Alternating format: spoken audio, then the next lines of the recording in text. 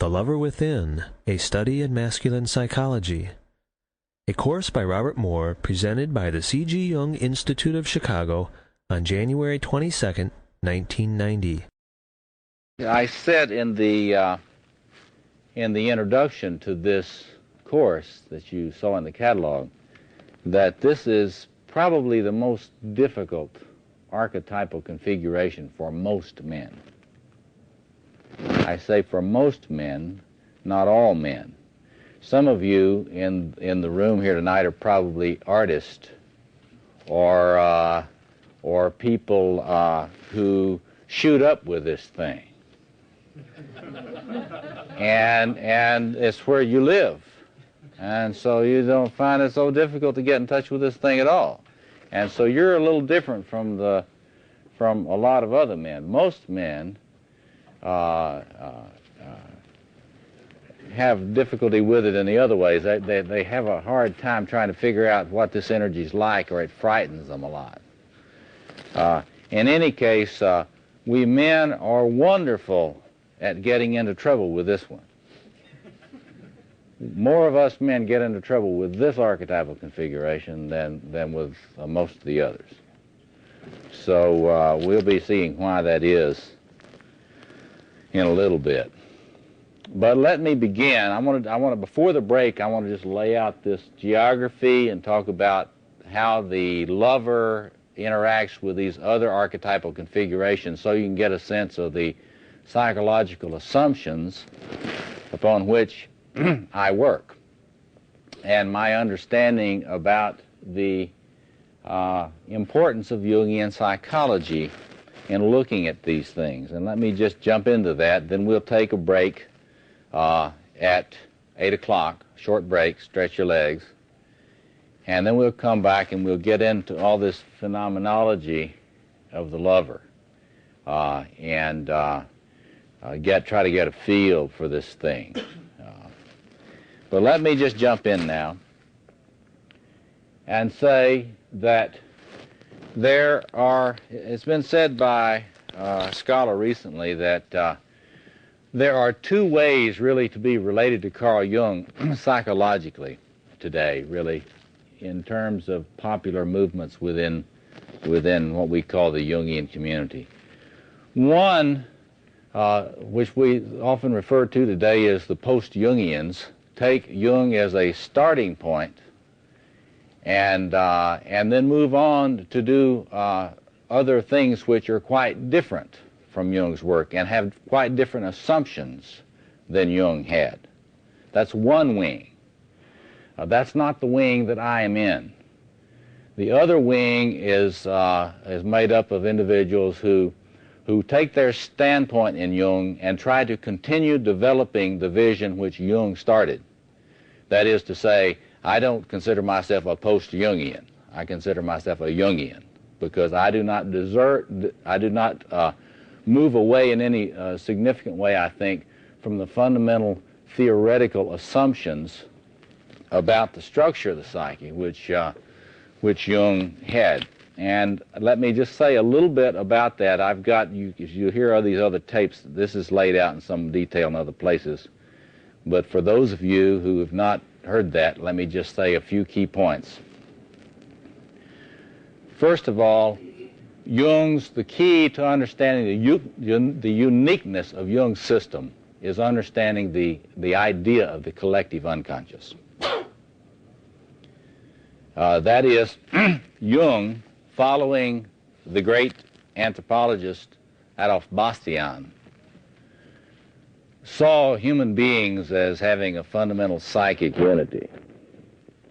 Underneath all their differences, there was a fundamental psychic unity. This was grounded in what he called the objective psyche. Now, this objective psyche is what I like to call in your hardware. This is not in the software. This is in the hardware, in computerese. That is, there are a lot of differences which we would call cultural differences, differences in the cultural unconscious, differences in the family unconscious we could talk about if we had a lot of time, differences in the personal unconscious. But at the deepest roots of the psyche, Jung believed there to be a collective unconscious. Now, the assumption is that these unconscious structures in the psyche form potentials for human functioning. I personally, along with Anthony Stevens, view these as grounded in neurophysiology. And if you're not familiar with Anthony Stevens' work, I suggest that you look at his books, particularly his book, Archetypes: A Natural History of the Self, to get a feel for a contemporary reflection on evidence for the psyche as having archetypal deep structures. Now, this assumption differentiates Jung from all other psychologists. Most psychologists operating today do not assume this kind of deep structures in the psyche. A great number of psychologies end up being ego psychologies, which tend to reduce everything to your personal unconscious, if they even treat an unconscious at all. So, to the question, why study archetypes? It's not an antiquarian interest. You do it because these structures represent potentials which, if you have some clues to how they operate, you can get some clues about the potentials that you have as a human animal, psychologically and spiritually speaking. And not only that, if you believe that the ego, the human I, has to form a conscious relationship to these structures in order to be mature, then you have to have some sense of how you would know one of them when you saw it. How would you recognize this structure in order to form a conscious relationship with it? In other words, how would you know when an individual was possessed by a warrior archetype, unless you knew what the qualities of that archetypal configuration were? So it's not just an antiquarian matter, and it's not just a matter of Jungians wanting to be cute by finding a fairy tale to preface their essay. See? You know, let's get a fairy tale, and then we'll have our fairy tale, and then we'll talk psychology. Or we'll have a myth, and then we'll talk psychology. In other words, there's a reason for studying those things, and the key reason in terms of psychoanalysis is that these configurations are impersonal. And to the extent that you have not disidentified with these configurations and made them conscious, you're being lived by impersonal patterns and don't know it. See? So what is individuation to Jung? Becoming an individual. Sounds easy. Not so easy. Because in order to become a person, you have to disidentify from impersonal archetypal structures. And all of these configurations are impersonal archetypal structures. Now, my work for the last 15 years has been in trying to get a little clearer about the deep structures of the archetype, of what Jungians have called the archetypal self. And in my work, I've come to believe that the archetypal self is structured, both in men and women, in this way. That there's an eightfold structure to the archetypal self in you, and it's the same in men and women. This is what Jung referred to as the mysterium conjunctionis, or the hieros gammas, the royal couple within. You see it in his alchemical text. You see plates of it.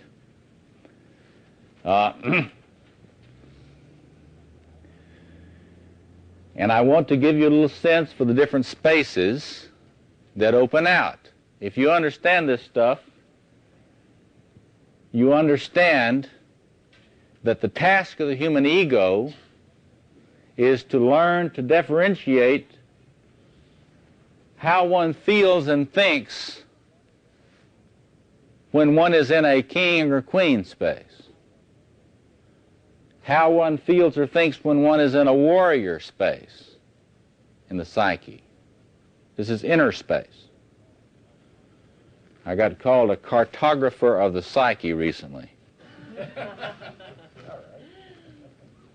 Okay? How it feels when you're in a magus or magician space. Or how it feels when you're in a lover space.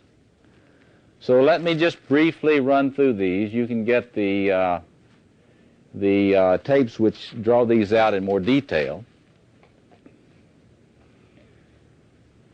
The space, the emotional space of the king and queen archetype is the space of just order. This is the psychological resource, configuration, potential for establishing a center in the psyche, being in touch with what Mircea Eliade called, the great historian of religion, Mircea Eliade, called the axis mundi, the center of the world. If you have a lot of anxiety states,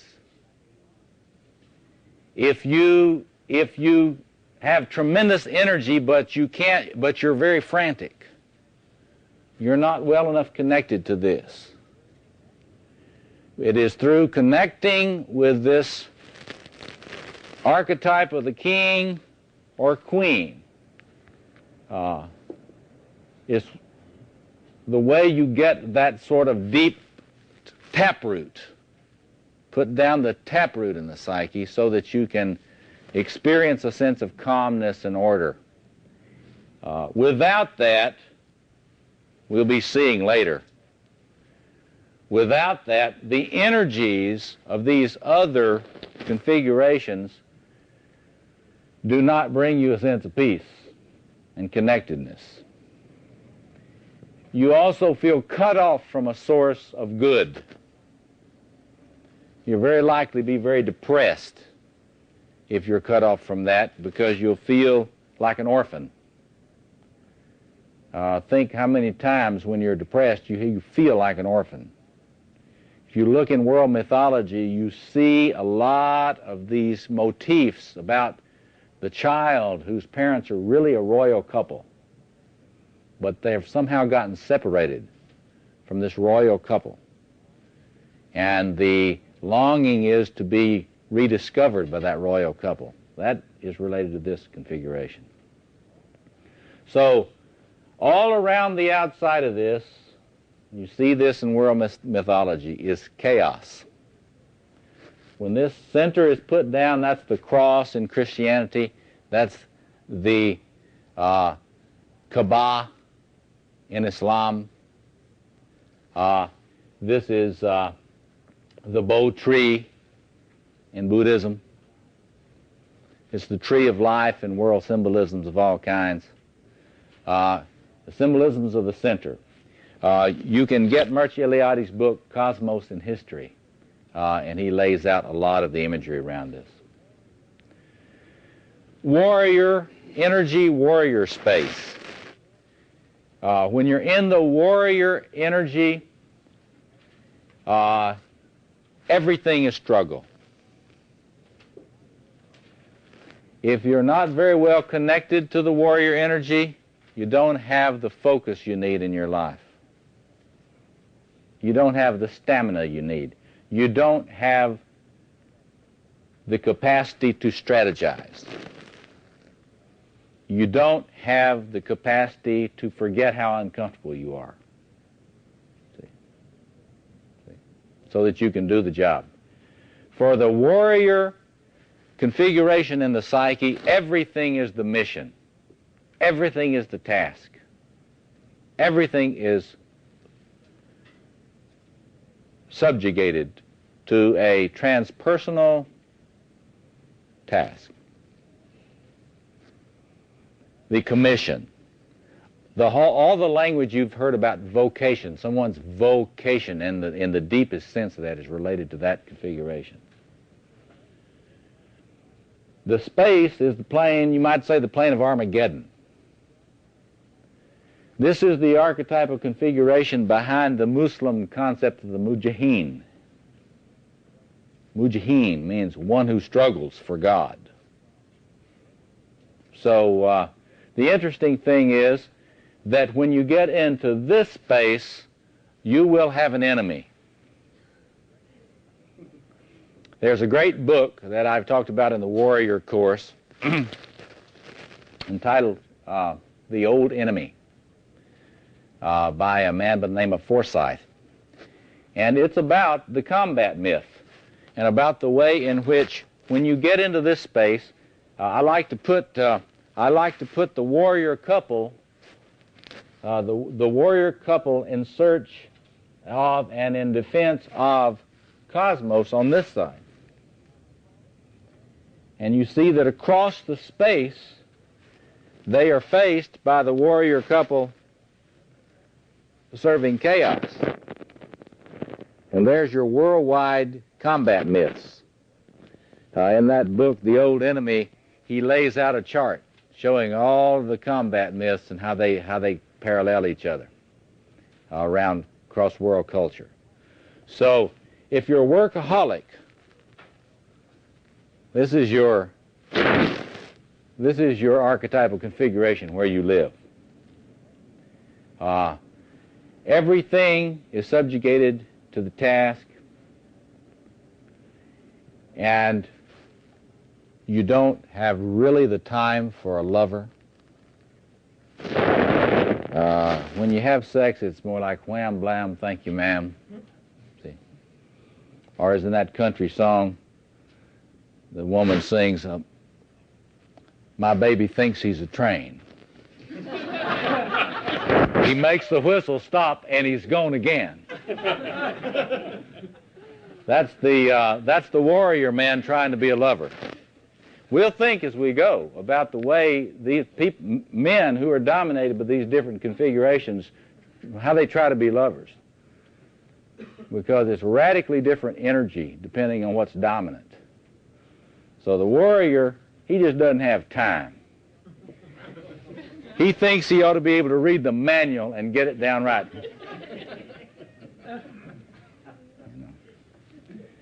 Okay. The magus, this is the magician. And the magician is the one who interprets everything. You know? In the best times, if it moves, the king will bless it and nurture it. Try to bring it into being. If it moves, the warrior will fight it or shoot it. If it moves, the magician will interpret it. And when a man who's dominated by the magician, as we'll see later, tries to get close to the lover stuff, what does he do? Think about it. Yeah, he does disappear. That's right. That's good. He's schizoid, really. So he becomes a voyeur. All voyeurs are people who are dominated by this magus configuration.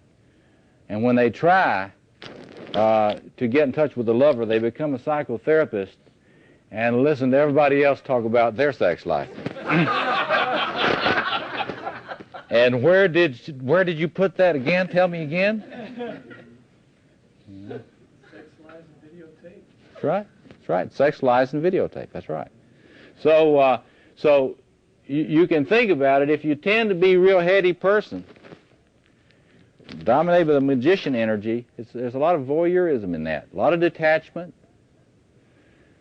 In fact, one of the things when we get further into this, it's really fascinating to look at the way in which the traditional understandings of the forms of love parallel to these archetypal structures.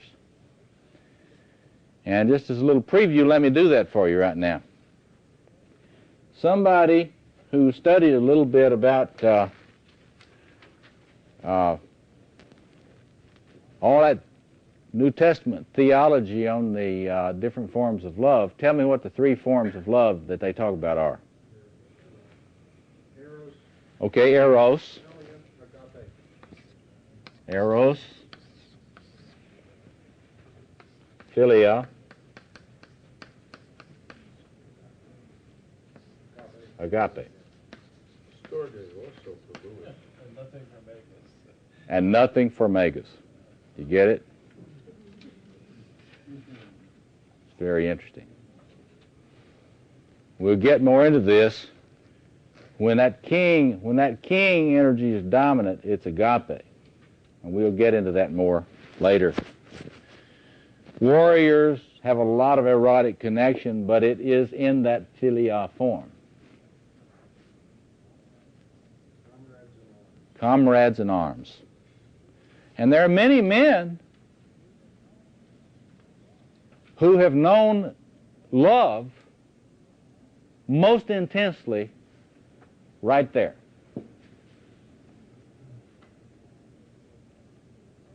And there's absolutely no way to understand masculine psyche when it comes to this lover business if you don't get that. A lot of the attraction of sports to the male psyche has to do with the amount of love they can get in under the guise of beating the hell out of each other. That's true. And you see it really clearly when you get that sense of the relatedness of men in these warrior-like contexts. I just saw this interesting recent thing that Richard Gere did, this Internal Affairs, in which he plays a sociopath. And if you want a little picture of the shadow lover that has some punch, go see Internal Affairs. I'll give you some assignments of movies to see in a little while. But what I wanted you to notice when you see that Internal Affairs is the movie is very frank in portraying this touch between men who've been through warrior training together. There is an enormous amount of affection that you can see portrayed in this film between these men, but it's in this warrior mode. You can see it really clearly. The Magus essentially is detached. The Magus thinks up ways to make atomic bombs so we can blow all this shit up, so all these other people won't be getting off so much. I'm not making that up. You need to read some of the interesting work that was done back in the 60s by Marcuse and Norman Brown about the sort of the necrophilia. We're going to talk about necrophilia.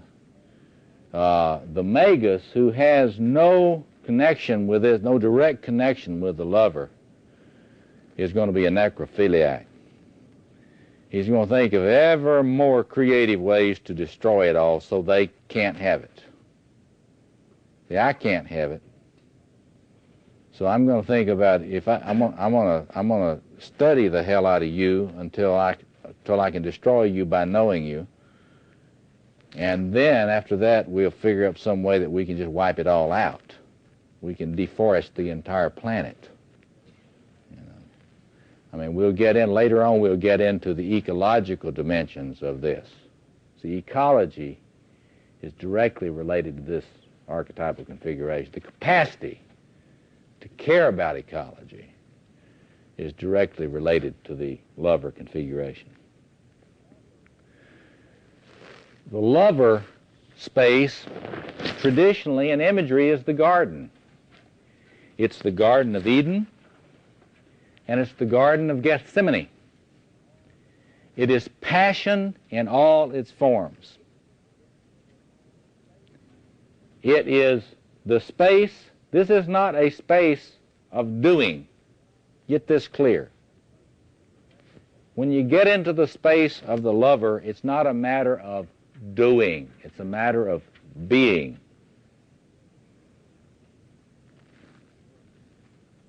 It is not work.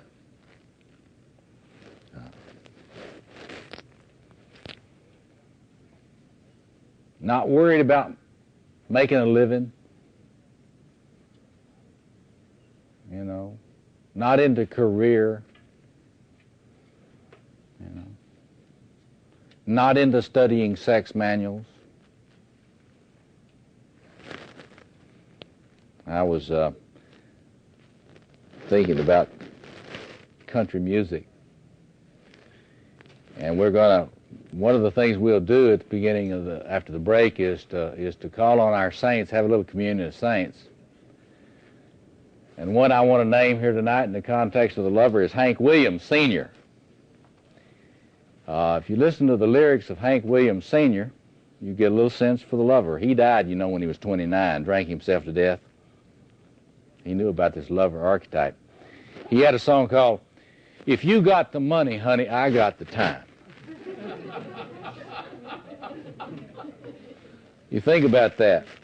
Now that's the lover archetype talking. See? If you got the money, I got the time. The lover has time. It's a radical different feeling about time. Didn't he write, "She got the gold mine, I got the shaft"? Nope. Nope. Nope. We'll have a quiz next week. US 99.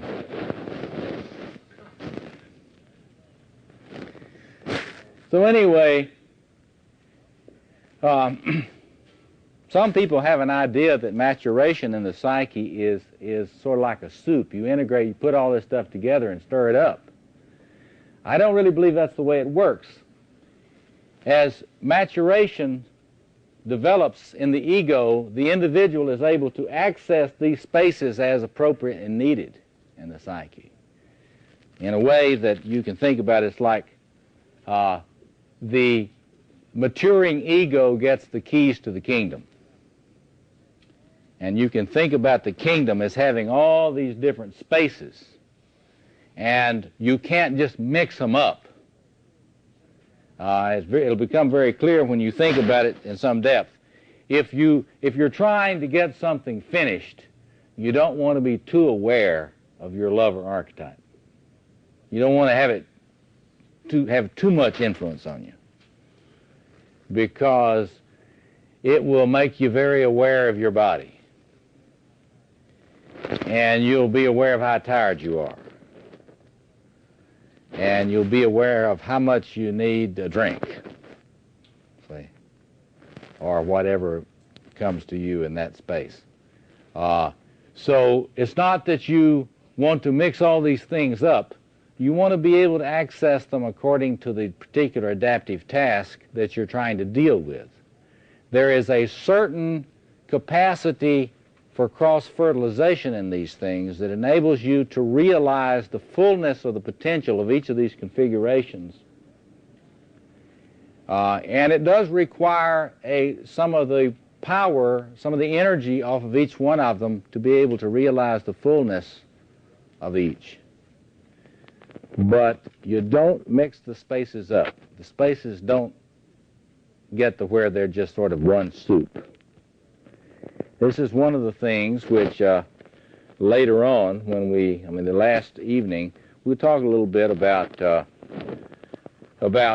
contemporary sex therapies, for example, in this context. Basically, what they try to do is to help you get into the garden, get into this space. and to totally take a very different approach to space, time, perception, the body, all sorts of things like that. And we'll talk about that some. Now let me stop there for a minute and let me see if you have any questions about what I've presented here as the structure of the psyche. This is, as I understand it, the structure of the self. And I will pretty soon, I've given a course on this that the Institute has tapes on, and I'll be publishing a book on this before very long.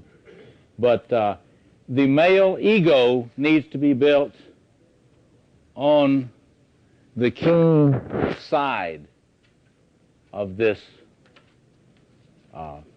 eightfold structure. The female ego on the queen side. And as you know, in Jungian psychology, we all have a contrasexual side called the anima or the animus.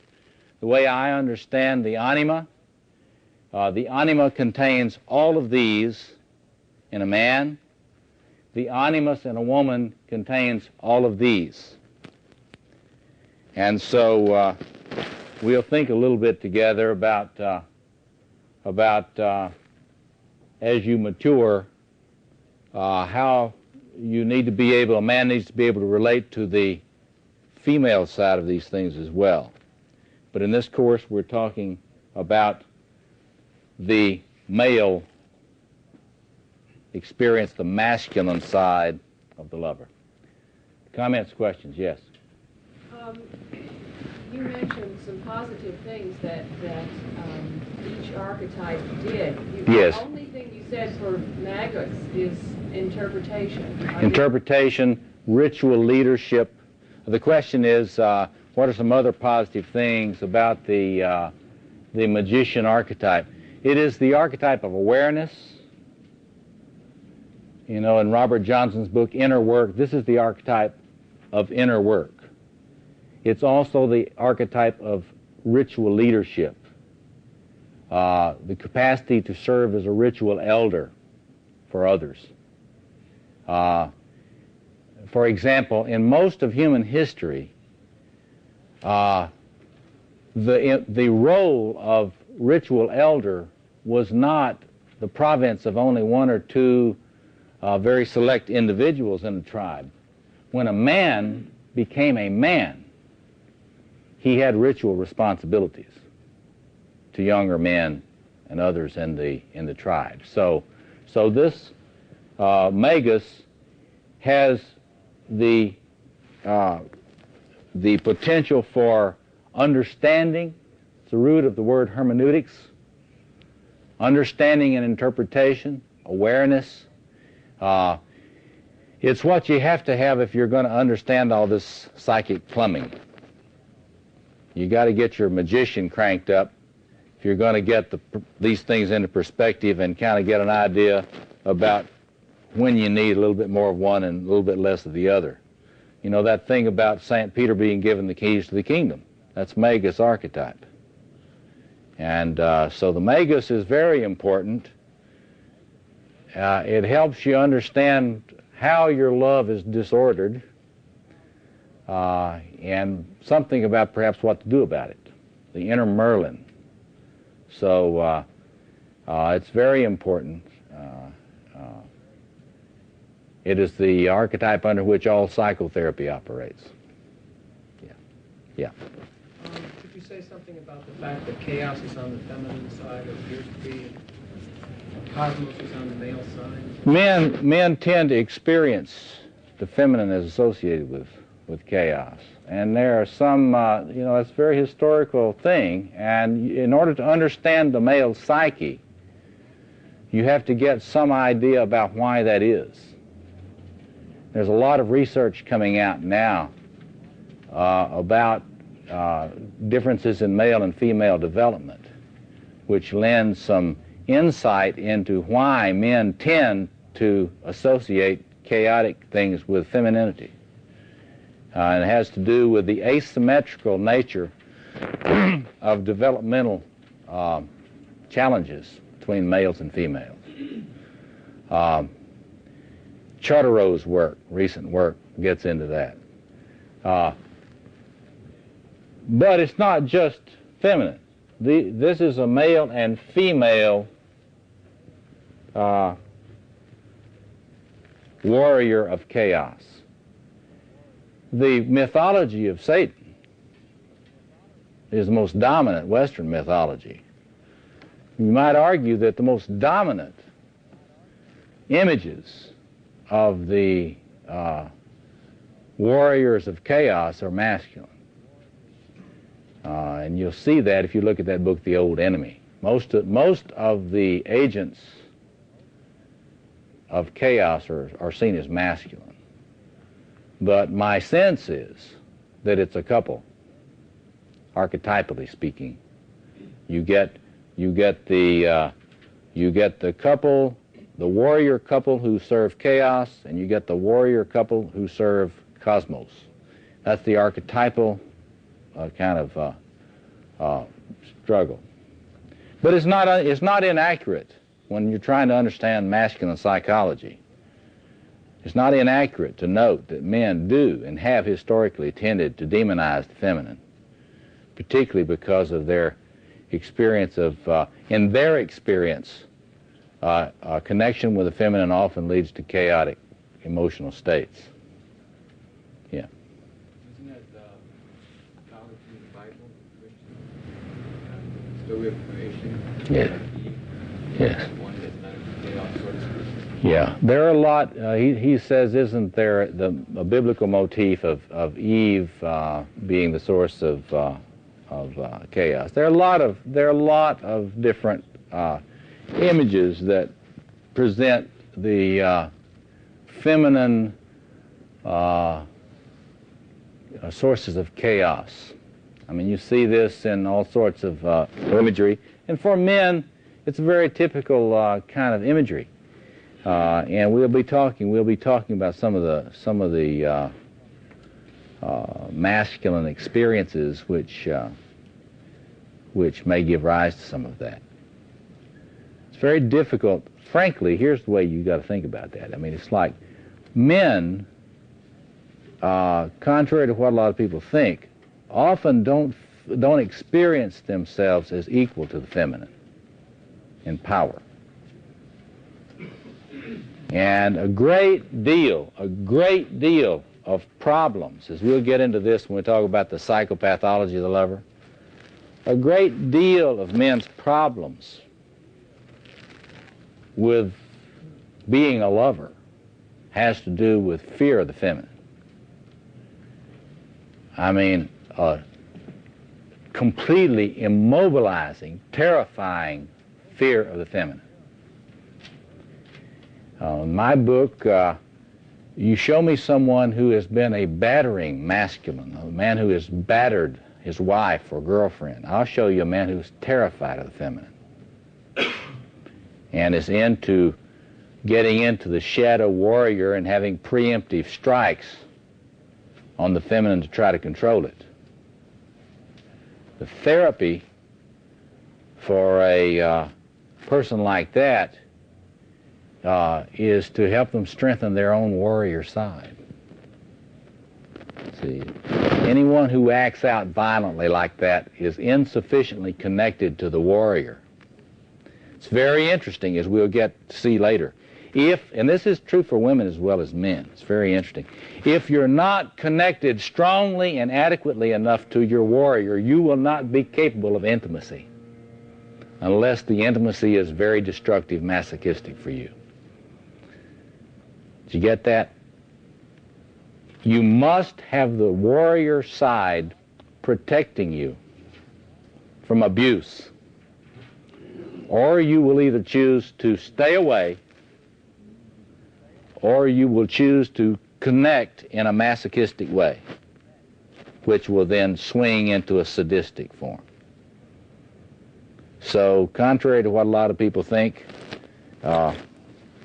very often men who are violent with their lovers are not men who are really warriors at all. They're men who are not convinced that they can protect themselves.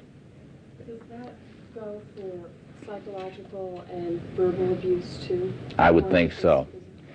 The question is, does that go for psychological and verbal abuse as well as physical abuse? I think so. You need to think about this. Look at how often men who have difficulties in this area regress into rages and distancing. Narcissistic rages usually accompany verbal abuse in men or women.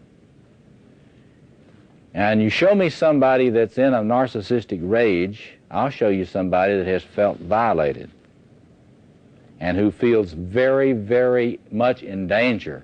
Their selfhood feels in danger.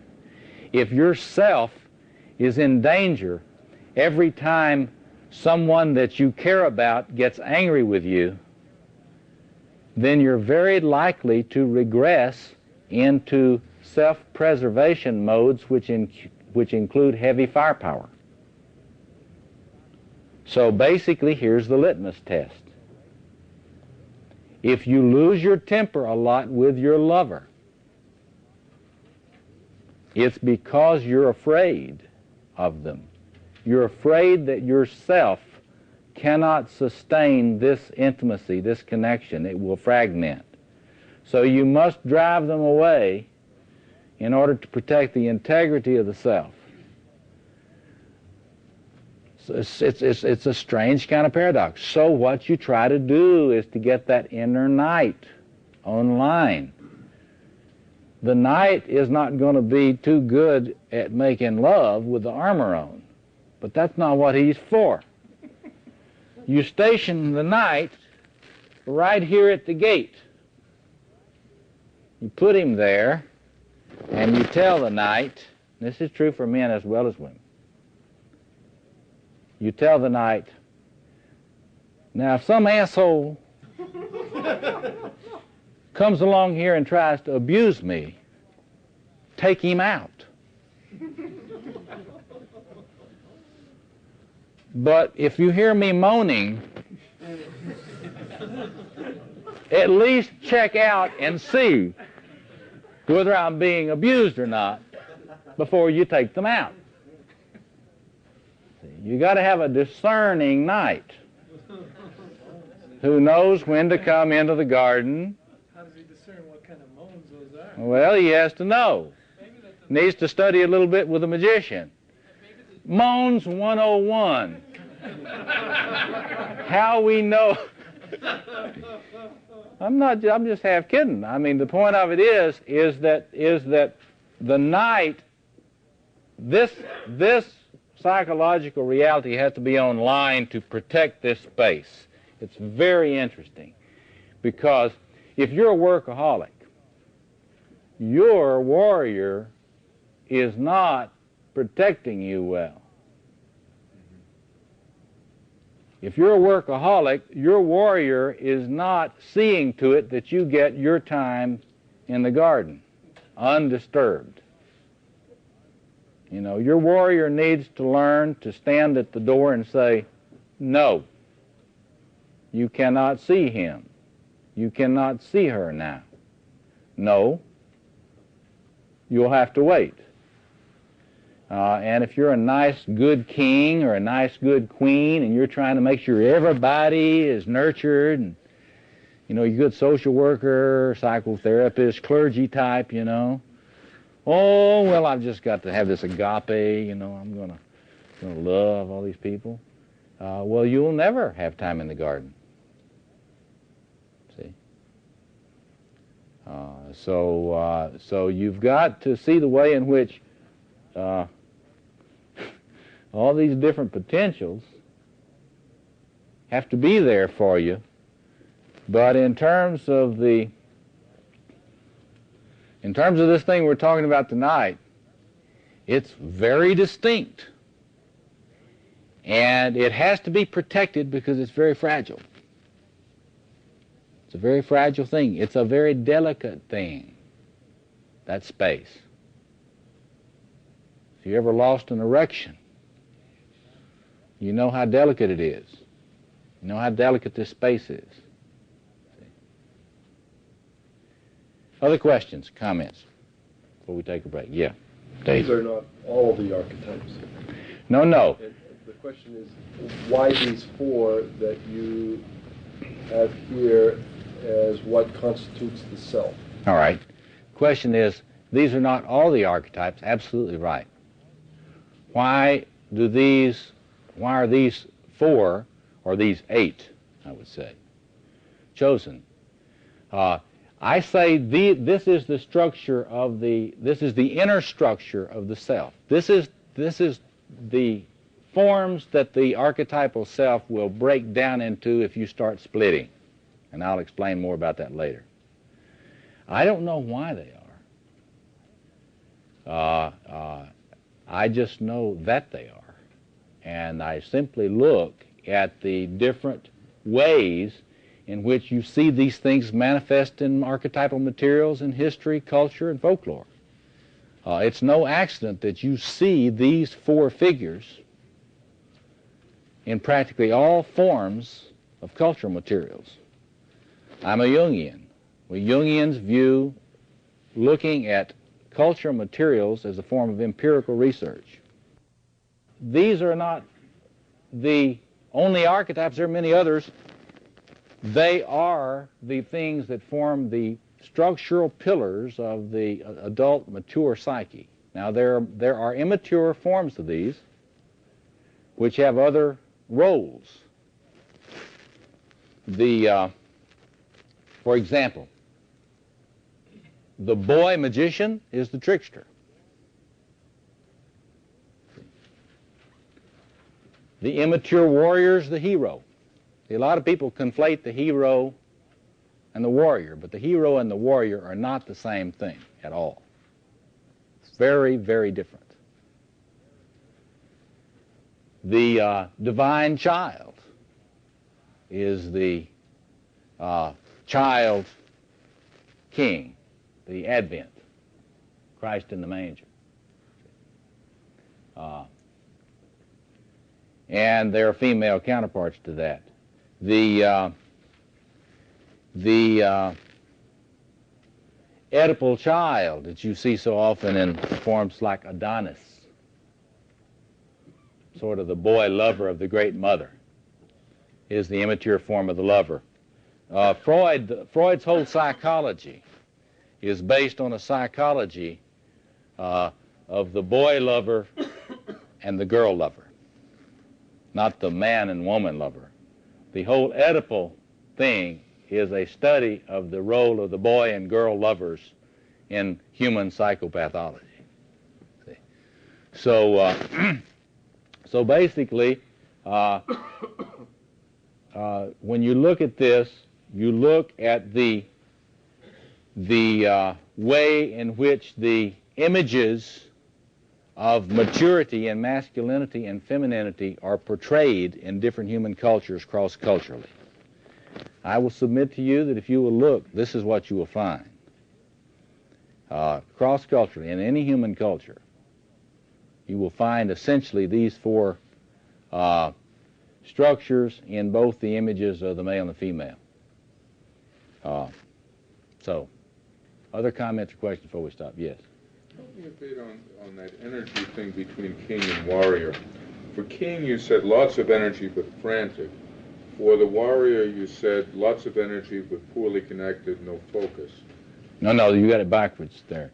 The king is very centered. Calmness, the peace that passes understanding. No, if it went wrong. If it went wrong, that's right, if it went wrong. If the warrior energy is not connected with properly, you will get a lot of fiery energy. A lot of fiery energy. Mars, this is the space of Mars, Aries. A lot of fiery energy, but it shakes a lot, vibrates a lot. It's the workaholic space. There's a whole shadow side that emerges when these energies are too dominant. Any of them are too dominant. So you can think about it as sort of 4 pillars. If any of them are weak, then you get some pathological expression. In human, as we'll see later, in human religion, the images of God often include all these together. And I think that's the way you think about the archetypal self, and we'll get into that after the break. You can see in discussions of various gods, you can see it's like a jewel, which you turn the jewel, it has different facets. And you will notice that you can think of the god, and you can see traditions in any religion. You can see the traditions about the god which view them in each of these configurations. And the qualities of the god are radically different depending on which side of the jewel you're looking at. And we'll get into that more after the break. Yes? Is there a positive side to chaos? Or is that usually Well, well, in terms of human mythology, chaos is not seen as a positive thing. A lot of people get confused. They confuse chaos with liminality, or the space of dissolution. But when we study anthropology, we find that transformative space is not chaotic. It is structured. It's just a different kind of structure. If you study Victor Turner's work, his work on, particularly in the book The Ritual Process, his work on liminality. This is the space of liminality. So transformative space, which would be the closest thing to what people would call chaos, is not at all chaotic. You get chaos when there's no containment, where there's no ritual leadership. You get chaos. And so in the history of the human race, chaos is seen as associated with evil. Look, for example, at the book called Anthropology and Evil, and it lays that kind of thing out. That and the Old Enemy book. Chaos is associated with destruction of human worlds. And it's not ever potential or something out of well, you know, there are people that romanticize it, you know, and they kind of associate, for example, they associate the death side in a death rebirth cycle with chaos. But in my personal view, that's a misunderstanding of the human experience of ritual process. The dissolution phase in the psyche, if you'll study human ritual, always transfers the center out of the center of the human consciousness to a transpersonal center. You've got to study Iliadi to get that. In other words, chaos and death and evil are associated in the human psyche. See, doesn't mean it's not there structurally. I mean, that's a theoretical question. Do you think there's an archetypal shadow or not? Do you think that there's some principle of disorder in the psyche, in the hard wiring? That's a theoretical question. A lot of people argue about that. If you've heard my lectures on psychology of Satan, you know I think there is an archetypal shadow in the hard wiring. See? Which, if it gets constellated, will hasten your death fast. But do I think that's good? No, I'm a shrink. I see what it does to people. You know, I spend my time making war on that shit. So I don't romanticize it. I see people's life going right down the tubes of chaos. See? But that's my personal opinion. I could be wrong. Let's take a break. We need to... Quick question. Yeah. In regards to archetype, you mentioned that they were impersonal. Yes. Would that be the same as being pre-personal or transpersonal? Both. Question about the archetype. I said that it's impersonal. He says, is that pre-personal or transpersonal? It's both. That is to say, These things form the materials out of which you create a self with a little s. That's individuation. Individuation is the human self emerging in its beauty and balance. And so in a sense, it's the archetypal structure out of which you create this is pre-personal in a sense. It's also transpersonal, because these things transcend any individual. And you can just study, the more, there needs to be a lot more work done like Jung did it, the cross-cultural studies. There are too many Jungians today that don't do any cross-cultural studies. See, to be, in my view, to be a Jungian, you go to the cross-cultural materials. Otherwise, you think that doing dream interpretation makes you a Jungian. Everybody does dream interpretation.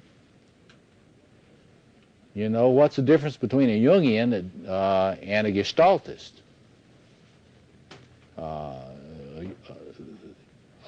With a lot of them, there's not any difference. But somebody's doing it like Jung did it, the person who's a Jungian gets into the cross-cultural, historical, and comparative study. So you can see the structures. So that when you look at a dream, you know what structures you're seeing. And so you have some sense about what they're for.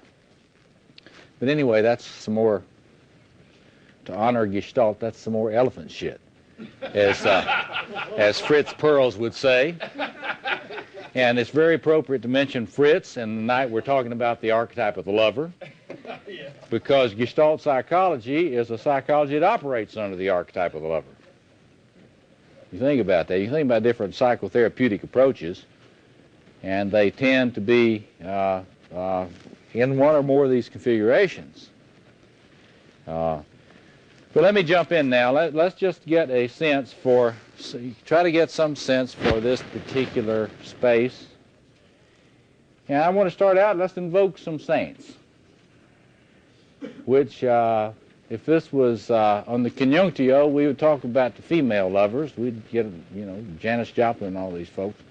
But let's stick with the male side now. Let's talk about men who have been priest and high priest of this energy, and who are now not with us. And I'll name a few. And remember, I'm not saying balanced. I'm saying high priest of this energy, and I'm gonna name a couple, and then let's have you name some that you think would be this. Richard Burton, Jimi Hendrix, Jim Morrison, Elvis Presley, the king of love. And you think about these folks.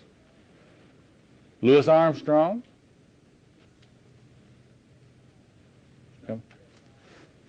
He's still alive, thanks be to God. Chuck Berry, they said. These are all people. Let's just stay with people that if you're going to invoke the communion of saints, see, each one of these configuration has a communion of saints to go with it. John Lennon.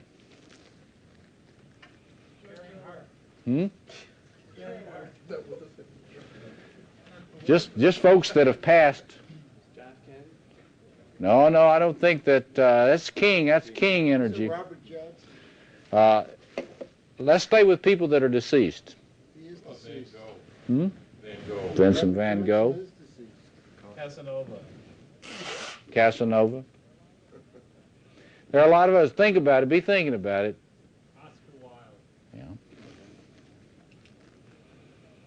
So you can think about one of the things you want to do. Well, this gets us ahead to the last week. When you start thinking about ways of accessing this energy, you need to have your communion of saints. Danny Kaye. Need to have your own communion of saints.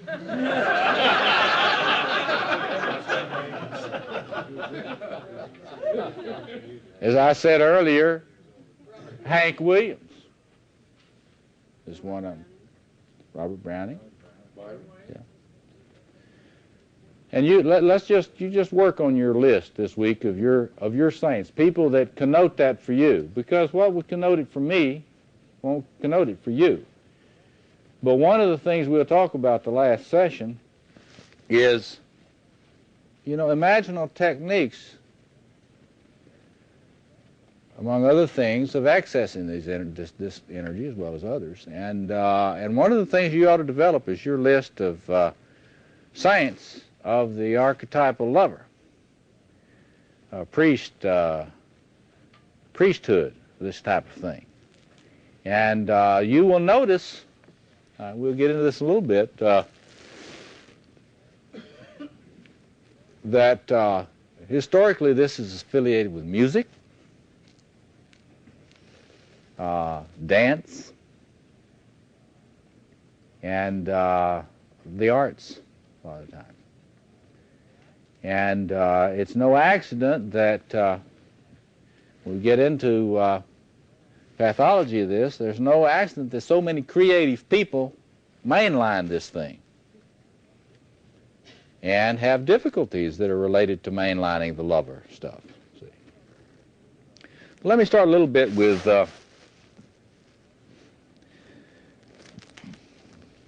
talking a little bit about mythological sources. You can see this in world mythology,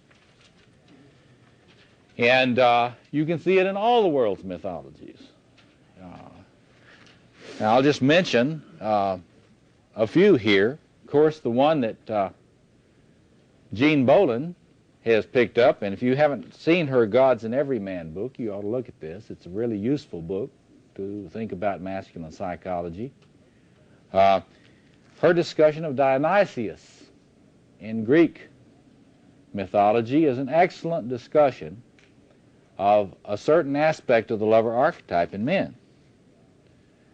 And I'll be talking a little bit more later about the way in which this kind of Dionysian motif reflects some of the difficulties that men have when they're really in touch with this energy. When they don't just completely split it off and project it on somebody else. But when you really get in touch with the archetypal lover energy, you start having some issues come up that that are like the issues that the Dionysian man has that Bolin talks about. So you look at Dionysius in Greek thought. It's very interesting when you look at Hindu mythology. Hinduism in many ways is the cultural tradition which has a rich development of this lover motif, this lover archetypal material. It has not been cleaned up in Hindu thought and culture. In fact, many of the very things that make Indian culture, not Native American, but Indian culture, difficult to get a handle on. For example, socialist. People go into Indian culture and they try to get that rationalized. They try to get all that warrior, king, organizational energy going, and they find that someone once said something about wishing that the Chinese communists would come in and try to take over India and see what would happen. And their implication of what they said, they didn't think they would do too well. And very probably it's one of the reasons for that, if it's true. Who knows if it's true? But I think what that person was feeling when they said that was the richness of the lover archetype in Indian culture. I mean, if you're familiar with Indian culture, you see it in the way the foods are presented, the subtlety of the smells in Indian cooking. There is an incredible richness in Hindu teachings about various yoga traditions. It's very interesting that, for example, look at Wendy Doniger's book. It used to be Wendy Doniger O'Flaherty, but we know her now as Wendy Doniger. Her book, Shiva, the Erotic Ascetic. Speaking of the great, powerful god of the Shaivite tradition in India. She makes it very clear in there that Shiva is so full of himself erotically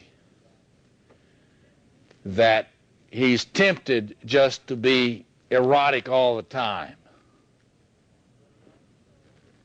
But he also is so full of the sort of the magician, what I would call the magician energy, that he's tempted to be ascetic all the time.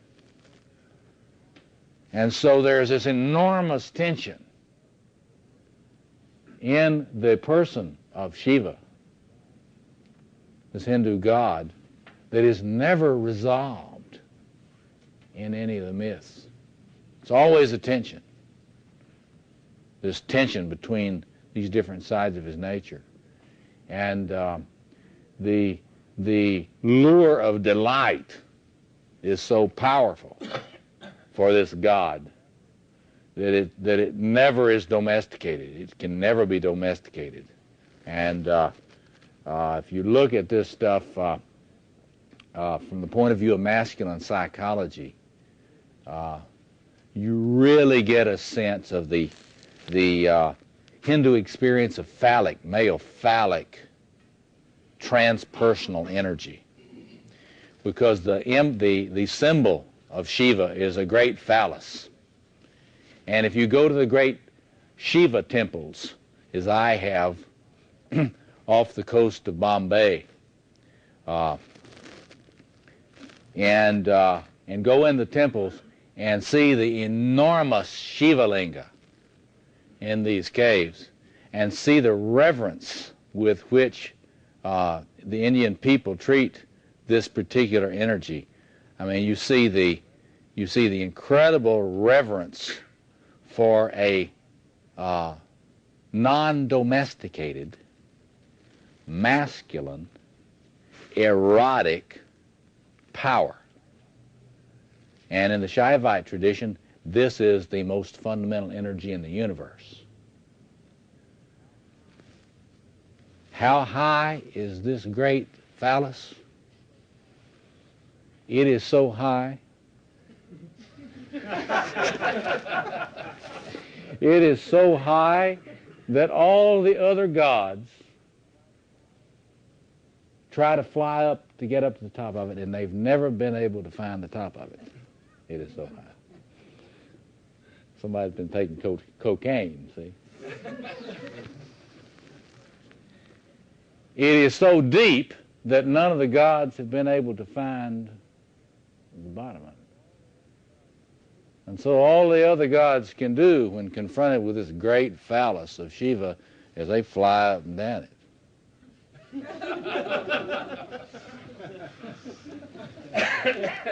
And the worshiper can just bring a little butter and rub on it.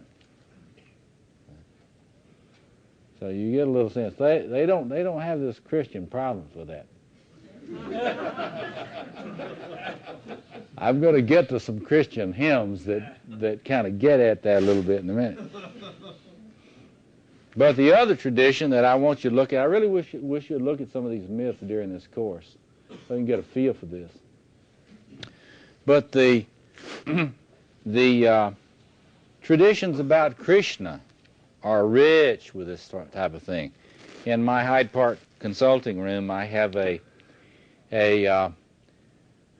Indian painting of Krishna and the gopis, in which they're all doing a Krishna, the god, comes to all of these souls, represented as females, the gopis, the cowmaids, and he's dancing with all of them in a circle dance, and you see the mandala there. And the thing that's so wonderful about the Krishna traditions, and if you know any of the Krishna people here in Chicago, or if you've studied any of their sensibilities, you get this sense that they have this incredibly beautiful sense of the beauty of this God. I mean, that's the thing that strikes them the most, the beauty of this God. This God is so beautiful. This God may not be particularly moral sometimes, or any of the other things that people in the Judeo-Christian Islamic traditions tend to associate with the God. But this Krishna is a lover par excellence. And if you get into trying to understand the mythology of Krishna, you must understand that he is first and foremost a lover. And that when he plays his flute, and you hear that music, he's got you. Get that? You hear the music, and he's got you. You're enthralled by him. And what you're enthralled by is just the beauty of it. And you want to dance with him. This is, I mean, if you talk about the Lord of the dance, I mean, Krishna is the Lord of the dance. And the book I wanted to recommend that you look at is a book of medieval Hindu poetry. I put it in the catalog, Jayadeva's Gita Govinda, called The Love Song of the Dark Lord. And it is all of this wonderful poetry, erotic poems between Krishna and Radha, the goddess, his partner. So you want to look at that. I think of all the world's traditions, the Hindu mythological and religious tradition is the most accepting and celebrative of this. And you see this very clearly. You've heard of the Kama Sutra, right? Well, Kama, the way, is a yoga. It is a yoga of love. And so in the Hindu tradition, you have the way of devotion, you have the way of the householder, the way of work, all these things, all these other ways. But you have the way of love. And it is a yoga equally prized, at least, with all the other yogas.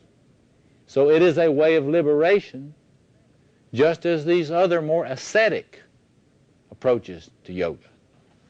And there are all sorts. If you go to one of these New Age bookstores, you'll see these books, Sexual Secrets. You know, well, what that's about is the way of Kama, K-A-M-A. So look at that stuff as you're beginning to look into this mythology. There's hearing music that goes along with the Gita Govinda. Yeah, I wish if I thought about. I've had some nice fantasies about playing music for you guys to set the tone of these things. And one of the things I thought about was maybe getting some of those Krishna bhajans that the people that dance this play. And if I can get hold of one of those tapes, maybe one of the sessions, we'll put that on a little bit before the session, so you just kind of get a feel for these bhajans, this praise of the Lord Rama. I mean, you go to places in the world where the Lord Rama is alive for people mythologically, and they sing to him all the time. I mean, they sing this praise to the Lord Rama. And you get this feeling for how the beauty of Rama. And so I'll try to find some of that. I don't know if I'll be able to do it. Let me talk a little bit now about Christianity.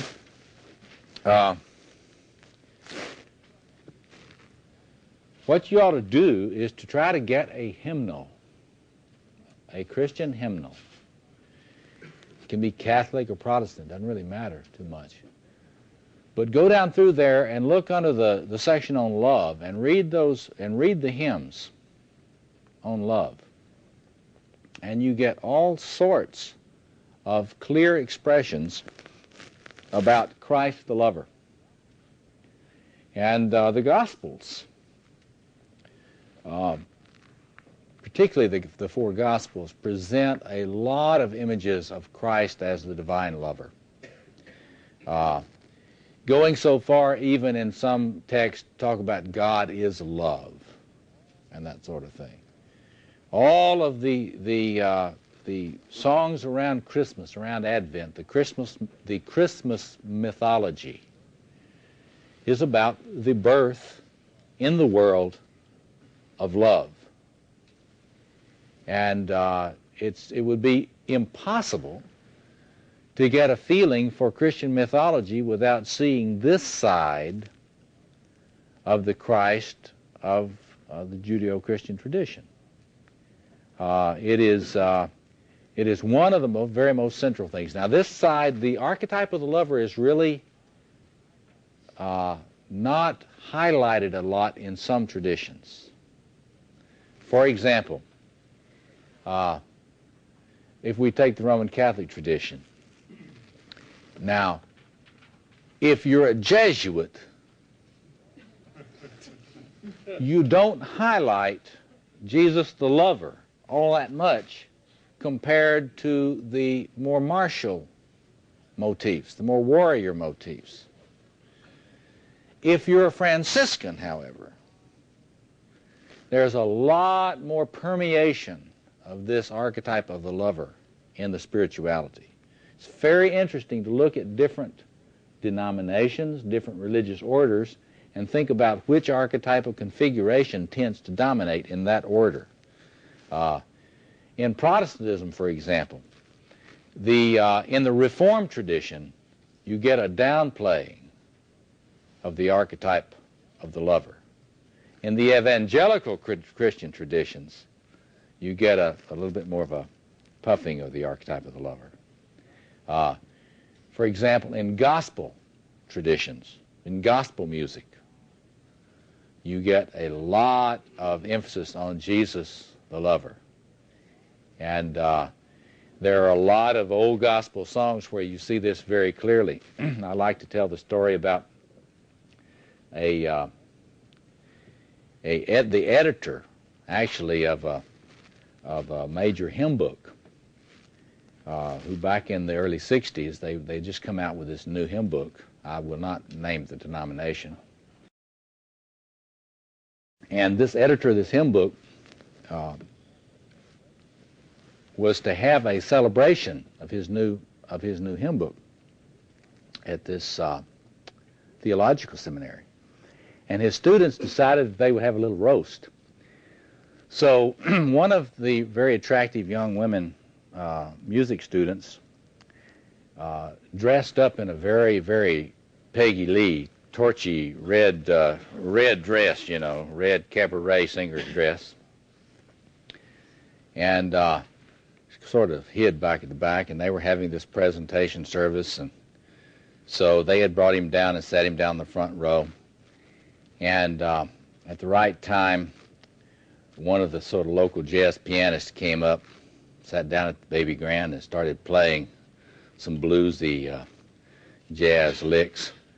And then she started down the aisle in this big solemn assembly, And she came up toward him and she sang, "Have thine own way, Lord. Have thine own way. Thou art the potter, I am the clay. Mold me and make me after thy will, while I am waiting, yielded and still." Brought down the house. And if that editor is hearing this tape right now, his face is a little as red as it was that day. I mean, that was quite a scene. Brought down the entire house, But that's not the only one you could do that with. If you know anything about those old evangelical hymns, they're very erotic. The reason they're erotic is that this lover stuff is right there. It's just that in our Manichaean tendencies in Christian, our dualistic tendencies in Christianity, we tend to want to deny this has anything to do with sex and the body and all that good stuff. We think it's all real spiritual in some disembodied way. But if you understand this archetype, you can feel the embodiment of that stuff in these hymns. And today we're much more capable of speaking of sexuality and spirituality in the same breath. Back in the 19th century and even early 20th century, we couldn't really do that.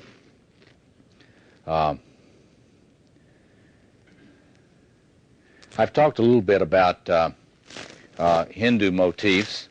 Let me just say a word about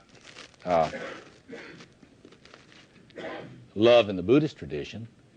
It's very easy to miss the motif of the archetypal lover in Buddhism, but it's very, very powerful.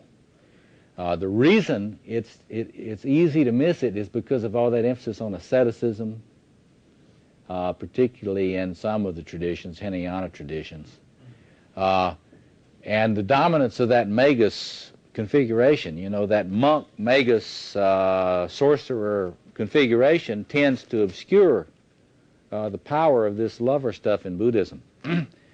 But if you look very closely, you really see emerging, particularly in the idea of the compassionate Buddha. See? In fact, you look at Kanza's book, The Teachings of the Compassionate Buddha, and you look into those bodhisattva traditions where they talk about the persons like Kuan Yin, who is the female representation of the bodhisattva of compassion. But there are many masculine embodiments of that. And the idea of coming in and being a blessing, being a river of compassion to all creatures is the lover archetype manifesting itself in Buddhism. And there are many, many rich forms of Buddhism where you can see this very clearly. Now, yeah, Steve? In terms of Judaism, for this archetype, are you familiar with Hasidism? Yes. Do you think that would be... Oh, yeah. The questions about this archetype in Judaism, you can say a lot about that. He's saying that you see that clearly in the Hasidic tradition.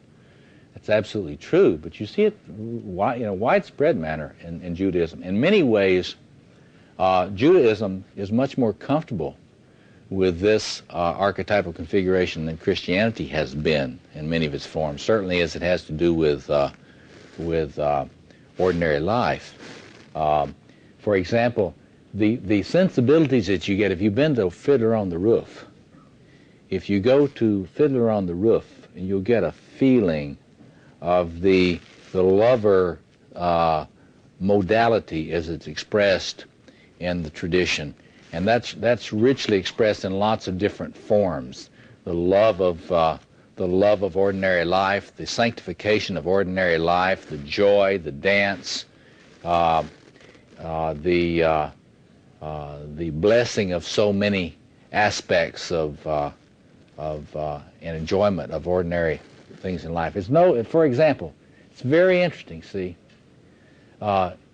Can you imagine a rule for Christian clergy and priests that you have to make love to your wife on the Sabbath? See? In many, in the Jewish tradition, sexuality and this configuration is integrated in so that it's understood that there's a sanctification, that is making holy, that this aspect of life is very holy and lifted up. And you could do a lot more with that, but we don't really have time. Let me talk about folklore, fairy tales a minute, and then let's talk a little bit about popular culture some more before we run out of time. In fairy tales, this motif is very rich, the archetypal lover, and you see it, I think, most clearly in all of the motifs around the kiss in fairy tales. And for example, if you look at Sleeping Beauty, the image or the way in which the kiss awakens, brings to life, is a servant of life. And you ought to be thinking about what is there about the kiss that is related to this archetype. After next week, you'll be able to get a feel for it, I think. That is, the kiss is a capacity to awaken through a kind of a gentle valuing. And that is something that is presented all throughout folklore, the magic of the kiss. But it's an embodied form. The kiss brings an end to enchantment, see, or bondage. The kiss is a way of liberation in folklore. And if you look in your fairy tales, you will see all sorts of motifs around that. And you should particularly look at that fairy tale and think about the liberation brought by the lover who comes. Yes. Excuse? It's the same thing. Yes. And if you look at mythology, you kiss frogs, you kiss hags. In a lot of the myths, if you read through Joseph Campbell's Mask of God, you know, and look at all those. See, Joseph Campbell did a lot of things with the mythology of the lover. And if you look through his set, The Mask of God, you'll see a lot of his elaborations about this motif and the transformative effects of the kiss for the person who's courageous enough not to run. You know, we'll be thinking about that as we go. Yes? Not to make too big a pun on it, but where does the kiss of death fit in? Well, there's a thing in this archetype. The question is, well, where does this kiss of death business come in? That's where we get to that Dionysian kind of energy, and Woody Allen, you know, love and death. I mean, there's something in this archetype that in male experience, there's a kind of a linkage in there somewhere between love and death, and what's one of the things we want to be thinking about as we look at the positive potential of love and then at the pathology of love. Just briefly at this point, there is a sense in which in ecstasy one experiences a kind of a death of the ego, the separated ego. In other words, this archetype is going to try to get you so into somebody else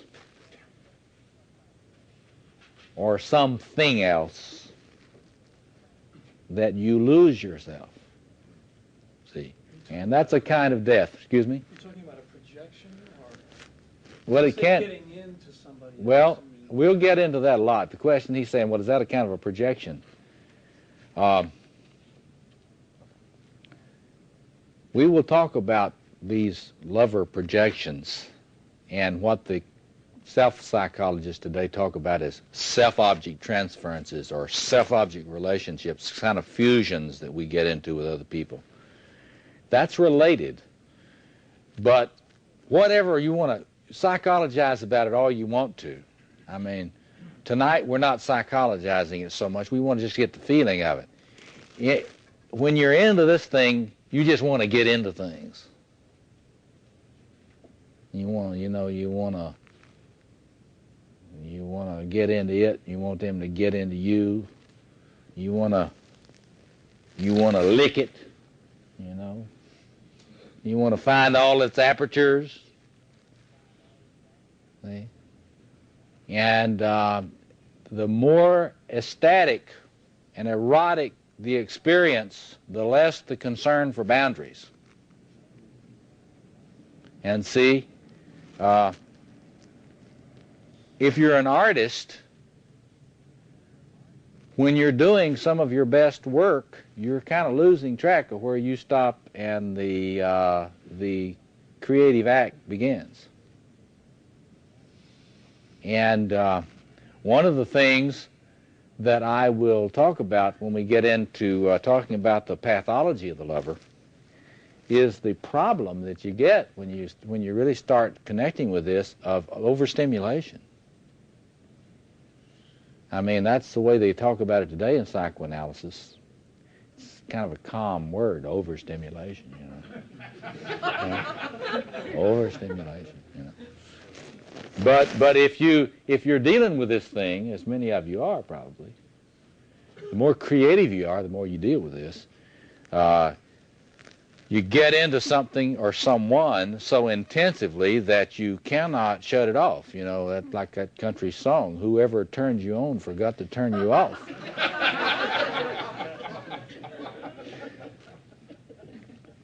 And it's that you just can't stop. It's like the Rolling Stones, you know. I mean, I can't get no satisfaction. I try, though. And I try, and I try, and I try.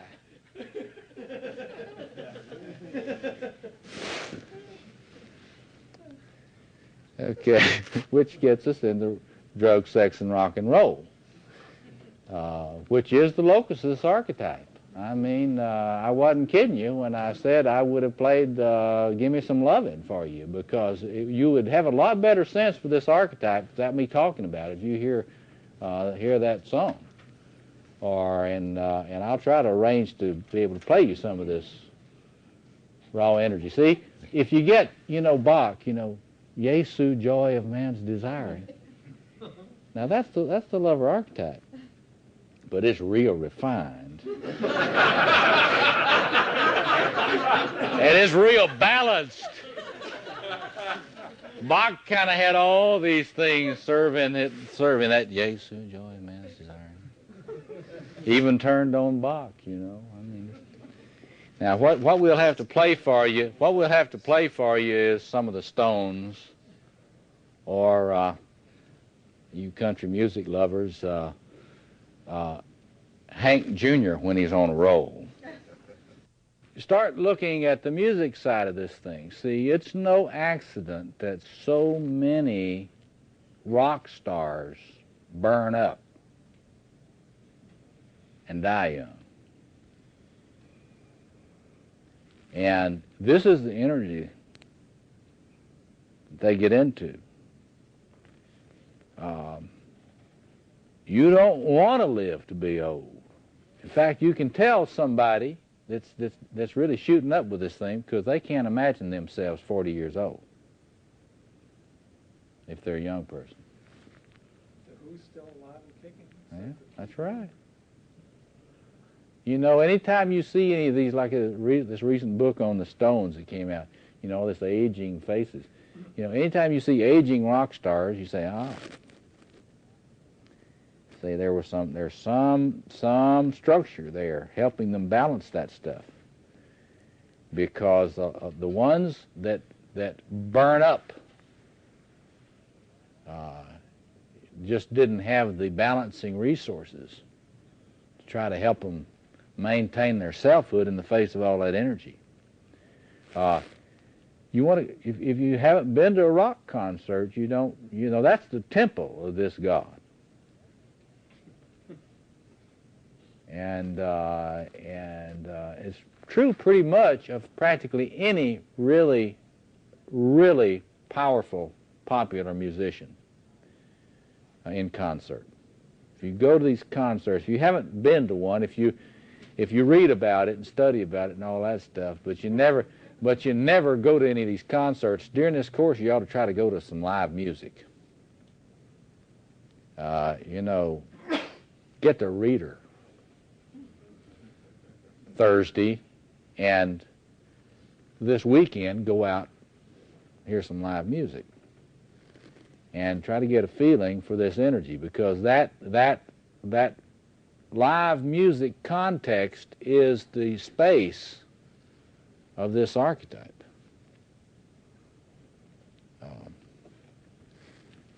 Now, we are out of time. I want to talk a little bit about films.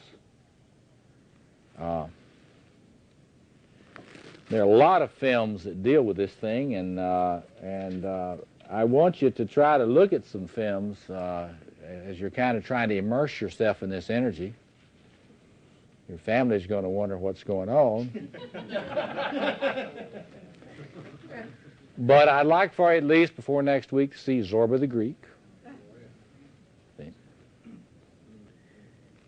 And see if you can get any of the films done on D.H. Lawrence's works. Women in Love, Sons and Lovers, even The Rainbow. A lot of other things about the shadow lover. Think of other films, positive and negative aspects of this lover stuff that you like, that you think people ought to see to get into this energy. Play Misty for me. That's Shadow Lover. Last Tango in Paris. Yeah. There. Yeah. That's yeah. A shadow lover would be also someone who has sexual intercourse without any feelings of love. Yeah, anything treating a lot of promiscuity would be an imaging of the kind of compulsive lover. Dangerous Liaisons? Dangerous Liaisons is a good film. The movie, did you see the Pacino film Sea of Love? Yes. Go to see Sea of Love if you can. 9.5 weeks. 9.5 weeks. One that I'd also like you to try to see as soon as possible is All That Jazz. Story of Bob Fosse. That's got so much of this energy in it. And if you just look at that All That Jazz movie, you will see the beauty of this thing and the death right there with the artist, just starkly portrayed, as if they were trying to teach us about the archetype of the lover by making that film. See, what else? Somebody.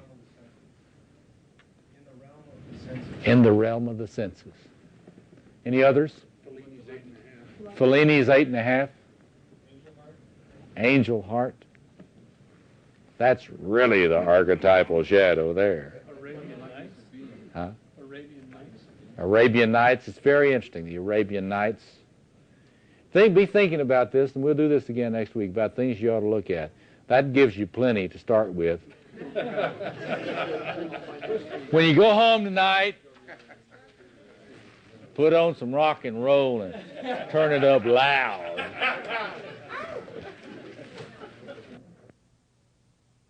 For about the last 15 years, I've been working on trying to get some sense of the deep structures of the masculine psyche, and working on trying to understand the configurations of potential that are within the human self.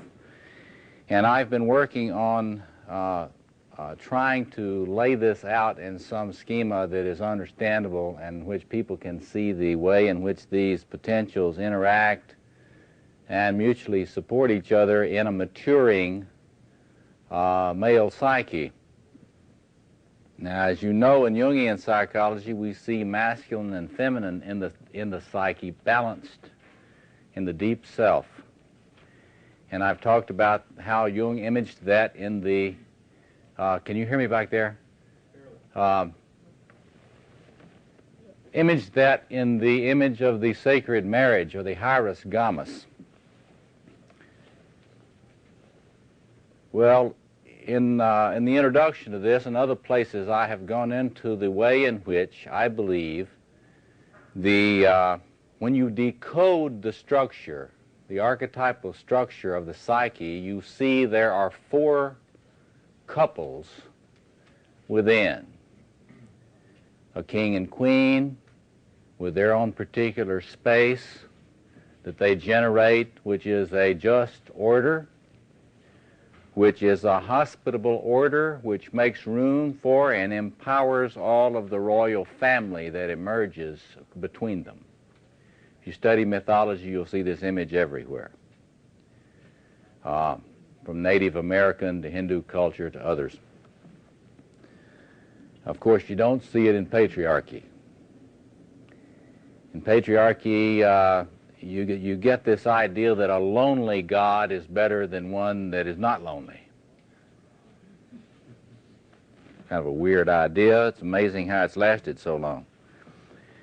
But anyway, then there's a warrior couple, which is in the space of struggle.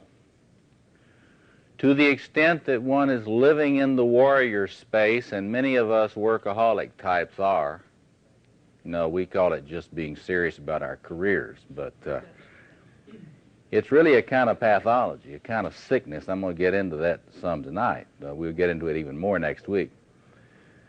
But everything is struggle. Everything is action.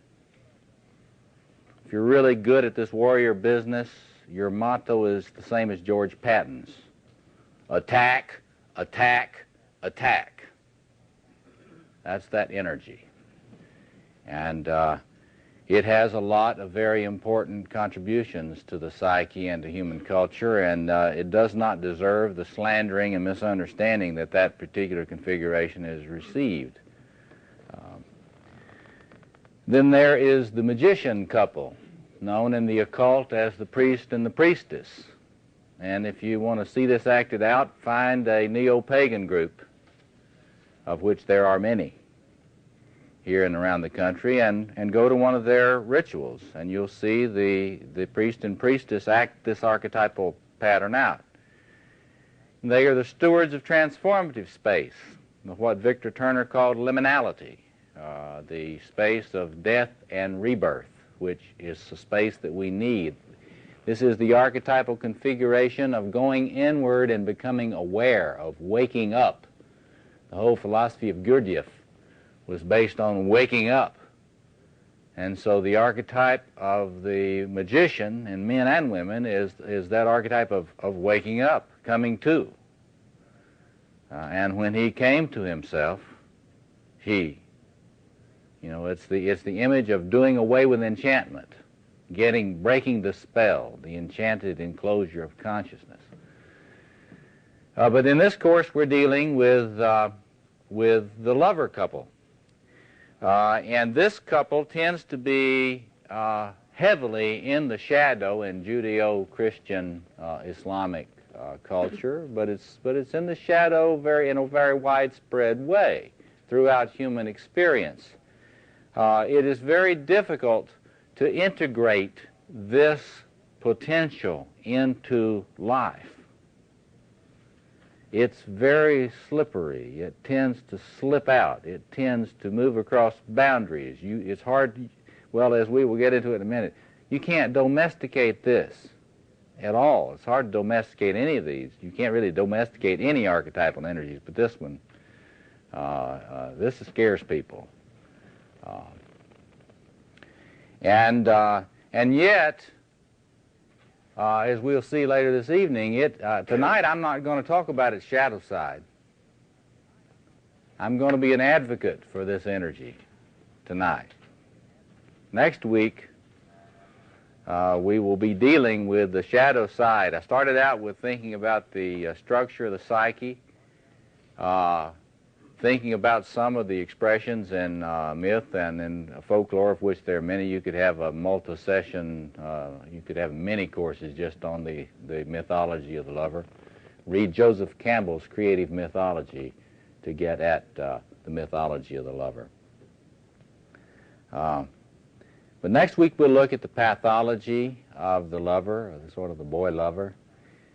And then the final session, we'll talk about ways to heal and connect with, access this energy in a way that can feed your life and give you the kind of qualities and potentials that we'll be talking about tonight. So tonight we're not going to try to give a balanced treatment of anything. We're going to try to talk about this energy, and what it's in there for, what it does and what it's for, and why you dare not ignore this energy, not just because if you ignore it, it will sneak up on you and come at you from the back door and through the shadow, but for the things which it has to offer a human being in life. So let me get started here and just begin by, we really should have dedicated this whole class to Robert Bly, because he's carrying the lover for men around all over everywhere today.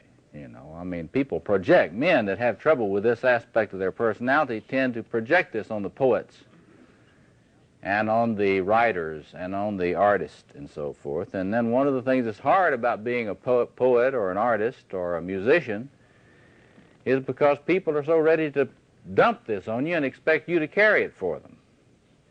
And it tends to make you a little crazy. And we'll see why. But this is really, as I said, not in jest last week. This is the archetype of drugs, sex, and rock and roll.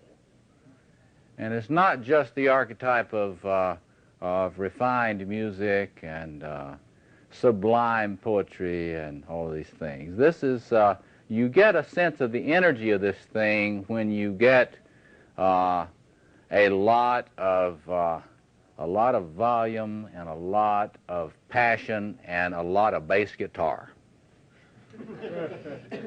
In fact, it's really kind of sacrilegious in terms of the God and Goddess of love for us not to have some hell-raising music to start this off. I tried again, you know, but we couldn't get that. You know, some of these Apollonian deities are interfering. But anyway, we'll see. Next week we're going to, you can come as your shadow lover next week, and we'll see how many of you got the guts to do that. But Robert Bly is always talking about, in his inimitable way, Robert, I'm going to try to imitate you one of these days when I get the courage up. I'm still practicing my Norwegian. But there you go. Okay, he can do it better.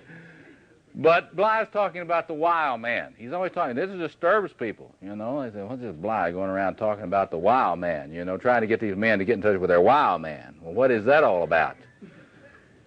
Well, and to top it off, he's not just talking about getting in touch with your wild man. He's always saying to groups of men, you know, a man is supposed to be getting into trouble.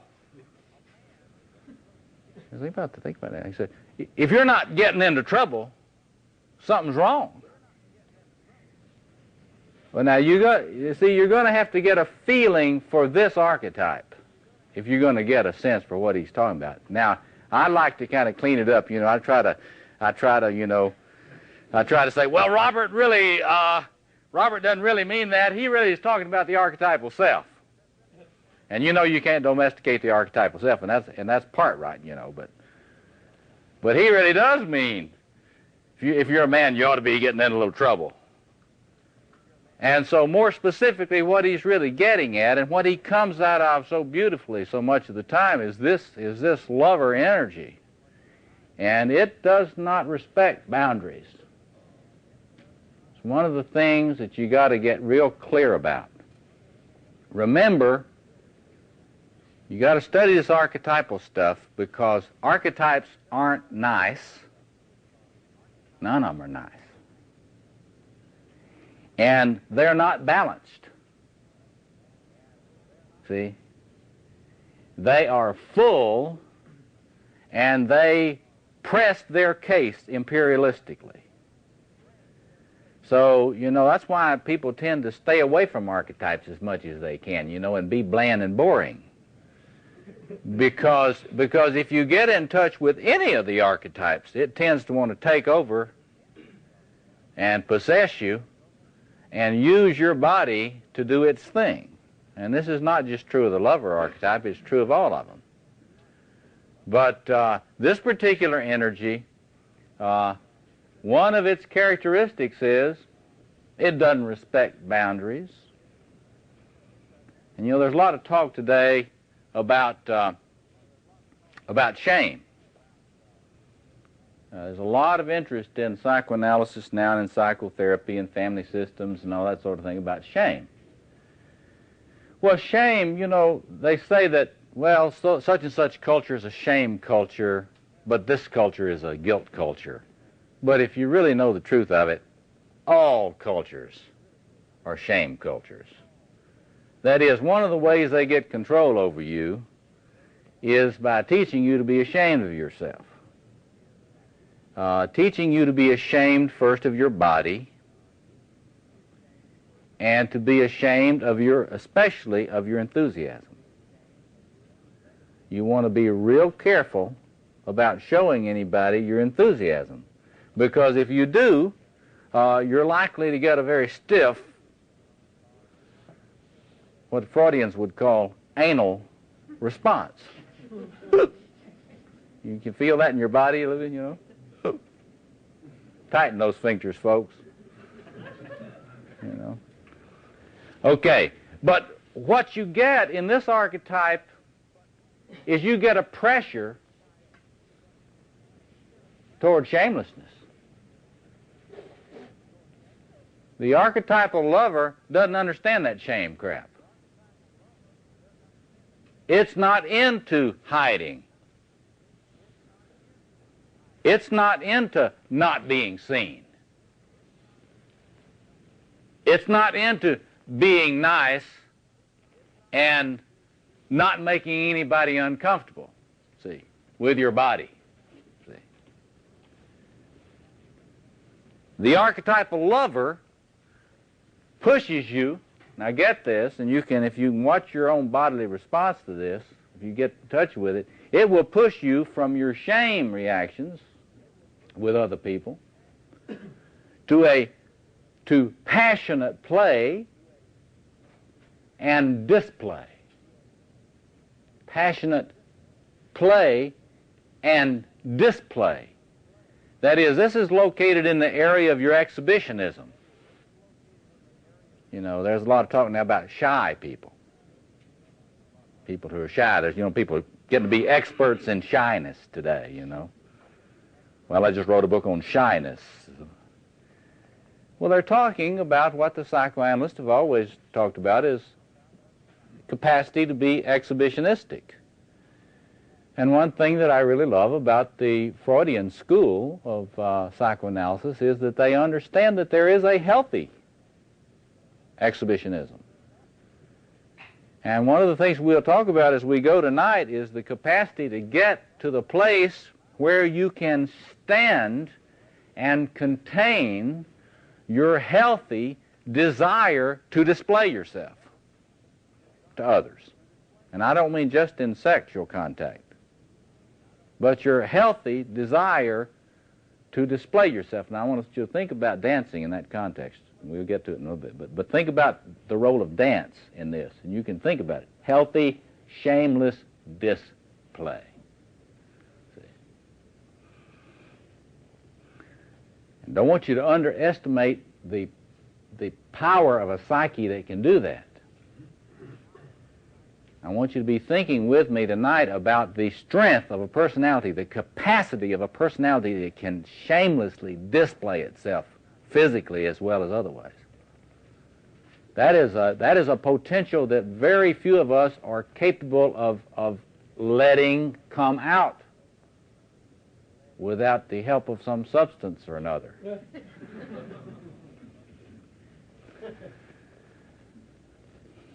Okay, now in the archetypal tradition, I mentioned a little bit about this last week, they talk about this as, they locate this in the space of the lovers is the garden. And throughout world mythology, the garden symbolizes the space where one doesn't have to worry about working. In other words, you leave the warrior at the gate. You don't worry about caring for others in some responsible way. You know, oh my God, I got to be a good father or a good mother or a, you know, good whatever. That kind of sort of responsible caring is left out of the garden. You're not, in the garden, you're not making love to somebody, you know, sort of out of the goodness of your heart. Well, I know she needs this, you know. It's that time again, you know. So the getting into the garden is a room in the psyche. It is a distinctive space. And one of the things we'll talk about briefly, the kind of what passes for sexual therapy today, the last session. But the best things about those attempts to help people with their sexuality is the way in which they try to change the perception of space and time through various techniques, and we'll talk about that a little bit the last session. But all that stuff is, and they don't really understand it, they're trying to help people get out of a certain kind of space-time. You know, you want to get out of the space-time of the king and queen in their caring mode. Get out of the space-time of the warrior couple with their struggling mode, struggling against chaos. Get out of the space and time of the magician couple who has to understand everything and get it all right, you know. And to get into the space of the garden where one is into being sensuous and experiencing and not being in a hurry, not being aware of clock time in the same way that you are in other spaces of the psyche. So it is a distinctive space, a capacity to get into the garden where you can forget all that shame stuff. You can get into play and display and not experience the sort of discouraging eyes, the disapproving eyes that you get in other kind of spaces if you try to display yourself. See? You know, think about the places in your life where you're able to be enthusiastic without running into that kind of shaming looks, without somebody meeting you with a kind of a pull back like that. Now, another capacity that this particular potential in the psyche has is what I like to call, along with the great philosophical theologian Bernard Malin, appreciative consciousness.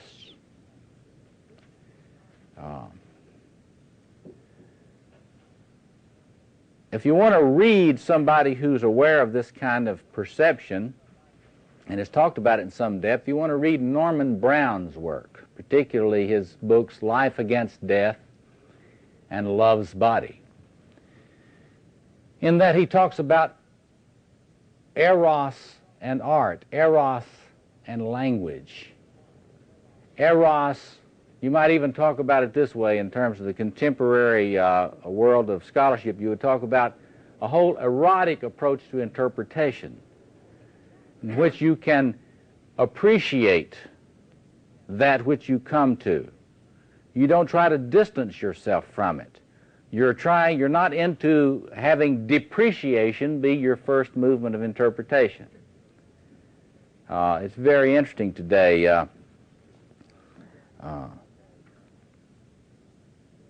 A lot of the time when you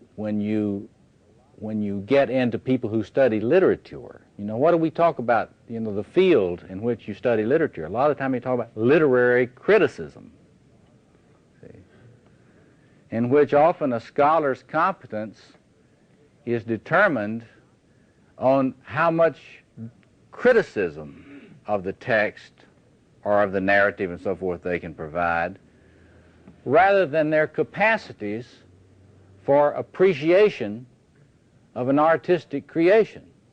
I mean, if you go into university departments, it's very interesting. A lot of people go into the study of literature expecting to be with a group of people who are appreciating epiphanies of the soul. And what they find is a lot of people into literary dissection tables, you know. And so this capacity is not, this archetypal configuration does not come at the world that way. You know, I've said that if you're coming out of the king and queen, if it moves, you bless it. You want to nurture it. See? If you're coming out of the warrior, you want to fight it. See? If you're coming out of the magician, you want to interpret it. You want to understand it. See? When you're coming out of this one, you want to appreciate it. See? It's a unique kind of consciousness. And to get a feeling for it, you really have to get into reading, say, something like Leaves of Grass by Walt Whitman.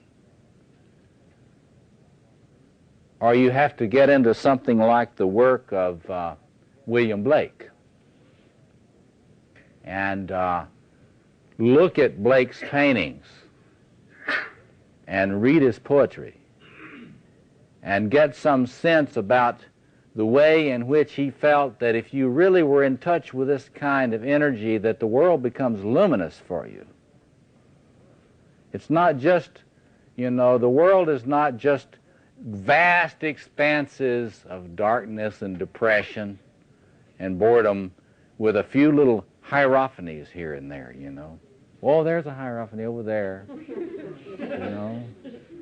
Let's travel over there and see if we can build a little shrine to it. I mean, kind of imagine that now. See, think of the difference between the person that is living or really in touch with this kind of circuitry and the kind of experience of the world which views it as is chiefly sort of dead and depressing and an expanse of emotional desert with a few oases here and there. It's a radically different kind of perception of the world. For someone who is into this kind of perception, fueled by connection with this kind of archetypal potential, the entire landscape tends to glisten. And this is a very interesting thing here. One of the ways to get at this and to test how you're doing with regard to this one is your sort of what I might call a boredom quotient.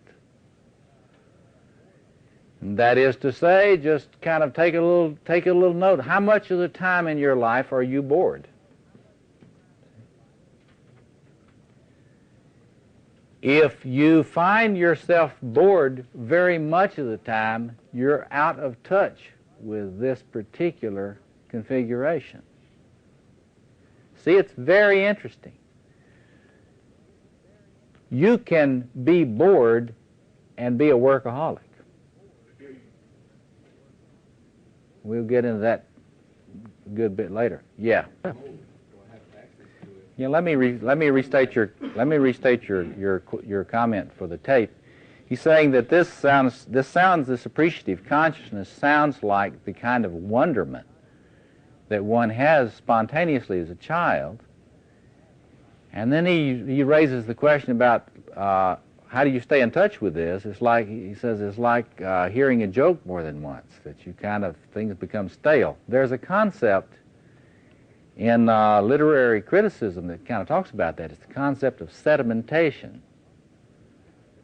And it is a treatment of human perception and human consciousness. That is to say, there is a tendency for us to become enthusiastic about some experience, and then it tends to sort of go dead on us, and we can't find the enthusiasm for it anymore. And there's a lot of thought. People have given a lot of thought to that sort of thing.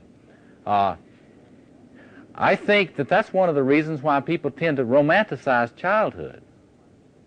You know, people will often come up to me when I'm lecturing on the lover, and they'll say, well, now, you know, you're really talking about the child within. And then they go into the spontaneity of the child, or the natural child, or the magical child, and all that sort of thing. And sure, that is the kind of energy that's being talked about here. But what is really sad is the way in which we are so cut off with the adult lover within that we project that onto the child and then envy the children. We envy the hell out of children because of they haven't been separated from that part of themselves yet. They haven't been shamed enough yet to learn how to be nice. See?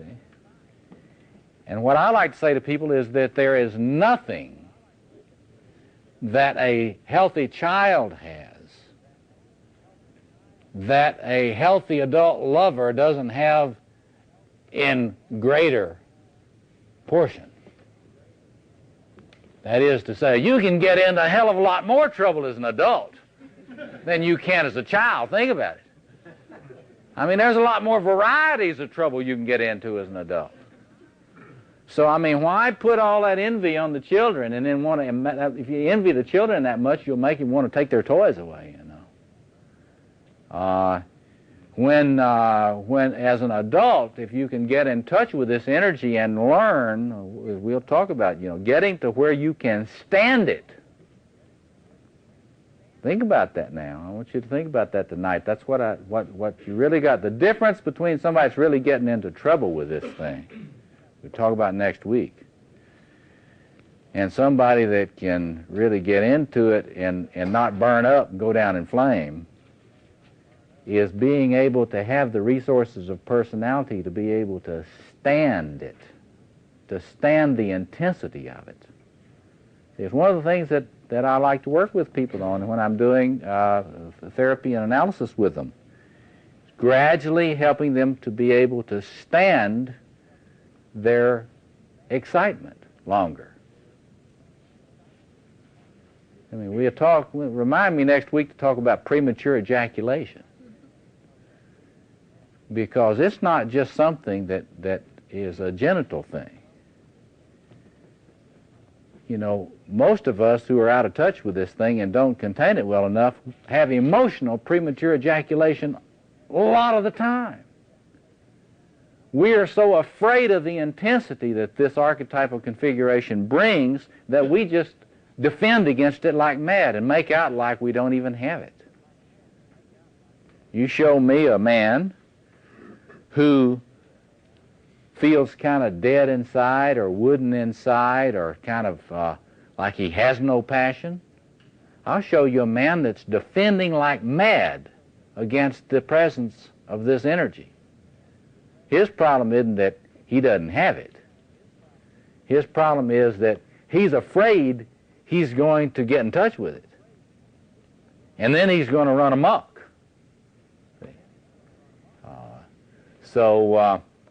So this energy is the kind of energy and kind of openness and kind of enthusiasm and kind of shamelessness that we envy in children, and why we tend to give them a lot more toys than they can effectively play with, because it's really our own shadow lover that's we're trying to get to in that business. Yeah, somebody had their hand up back here. Yeah.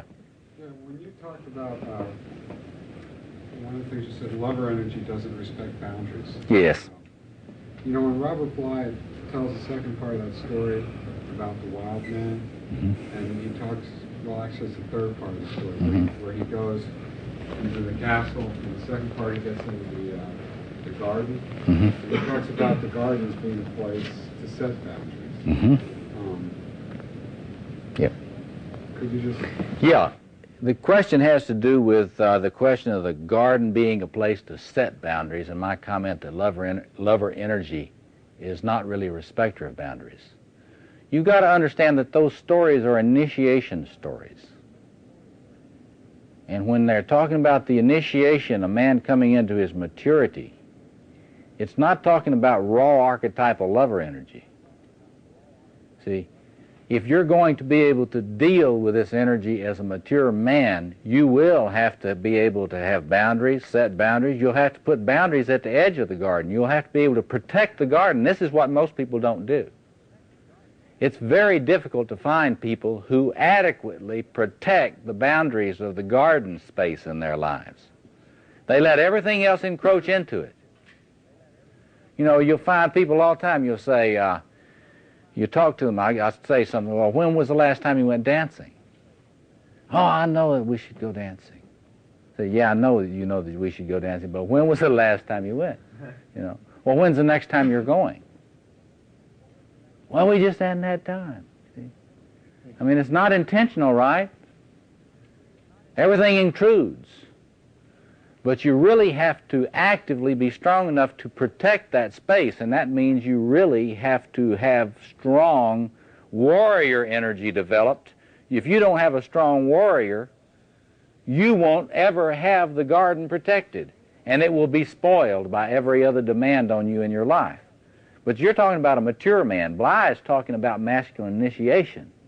He's talking about a man who's getting to the point where he can be strong enough to be with this energy without it burning him up, without it killing him. I'm talking about the archetype. I'm talking about the stuff before the transformer. You know, and the reason people fear it. People don't fear it because they've got boundaries. People fear it because this thing wants to get into everything and everybody. Yeah. This getting into trouble, I'm wondering if you've done any exploring of how many of the myths and fairy tales, including the biblical creation story, there is the aspect of disobedience. It seems like it's in so many of the fairy tales and myths that somewhere along the line there has to be disobedience. He's raising the question about the connection between this archetypal configuration, this energy, and all of these myths about disobedience. I think it's a very interesting insight. Why is it that in so much mythology, for example, I'm working on a course now on the mythology of Satan. Why is it that Lucifer is the one that tends to be seen as having the fun? If you'll study the mythology of Satan in the history of the Christian West, he tends to be associated with all the naughty things that are fun. You know, Lucifer doesn't get in trouble for things that are nice. He's always rule breaker. It's no accident that the trickster archetype is associated with the satanic, and that both of those things are associated with rule breaking. So it's a really interesting point. Now, but what we got to get at is, well, now what is that? What is that that energy in the lover that people will look at? See, if you're looking at it from the point of view of the king, now what's the king about? Well, they're about order, just order. But if you're just purely into that king, you don't want anybody messing up this great cosmic mandala you've made. Right? You're up there, let me have my cosmic mandala here. Everything in its place, and a place for everything. We're going to bless them all, you know. And the king is just not into this irresponsibility business. You know, I mean, the queen's, you know, same way. Not now, honey, I'm taking care of the children. You know, it's the same kind of thing. Not now, honey, I'm busy earning a living. You know, for the realm. See? And the same thing's true about the warrior. See? I mean, the warrior, if you're coming out of that warrior, you're on a mission, and you don't like anybody that's stopping off for R&R. Come on, Jack. We got work to do. No stragglers. No stragglers, yeah. So you can really see once you start looking at the different archetypal configurations, look, these things are not friendly to each other. That's why you got to get clear that the different archetypal configurations in your psyche, they don't particularly like each other, naturally. So your job is to do, as I told you before, your job is to do a little cosmic or psychological family therapy in here. You have to kind of help them relate to each other because they really don't like each other. This energy is just sort of anarchic. The anarchists are kind of into this. And,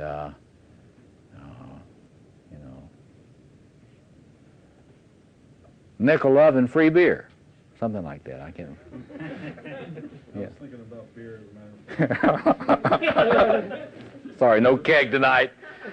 As permitted disobedience. Yeah. I was thinking about we're in Loyola Catholic Church and the Papa, and the permitted disobedience for good Catholic is to go get a beer, to get drunk. Well, he's saying that in some communities, and he thinks maybe in the Roman Catholic community, that one of the permitted disobediences may be to get a beer, have a drink. Well, it's interesting. In the traditional orders, think about the way traditional cultures handled this. They all handled it something like this, except a little more elaborately, right? What about Mardi Gras? You know what Mardi Gras is? Mardi Gras is the space of the lover. It's real interesting, though, in traditional cultures, it wasn't just Mardi Gras. It was more like one of these black conferences when you have what Michael Meade loves, Carnival. You have Carnival, that means all hell breaks loose and, anything goes.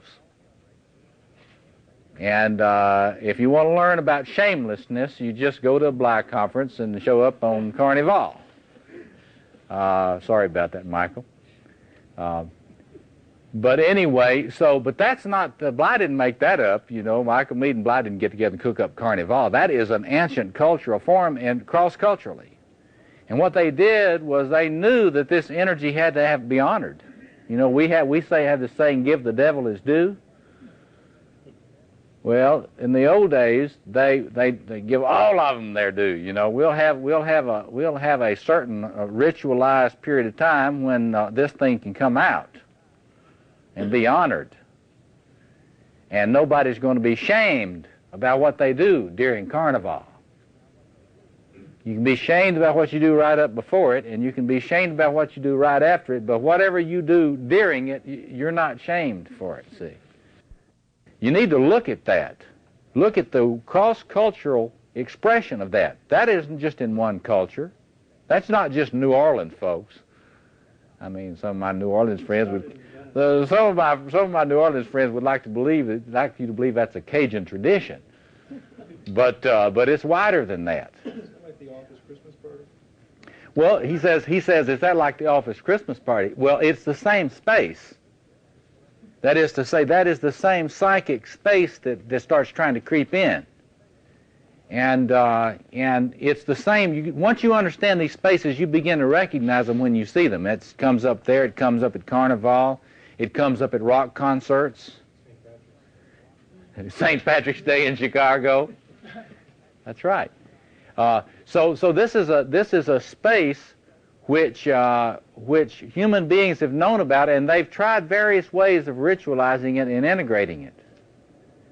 See, one of the things that shows you how hard this particular configuration is to get into any kind of mature, integrated form is the ubiquity of the institution of prostitution throughout history. There's this book called The Sacred Prostitute that you may want to look at, which kind of gets at some of the historical sacred spaces are in this area throughout history. And you want to just look at that stuff anthropologically and just see in that how difficult this energy is to integrate, but how reluctant human beings are to say goodbye to it. I mean, they will pay a lot of money to stay in touch with this space. and they will find sort of sneaky, tricksterish, hermetic ways to stay in touch with it and still make out like they're nice. You know, that's what Jungians like to talk about, persona and shadow. Well, there are a lot of folks that don't know anything about persona and shadow, but they arrange their lives around the persona, and then they make sure they have ways of acting out their shadow in trickster ways, you know, to stay in touch with the space. And all I want to say as a Jungian analyst here is that, hey, look, let's just get clear about this energy. Number one, people aren't going to turn loose of it completely. And number two, it must be important. We need to think about why. And number three, we ought to be able to do better at bringing this energy into our lives than we have up to now as a species. But you can get a little feel for it. Other comments before we take a break? Yes. This almost sounds like the solution of having fun. Isn't there different forms of love? When you mentioned earlier about the king and having his order and care for people, isn't he manifesting his lover? Yes, he is. After the break, I'm going to talk about the way in which this energy functions when it's functioning appropriately in the other archetypal structures. I'm going to talk about necrophilia, you see. What you get, and we'll get into this after the break, what you get in all these different structures, if you don't have a connection with this archetypal energy, is you get a sort of a necrophiliac approach in all these other areas, sort of a love of death approach in the other areas. And this energy is essential. Your point is well taken. That is to say, this energy has got enormous positive benefits. But what you got to make a distinction about, you got to distinguish between the pure energy and its appropriate mediation and balance with these other forms. See, some of you are persons that have never really consciously gotten yourself into trouble with this energy. See? But others of you in this room have been shooting up with this thing.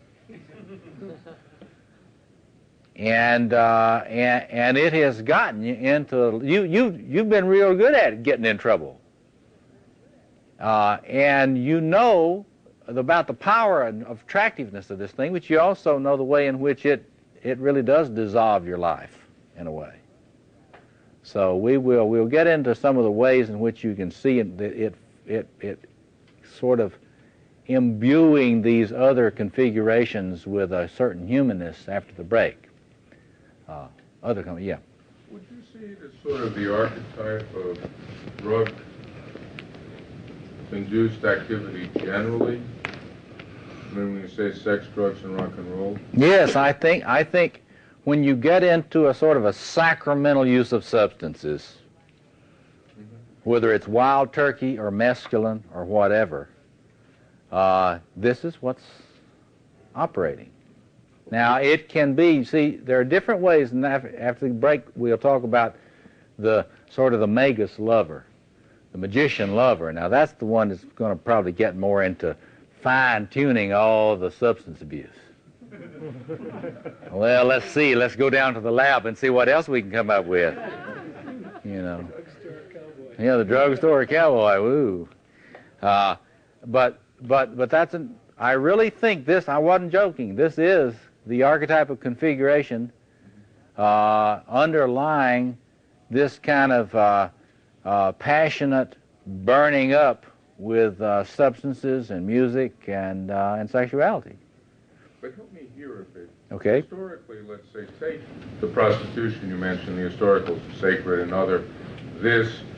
Isn't it sometimes people who are possessed by, let's say, the king archetype who manipulate those circumstances in order to control their populations? Oh, certainly. The question is, in terms of, say, something like prostitution, isn't it someone that's in the king archetype or one of the other archetypal configurations that manipulates people in that kind of life? Absolutely. But see, what we've got to look at is projection, mergers, psychological mergers, psychological using people for receptacles for our projected contents, sadomasochism. Next week we'll talk about sadomasochism and the way in which in contemporary psychoanalysis we talk about this as self-object relationships and how we use other persons to complete us. There are a lot of people who are consciously out of touch with this configuration, who are compulsively connected with somebody else that's mainlining it. See? You're talking about the pimp who's impotent, see, who runs a large group of prostitutes. See, the Roman emperor who gives the bread and circuses to keep the mobs quiet. Yes, yes. So you got to understand that these energies very seldom get balanced in an individual. When Jung talks about individuation, he's talking about something that's hard to attain, enormously difficult kind of balancing that can develop in a mature personality. If you're not to that point, then you're either really dealing with one or more of these configurations and projecting it, splitting it off on someone else, letting someone else carry it. So we'll talk about that in terms of the pathological forms next week. Any other comment before we take a break? Yes, back here. I have a question. I think that it seems like to me, because it's supposed to be out of control, so that in itself would scare people from becoming in touch with it. So it's like you're in this catch-22 about the whole thing. And so maybe that, how does it take the balancing of all those selves in order for someone to really be able to contain it? Well, she's asking, does it take a kind of a balancing of all these different configurations for a person to contain it? I think optimally that's the only way it will be contained consciously. See, a lot of the time we'll see in relationships, for example, say in a couple, one or the other person in the couple will usually carry the lover for the couple. See? And that's not really what ought to be happening in a couple. Both of them ought to be sharing the responsibility for stewarding the garden. But most couples, that's not the case. In most couples, one or the other gets unconsciously assigned the responsibility for taking care of the garden space. And one of the things that has to happen in good marital therapy is stopping that, getting both of them to take some stewardship of the garden space in their life. So it's not easy to contain it consciously. It gets contained unconsciously by letting some relationship, a lot of people keep dangerous friends. You got any dangerous friends? Think about your dangerous friends. Now, your dangerous friends contain this energy for you. So it's a projection, in other words. It's a projection, and the partnership between you and the dangerous friend is that they will carry this energy for you, and you will carry some more calm, centered energy for them, and the two of you together will sort of make up a sort of a hermaphroditic union. It looks like a whole, but it isn't really. And that's right.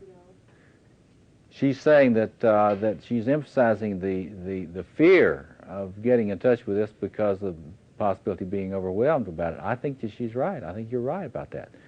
And it is a danger. And it's more dangerous to the extent that one has tried to deny the power of this thing in the unconscious. And this is what happens in so-called midlife crises, largely with men, see. When someone's a teenager, Yeah. that's when it's really coming up, and Yeah. that's when it's really held down. And so Yeah. maybe, if it could come out more at that time, then it wouldn't be continue to be suppressed after that and come right. out inappropriately later on.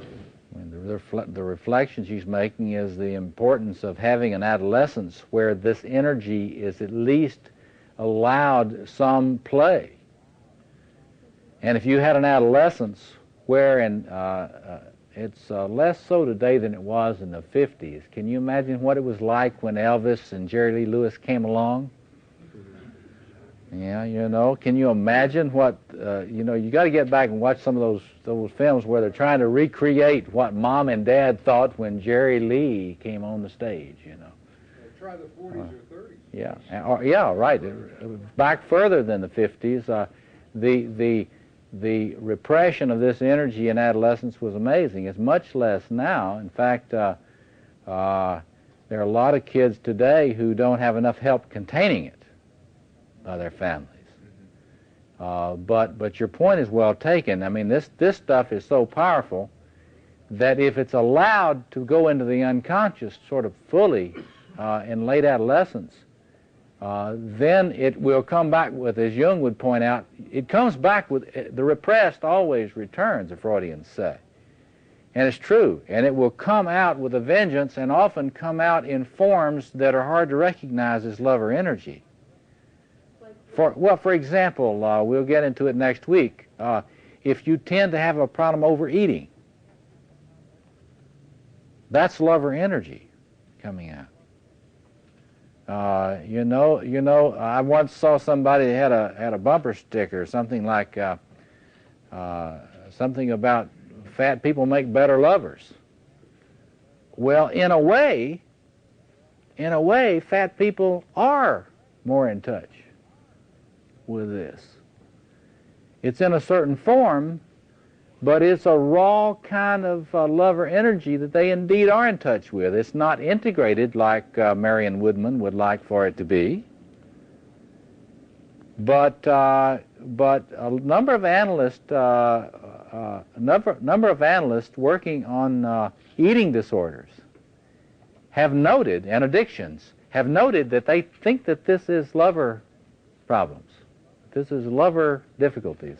And I think we'll talk about that a lot more next week. I think that's true. And you know, it kind of help you a little bit if you thought, you know, if you're having trouble with alcoholism or drug abuse or overeating or something, if you just kind of say to yourself, this is because I got so much of this lover energy in me. You might look at yourself a little differently. You might feel a little differently about yourself, and you might reframe your problem a little, and have a little different way of thinking about yourself. It's not that I'm too much out of touch with my love. I may have to kind of learn to contain this and channel it in other things that don't hurt me so much. But I think you ought to think about that a little bit. Yeah, well, not basket weaving. Well, I think maybe he laughs about basket weaving, but you know, there are a lot of people who really have a lot of erotic energy in their artwork, including folk arts, basket weaving and weaving of various kinds. I mean, you don't want to get to think that's too funny, because there's a real erotic side to the folk arts. And so let's take our break now and come back in about... I said we'd talk a little bit about necrophilia. You know, the Freudians used to have a real sense back in the classical days of what Freud called thanatos. That is what he called the death instinct.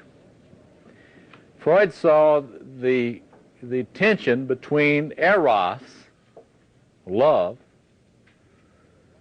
which he would consider a life instinct, libido, a life force, and thanatos, sort of a movement toward death. And he tended to view sadism and masochism as expressions of erotic connections in which there was too much of this sort of love of death, or death drive, death energy, death instinct in it. Now we can look at what qualities someone who is trying to manifest king energy has when they don't have any sense of this lover energy.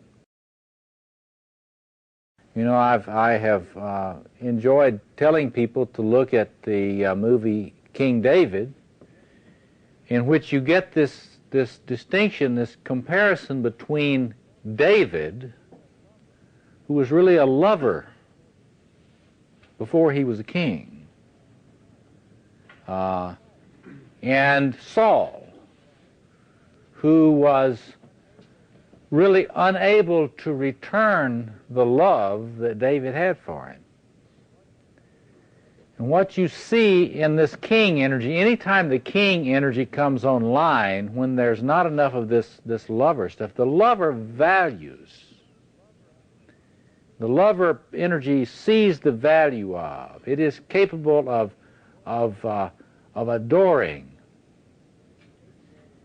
and capable of seeing the innate worth in something, wanting to lift it up and exalt it. And when you have the king energy, or if you're in a king position and you don't have enough of this lover stuff, then you will tend to want to dominate without any concern for the innate worth of that which you are in charge of. And so here you get, without the lover energy emanating through this king configuration, what do you get? Well, you get a king who cannot bless, right? Think about it. Because the king, without this energy, has no heart. There is no heart of blessing in the king if he's not in touch with this energy. Did you see Henry V? Yes. She's mentioning Henry V.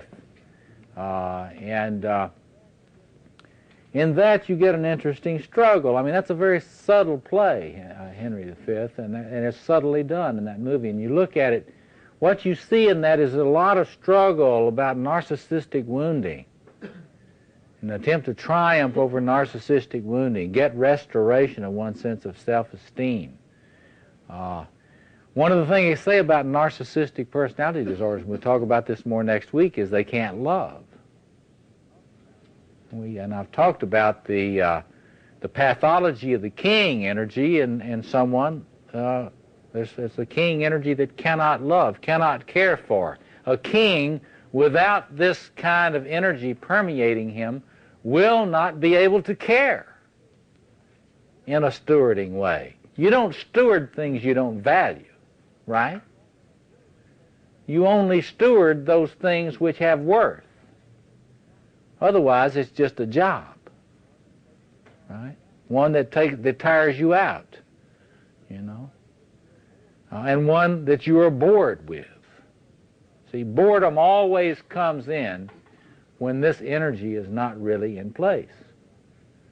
So, so the king, without this, no sense of the value of things in the realm, boredom with the responsibilities, very little enthusiasm for it, see?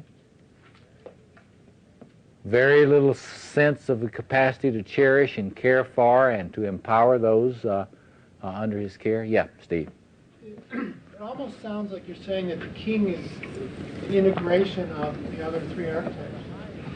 Well, in the highest sense, I think that's why Jung, he's saying that, it's like I'm saying that the king is the integration of the other archetypes. The fullness of the king that you see in sacral kingship would be that. That is to say, that's why the gods in history, the gods have been represented as kings. The gods in their fullness can fully manifest all of these four energies. But the pure energy of the archetype without the other archetypes is always one-sided, it's always flat, and it always tends toward the pathological. See, that's what you got to understand about archetypes. This is why I really appreciate Gene Boland's work. It's excellent work. It's the best stuff I've seen in helping people delineate these different patterns. But the problem that you have if you go Boland's way is that every God is a personality. It may be a little one-sided, but it's a personality. And if you're a personality, you carry more than one archetypal energy. An archetypal configuration is not a personality. It's an energy. It's an energy field and configuration. It is one-sided. It is not a person. And so to the extent that a god has a personality, or a goddess, or a human has a personality, they are embodying a balance, more or less, of these archetypal configurations.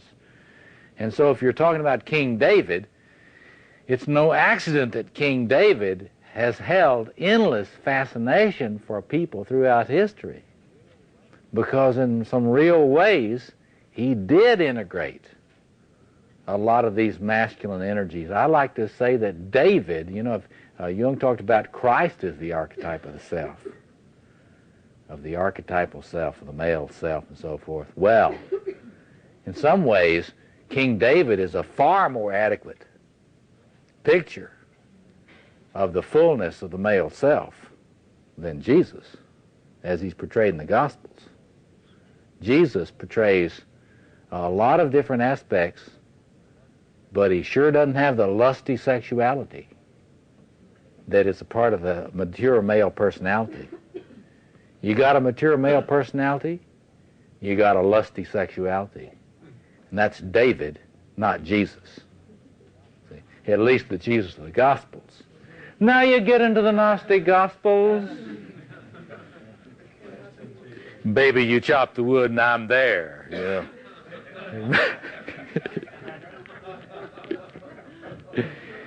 It may be a little different story in the Gnostic Gospels. That may be why they got kind of repressed. But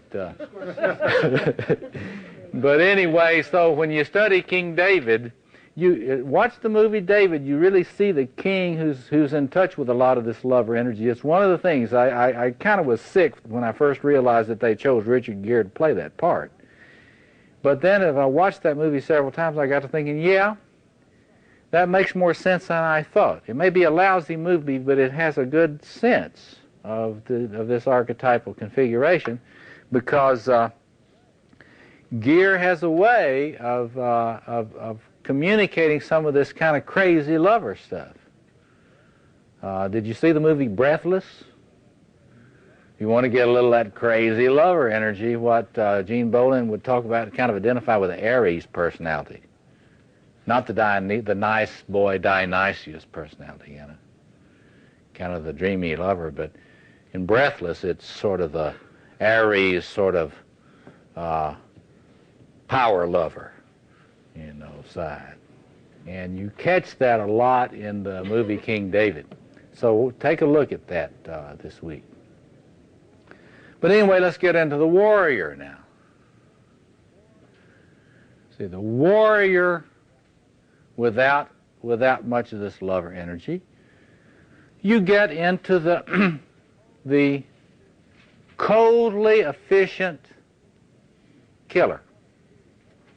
And if you want to see the image of the warrior archetype without the lover, get the movie Terminator. Because there's Arnold Schwarzenegger, the warrior archetype, sans lover. Killing machine. It's going to carry out its mission. It doesn't care if it brings the world to an end. It hates all things human. Human things simply are too messy. See the movie, you see that. It just can't. The machines decided they'd take over the world. Because, in fact, what they were getting at, there's too much of this lover archetype crap in humans. Always messing things up. So we machines will take over and we'll clean it up and it will work right. The trains will run on time. You know? Huh? Switzerland. Switzerland, don't say that. Oh, some of the Jungians will have a fit if you say that. But anyway, so just look at that movie. You want to see the warrior without the lover. And it's real interesting. That whole movie deals with sort of the Messianic Redeemer motif, the birth of the Redeemer. And it's no accident that what the Terminator wants to kill in that movie is sort of the little Christ figure, who, of course, is the Messianic lover king that's going to come and redeem the world from the machines. So you can think about that. It's sort of a campy movie in a way, but if you think about it in terms of the arms race, maybe it's not such a joke. Because there are a lot of folks on this earth that function a little bit like that figure in the Terminator. And they have so little a feel for the value of human life that pulling the trigger is not a problem. You know, for a man that hadn't got enough of that warrior energy, he can't ever pull the trigger. He's going to study it some more, you know. There are a lot of situations in which we ought to be able to pull the trigger. But in this place where the warrior archetype is dominant and there's very little lover, they love pulling the trigger. If it moves and it has any life in it, we want to kill it.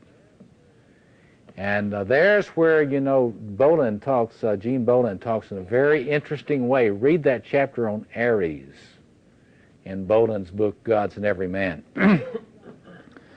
Because she's got a feeling for the way in which,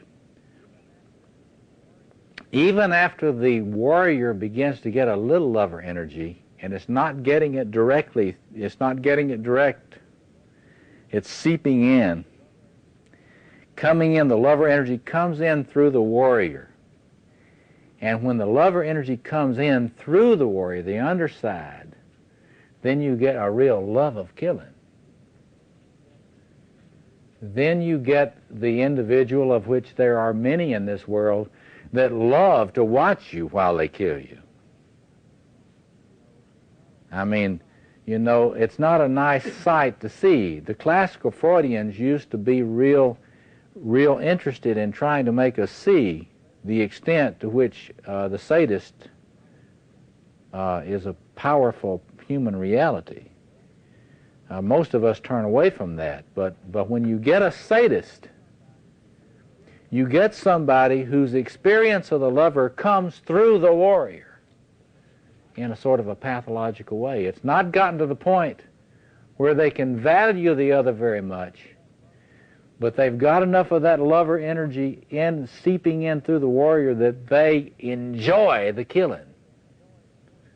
And they enjoy the torture. I mean, if you talk to people that know about torture, you know, torture is a very widespread thing on the planet. And it's very interesting. You let a bunch of men get in a place where they have total power over other men or women, and this shadow thing comes out. And it is a not pretty thing. And they get erotic gratification out of inflicting pain. Now, that's something that exists. And it exists a lot more than we'd like to think of. And what's going on there is when this lover energy has not been given its own space in life, if it doesn't have its own space that's carefully protected in your life, it will start moving into the other spaces in a shadow way. It's very interesting the way that works. So you start getting the presence of sadomasochism, which we'll get into more next week. So, but with, let's talk about the positive side of this thing, see. When you get the warrior energy in a personality that's got a lot of this lover, then you will fight for something. You're not just killing to be killing. You're not just fighting just to scratch your warrior itch, you know. You have a sense of the value of human life, and you're willing to do something about it. Now, see, it's very interesting today. There are enormous numbers of things that need to be done because of the value of people and forest and oceans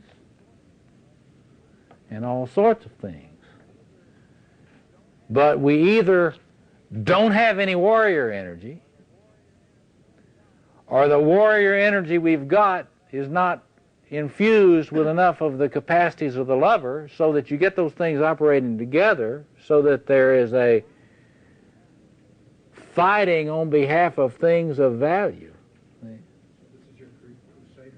Hmm? This is your crusader. It's the, when you get a person who has got a real sense of value, the lover is online.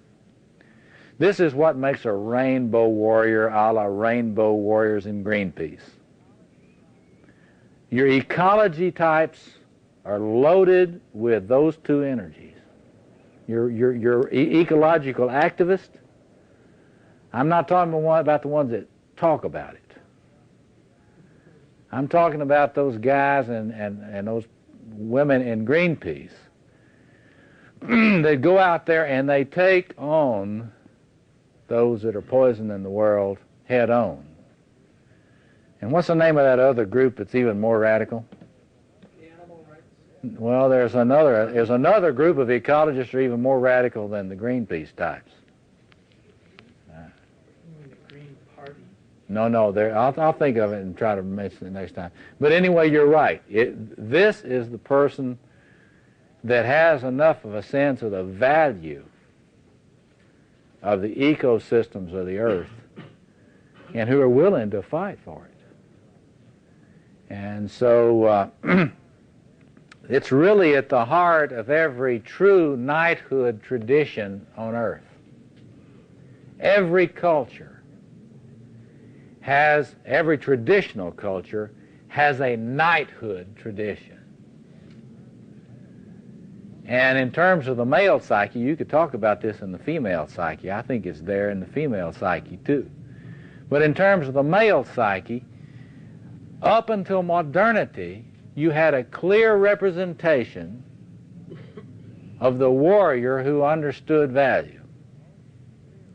And you see it most clearly in the medieval traditions around chivalry. And those people today who want to make fun of that don't even understand what they're seeing.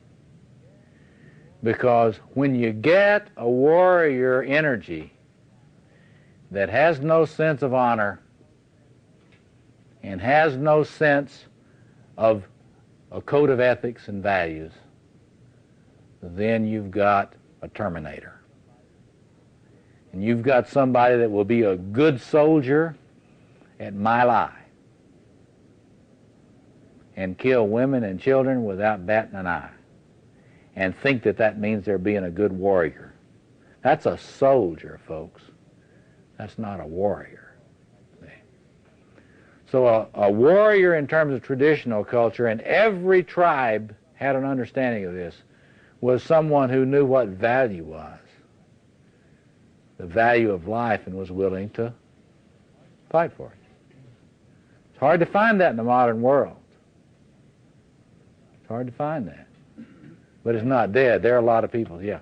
I have trouble as a student of ethnocentrism. I've looked into that quite a bit. Tribes next to each other who derogate one another. Oh, yes. Who make themselves less than human. That's the meaning of tribalism. That's right. And so when I think about Me Lai, I think they're all soldiers, and that is, we're built in a sense, to derogate and take away the humanity of those with whom we're fighting.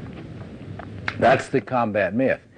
he's saying that he sees as a study of ethnocentrism and tribalism, that tends to be something that's built in the history of the human race. I think that's clear. You study history and you see that that's what tribalism does. But you see, you've got to understand what tribalism is. Every tribe exists in a little cosmos. It's a microcosmos. And you have to understand that archetypally, that is their world. Now, we ought to be able to do better than that. I mean, the challenge of our age is to get beyond tribalism. For the first time in history, we have a chance to do that. But the archetypal structures are still there, which make the warrior comes up, the enemy comes up. And it tends to get projected on the other race or the other sex or the other nation. But see, the problem is, if you, I don't, you've in my lectures on the warrior, I point out that there really are enemies of the human race. Anybody that doesn't see that there are not enemies of the human race needs more warrior energy. Because one of the pathologies of the warrior archetype is when there's a real enemy and you can't see it. The planet is in a great deal of trouble, and there are real enemies of the planet and enemies of the human race. There are enemies of the children in this city. And they're so you got to be able to have some sense of what the real enemy is and what it is that's worth fighting for. And part of what it has meant to be a man in tribal culture was to fight for the best values that you know about. And that's a problem for men today. Men have a real difficulty with that, yes. He's saying, is Malaya a problem of the lover of the king? Well, see, it's when you're talking about mature personality, whenever you have a failure like that, it's a failure in all of these configurations in a sense. But you know, if you're in connection enough with this type of thing, this type of energy we're talking about in this course, you're not going to be a good soldier and make out like life is not of value so quickly. You're not going to be able to ram shovels up the vaginas of women, no matter what race they are, if you've got enough feel for this thing in a healthy way. You're just not going to get off on that. And when you see people who can actually do that, I mean, you need to study the accounts of the Vietnam War by people that were there, people that participated in a lot of things. Not just the Vietnam War, all these wars. There's something that happens with people that are very narcissistically wounded and have been abused, which is most of us, that when given a chance, when you got a lot of firepower, you will abuse those who you have power over. And that's a wounded lover that will do that. It's the wounded lover who is an abuser. And so I don't disagree with your point about not enough good king stuff there. I mean, you could use LBJ for a textbook on the Shadow King. But anyway, let me talk a little bit about the magician. What time is it? Okay. Let me talk a little bit about the magician without the lover energy. You know, the magician is the most introverted of archetypal configurations. But when it doesn't have enough connection with the lover stuff, it's just plain downright detached. When you're into the magician and you don't have enough of this lover energy, you just don't feel connected. And at the same time that you don't feel connected with the other, you don't really feel anything of their value. And they're not very interesting either. So imagine, this is the magician, you know, I've said to you many times, is the archetype of the therapist. Now imagine the therapist who is not closely enough connected with the lover energy, directly and consciously. Now think about it. What will they be like? Say it again. The rapist. The rapist. And you got to think about what that connotes in all sorts of forms. What it will be, the therapist will be real interested in diagnosis. Think about it. I mean, there are good reasons to be good at diagnosis. If you got a lot of this magus energy in you, you're going to want to be a diagnostician, you know. If it moves, I'm going to diagnose it. Let's see, what is that? That's DSM-3R 300.40. Right? But the point of it is that you will get into dissecting, you'll know what the pathology of this person is, and you'll be so clear, well, this is really a borderline, a very, very disturbed borderline. So let's refer him for medication. See? He's not going to get better.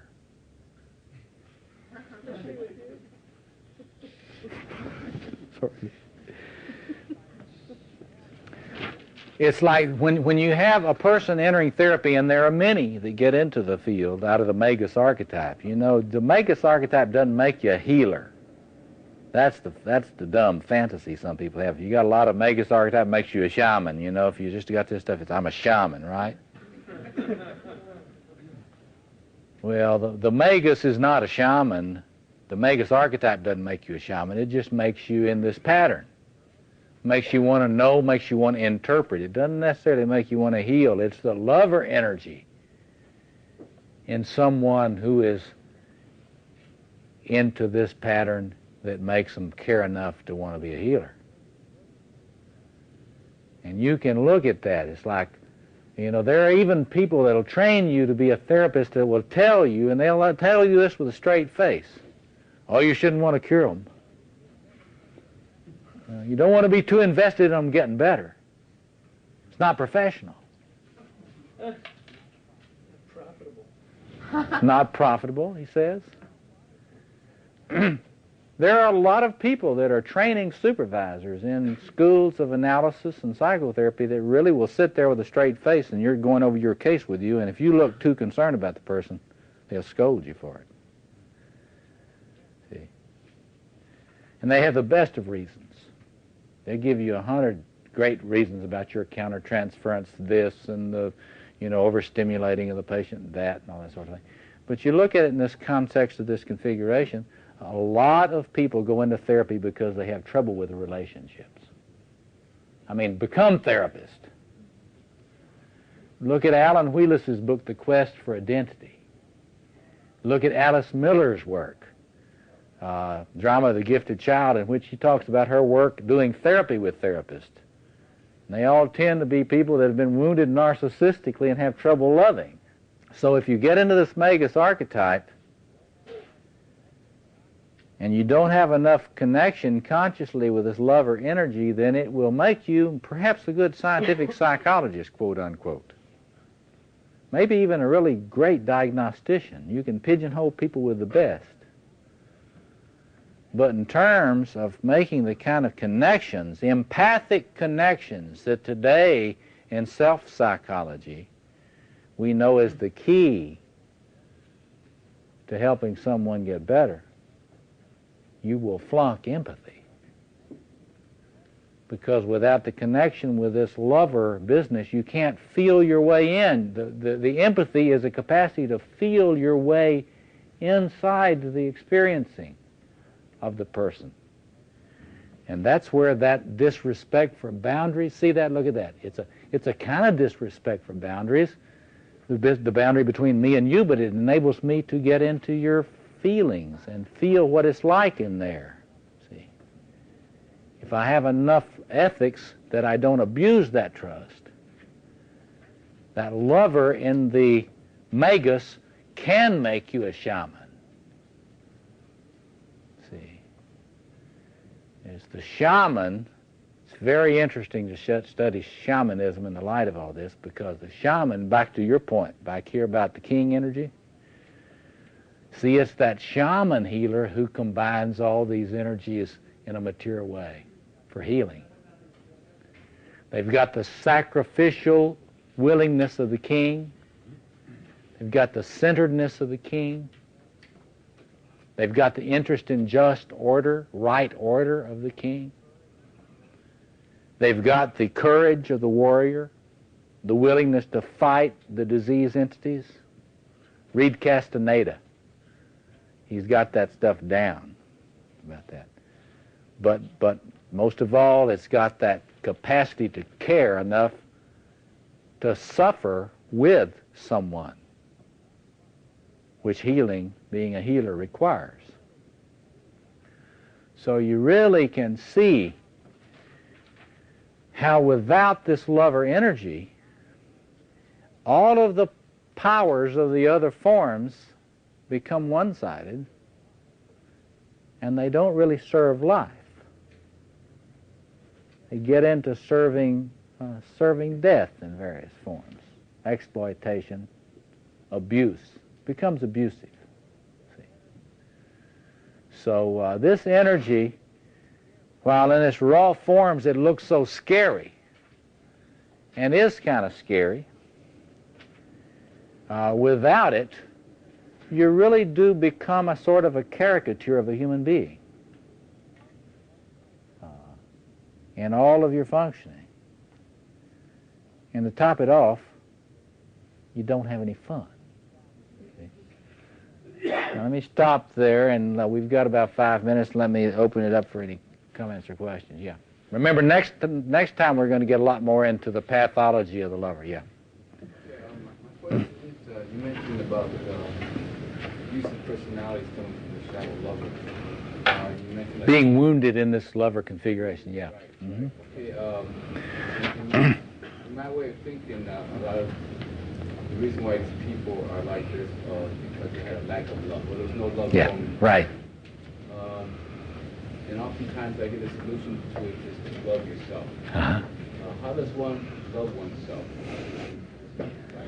Easy question. He says that he noticed this, that a lot of people have been abused or have really not had any experiences of love in the home, and that they'll say that the solution is to learn to love yourself. And how do you do that?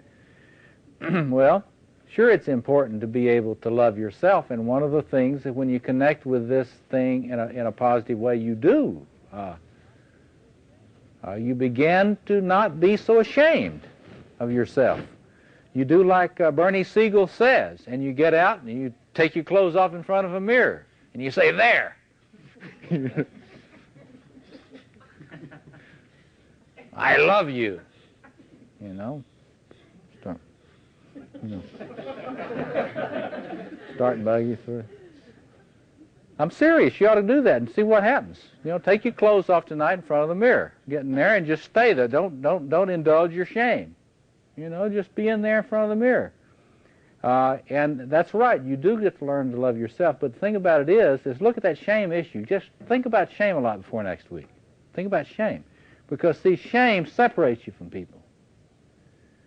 The more shame stuff you got, you know, it's a defense against the sense of your own beauty. And so when you got the shame, you can't even let yourself see your beauty, right?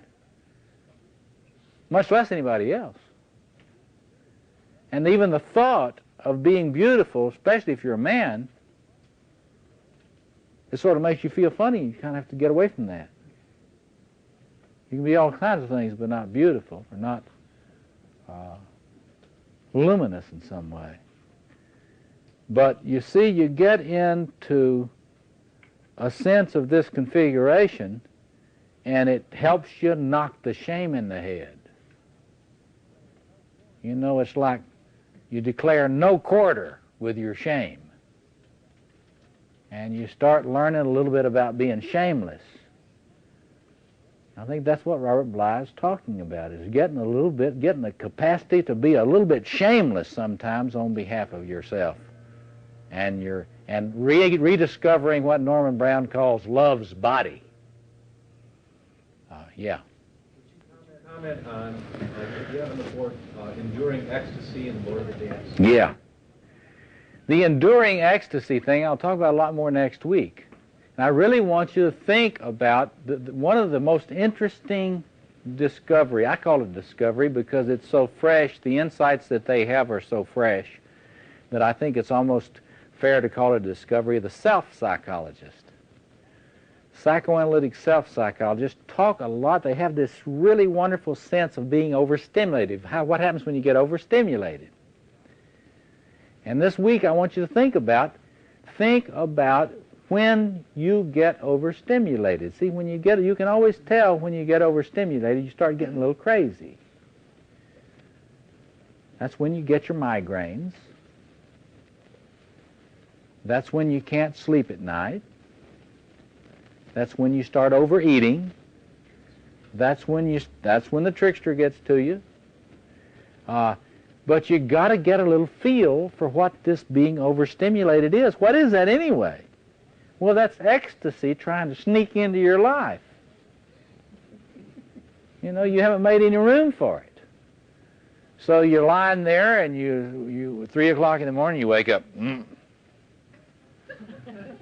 and you think, oh my God, you know, I must be getting the flu or something like that, you know. You may just need to make love. It doesn't occur to you, hey, when was the last time I had sex? You know? Now some of you get up and go down and get a drink.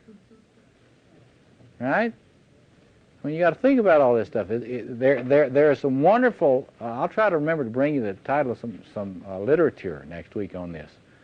But the self-psychologists have a way of thinking about addictions that if you put it in the context of what we're talking about, you can really get a feel for the addictions because you get overstimulated. You get a little intensity, the intensity starts to build, and you can't stand it. You got to do something to deal with the intensity. And so you split off in some way. Well, what we got to do is to have you work on staying with the intensity longer. See?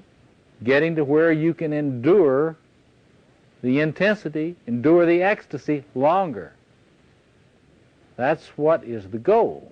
And it sounds easy. But when you're working with somebody on this in healing, trying to work on it in therapy, you've got to work very carefully in helping them understand that when they split off into their boredom, maybe they're not as bored as they think. Maybe their boredom is a defense against the intensity. See? So, yeah. Robert, when I think of being overstimulated, I think of working too much, too many demands. I don't think of it as ecstasy. Right, absolutely. He says when he thinks about being overstimulated, it's more in the realm of work. He's a good workaholic like me. But you know, we workaholics. We're a little addictive too on that stuff, see? And we're bootlegging some of our passion and our intensity through the work. There's a sense, let's face it, you know, like Sammy Davis Jr., I'll talk about this. He was being interviewed by Arsenio Hall the other night, and he was sitting there talking and said, well, you know, the answer is, you know, we talk about all this stuff, addictions and everything. He says, well, you know, the secret is, I just love to drink. I loved him when I heard him say that, you know. Right, okay, here's one person that just loves to drink. You know, it's not denying any of the rap on, you know, allergic to this or allergic to that or tendency to this, but just love to drink. Now, that is also in somebody that loves to work. And you'll love to work up to a certain point. You really get off on your work to a certain point, but you get hooked on it to the point that it just drives you, and then it starts bleaching you out. We workaholics, I mean, you can't tell anybody we don't love what we're doing in some ways, but then it gets you bleached out, drives you out. See? So we got to kind of get a feel for that ecstatic side to that, which is addictive. Why is it addictive? Because it puts you in touch with this ecstasy stuff. See? You got to learn to get it more directly. So this week, I want you to think about When you're looking at some of these lover movies and so forth, if you didn't get to see Zorba, look at Zorba. I looked at it again this week. It's really got a lot of this lover stuff in it.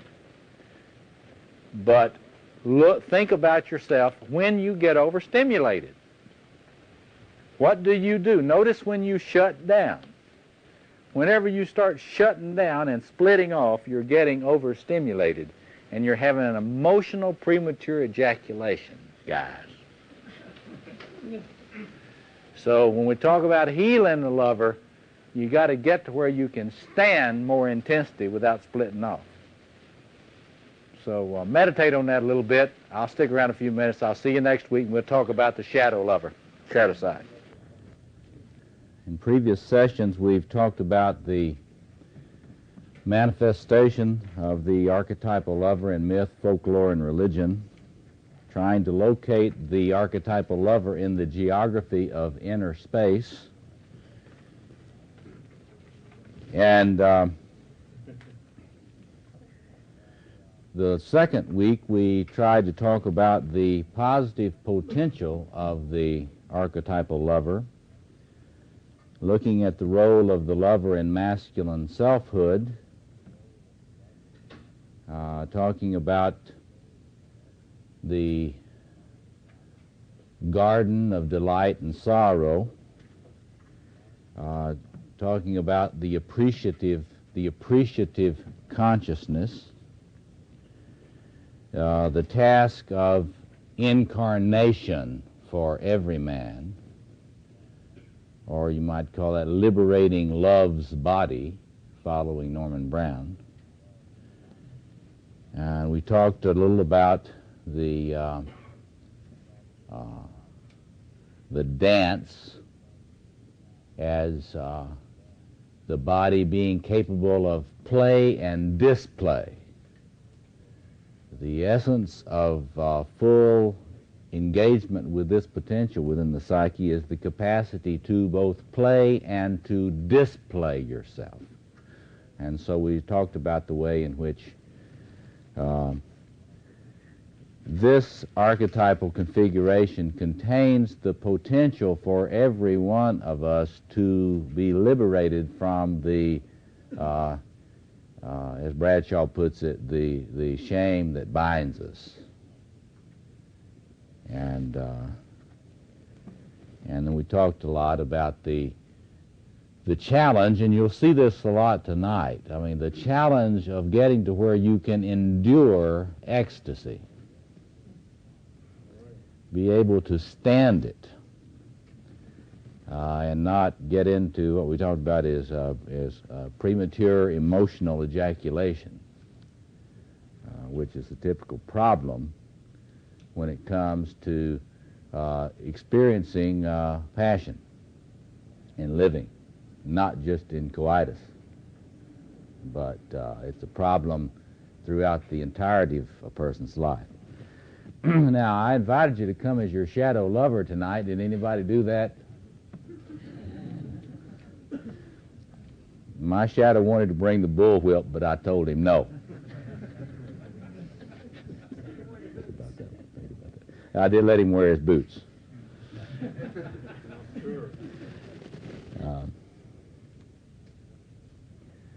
Tonight I want to go into, in the first half, I want us to go through and look at the way that this energy gets expressed pathologically if you're not giving it its space consciously, firmly in your life. Remember, you don't get out of the necessity to deal with these energies, all of these archetypal energies. The news about that is it's going to manifest itself in some way. And the problem with us is that we typically, whatever archetypal configuration in our psyche, whatever space that we're either locked out of or afraid of, we try to make out like it's not there. And of course, the unconscious being what it is, it will press and it will make itself felt. And what it does is it contaminates the other energies. And I want to show you tonight, in the first part before our break, I want to spend our time tonight showing you what happens when the energy of the lover is not dealt with directly and does not manifest itself in the way that it was designed to manifest itself in the psyche. Then after the break, we'll come back and we'll talk about what that energy would look like, what would happen if that energy was coming out more naturally, directly, with conscious engagement with it. So let's just look at this and see the way in which you can think about a lot of things which are difficulties with love come out according to these different configurations and these different spaces. Now remember the diagram I put up about the different spaces. And let's just start with the king energy. One of the things that the feminist theorists have quite rightly noted about the masculine psyche is how quickly it tends to eroticize domination.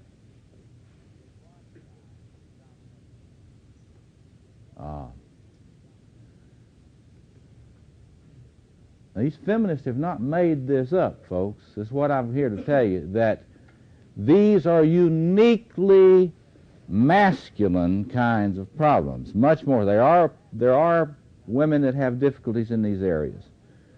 But these are, if you just study the epidemiology of this is a masculine geography here. Eros and domination. Getting off on domination. On being the dominator. You can see very clearly in the erotic enjoyment of domination that the king configuration in the psyche is having this love energy come in through the back door. It is, you remember we were talking about the king energy being there for caring, nurture, stewardship, blessing, all those positive traits of a mature man. But you can't be a mature man if this lover energy is not related to consciously, because what will happen is it will come out in the other configurations and contaminate them. And it's very interesting. It turns you into a necrophiliac. It turns you into somebody that gets off on things that bring death. The popularity of torture in the world. You need to know how popular torture is. I mean, you need to get aware of this. Talk to the people in Amnesty International. If you're serious about being a mature man, you probably ought to be a member of Amnesty International. Because what they do is they try to ride herd on all those men and around the world who are getting off, who are getting their erotic satisfaction by torturing men that can't blow their brains out. See? It's amazing how brave and macho men are when they've got you to where you can't defend yourself. That's why there's so much abuse in jails around the world. See? That's why there's so many Australian Aborigines that are suddenly discovered hanged in their cells. You know, and of course the police say, well, that's suicide. Well, it's somebody that's getting off on having total power over another person. And I really mean that. Delight. It is an ugly thing about human beings, and it's particularly an ugly thing about men, that when they remain uninitiated, they get off on dominating and abusing others that are totally defenseless. Now, the classical Freudians have been the most honest and the most fearless in documenting the extent of this behavior. Not your ego psychologist, and even more recently, not your self psychologist. They tend to get into, they tend to do what we Jungians do, spiritualize everything, you know, kind of avert the eyes. But the classical Freudians have a tolerance for looking at what Eros gone awry does. And we should go back to a lot of their older studies to look at the phenomenology. It's about one of the few places you can get a clear look at what people do to each other to get a kind of a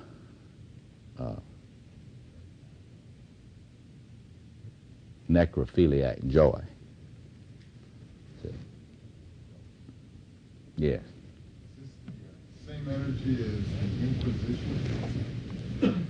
The question is this the same energy as the Inquisition? I think that would be a good argument. You could make a case for that, and you could make a particular case for it because it's sexually frustrated people who love to torture heretics and who love to burn witches. That's an even stronger case because the Inquisition started out as a way of trying to correct theology, of improving society. Well, you got to understand that the Inquisition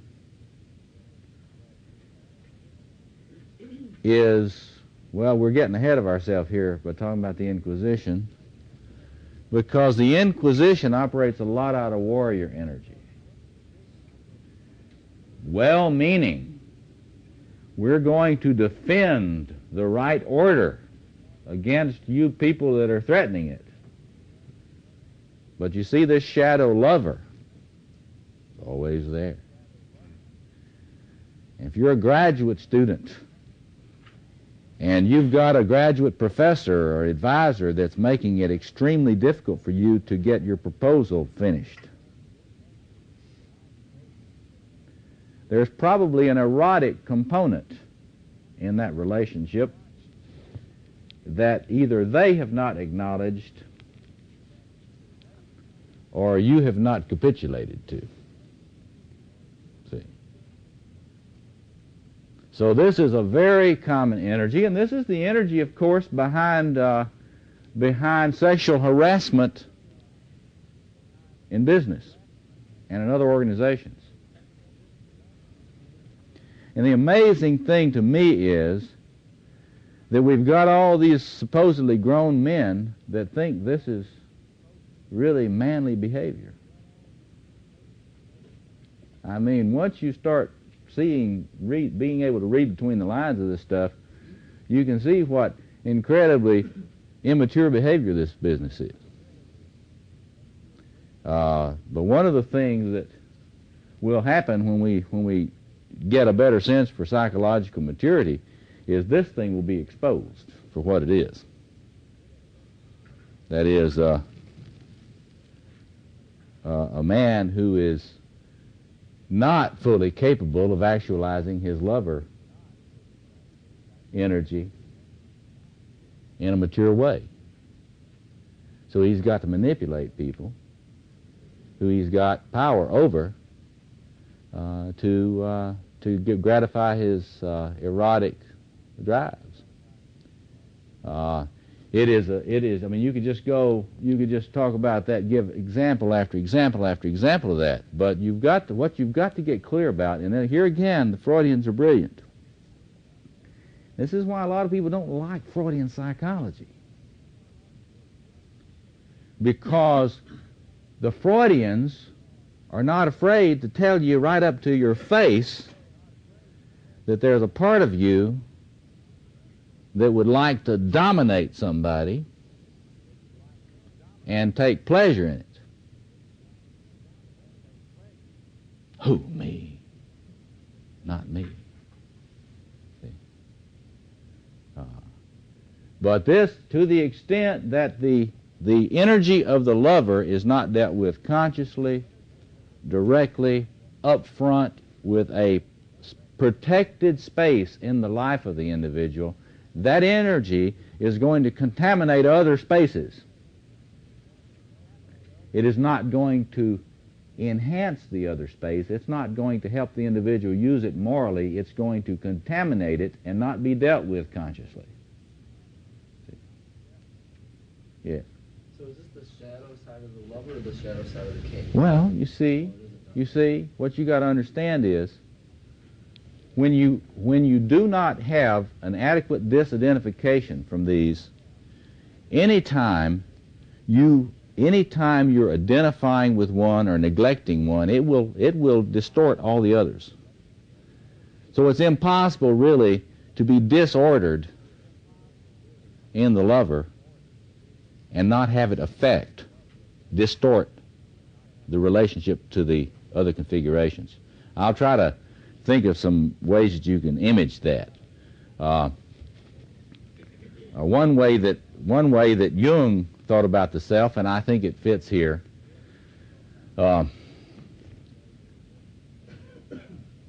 been working on trying to figure out ways to communicate the structure, the structure of the self.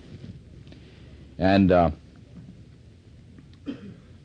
Douglas Gillette, my co-author of this series of books on masculine psychology, and I were discussing this when we were trying different images, and we were discussing various geometric shapes in which this stuff may be seen. And finally, right in the context of that discussion, it hit me that there's a pyramidal shape to this. And that you can think about each of these planes of a pyramid as one of the configurations. And you can think of the individuation process as bringing those, the accessing of those things together, that the higher up the pyramid, the closer they are. You're saying it's like a dialectic? It is a sort of a Hegelian dialectic. That's another course. But we do have a book on Hegel and Jung coming out which points out that your comment about it being a dialectic is not an empty comment. That it is dialectic. And it's no accident, I think, therefore, that in the traditions around the world, from the Aztecs to the Egyptians and so forth, pyramids are associated with initiation processes. And that often there are temples at the apex of the pyramids. And I think that is a way of imaging. Now, if you use that image of a pyramid with the king energy on one side, the magus energy on the other, the warrior energy on one side, the lover energy on the other, and you ask yourself, what would happen if one of those sides, if it was say made of plastic, what would happen if one of those sides was undeveloped? All of them would distort, you see. So you can't have an undeveloped side without distorting all the others. See, you can use that image. I thought I was so original on that. And then I turned to volume 9-2 of the collected works. So I suggest, folks, that this week you go to volume 9-2 of the collected works of Jung and look at his way in which he has diagrammed the archetypal self. 2 pyramids. So I think he was almost right.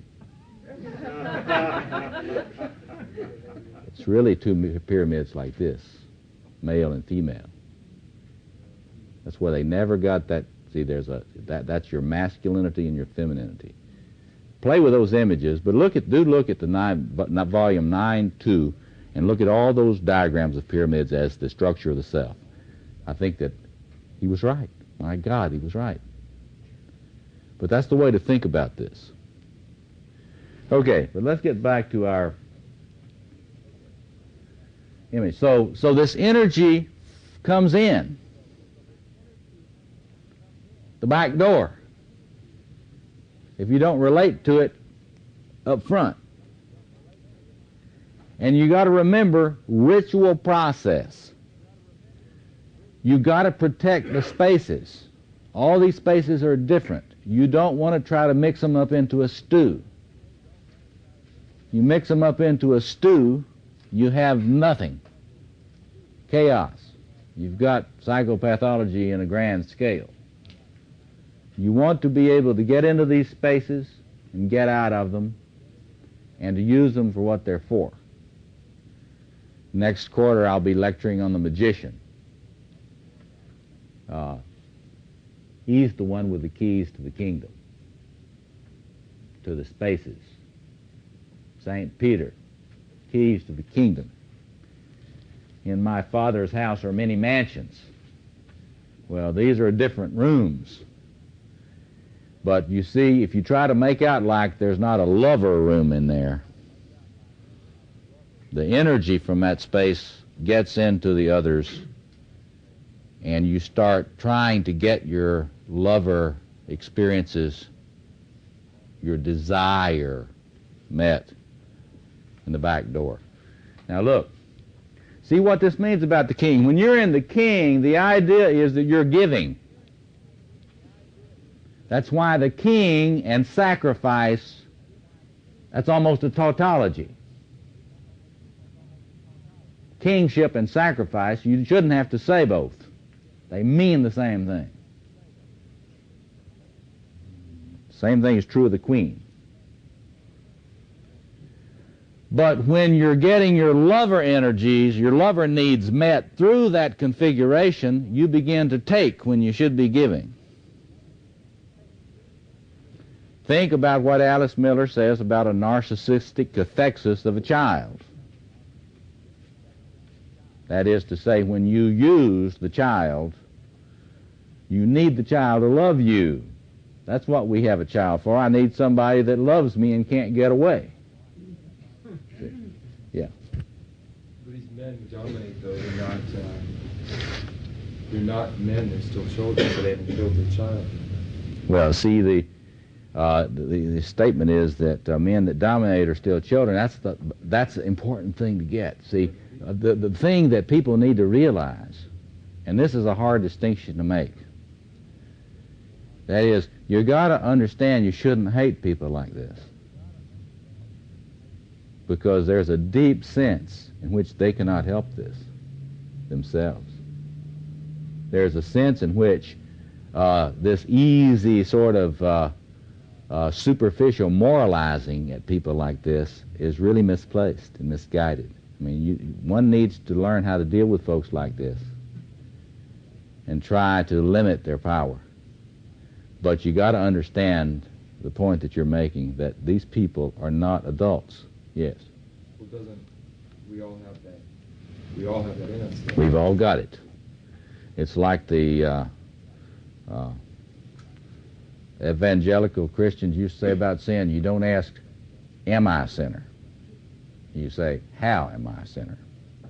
So you want to form a dialogical relationship with your shadow king. He's into fucking people for fun. So is your shadow lover your dark side? Yeah. Well, it is the side which is getting off on people in ways it's probably not fully conscious, except in the most flagrant sociopath. See, now your flagrant sociopath knows what he's doing. See, he knows what he's doing, and he doesn't feel guilty about it. And but most of us, it's hidden more. Let's talk about the way in which the shadow warrior has this energy coming through it. Somebody else had a question. Yes. I just wanted to add when you have a parent, male or female, who belittles verbally, psychologically a child, that's that same energy, even though it's not maybe physical. Yeah. She's saying that when a parent is abusing a child, even if it's verbal, that it could well be coming out of some of the same energy. Well, it makes you wonder, doesn't it? Because there seems to be, parents seem to get off so much on humiliating children often. There seems to be, you know, it's like it's hard to stop it. And there's probably other ways in which this comes out, but one of the ways that I think you need to think about in this is child sexual abuse, clearly. I think it's probably true in that particular example you're giving, but in child sexual abuse, you can really see this very clearly, because think about pedophilia.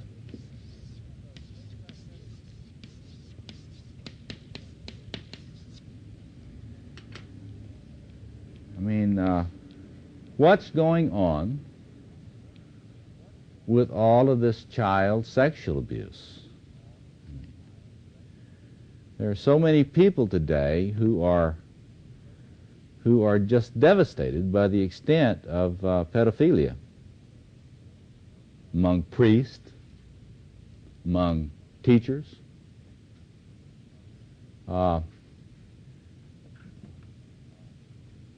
need to understand archetypally how this would work with priests. You see, when you're in the priesthood, you really carry an enormous amount of the king configuration. You got to understand, there is the Pope, who is in the image of the Roman Emperor. And the organization is a organization very similar to the Roman Empire. And when the priest performs the Mass, archetypally speaking, he is the king who sacrifices himself. It's not the priest. It's an image of Christ, the King of the universe, who sacrifices himself and then gives his body and blood to feed the world, that there may be cosmos, world. See? Now look at that. That means that when celebrating the Mass, to the extent that I've got ritual genius, and I'm priest with ritual genius, I'm not just doing something. I'm the king, psychologically. And I'm sacrificing myself and feeding with my body. Now, if you think archetypes, if you're in the archetype a lot in a lot of your work, hard to get out of it. If I'm in the archetype of the king a lot in my work, and I'm not getting laid very often, it's awfully easy to have the lover come in the back door through the king. And instead of nurturing, I'm back into my old ape self. Bend over, boys. Go to the zoo. This is primate behavior. Read a little ethology, a little sociobiology. And you just need to understand that, and you need to see this as an unconscious acting out. And you need to have empathy for not just the victims. You need to have empathy for the person who is so wounded in their lover that they have to act it out in this way. And now this is the thing that you can't see. There are a lot of people that think like there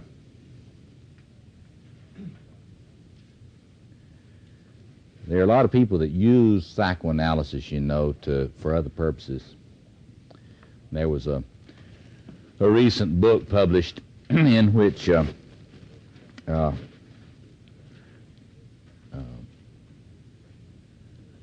there was a discussion of this kind of aspect of masculine domination, and one of the authors made this comment, something like, men have no excuse. Well, I can see that kind of statement coming from somebody that's coming out of a fundamentalist Christian point of view that doesn't know anything about the psyche. But the fact is, the sad fact is, the horrible truth is that human beings have an incredible struggle on their hands for consciousness. And from my point of view, in many ways, they're all excused. There's amazing grace, as far as I'm concerned, that abounds on this. And doesn't mean that I don't think you have to stop abusers, you know, just about any way I can. But in terms of moralizing about it and hating them, I think that's just to throw out the whole truth of psychoanalysis and all of its schools. So anyway, pedophilia, there's a lot of things going on there. I gave, sometime I may be able to get these lectures on child sexual abuse that I did at the Institute ready to be put out. But in that, you can see the projection. You project the little abused child that you were onto another child. And there is, at the unconscious level, a kind of a terribly misguided kind of attempt to connect with that child in sexual abuse. So, truly, it is domination. And truly, it is abusive, terribly abusive. But what you got to see is there is a wounded lover in there that's trying to make connection with the wounded child. It's all very crazy, but there is eros in there. You've got to see the eros or you don't understand the phenomenon. Yeah, back here.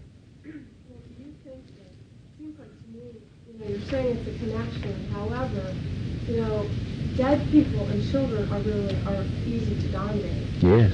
And other people that are wounded are easy to dominate. Absolutely. They've proved through research that if, for instance, a woman, rape victims are usually not women that go stomping down the street like, like you fuck with me, buddy, you're dead. They're women that are like, maybe they've had a really bad day or something's happened to them, and they're not on top of things. And those are the kind of people because they're so weak, And so it seems like to me, and just me, because I get angry about it, so this connection thing doesn't make as much sense to me as it's easy prey.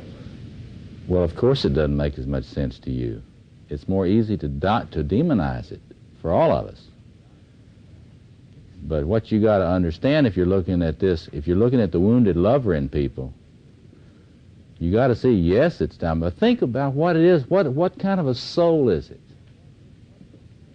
that is so wounded that the only way they can even begin to try to make connection with another human being is in a situation where they have total control. You don't need to condone it. There's no condoning it. But you do need to understand it. You do need to understand it. In this room, most of us in this room have a sector in our psyche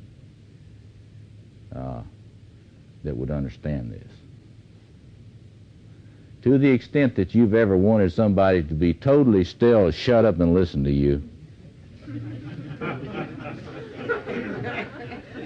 to the extent that you've ever really gotten angry at your spouse or lover when they did not act as if they were an extension of your body.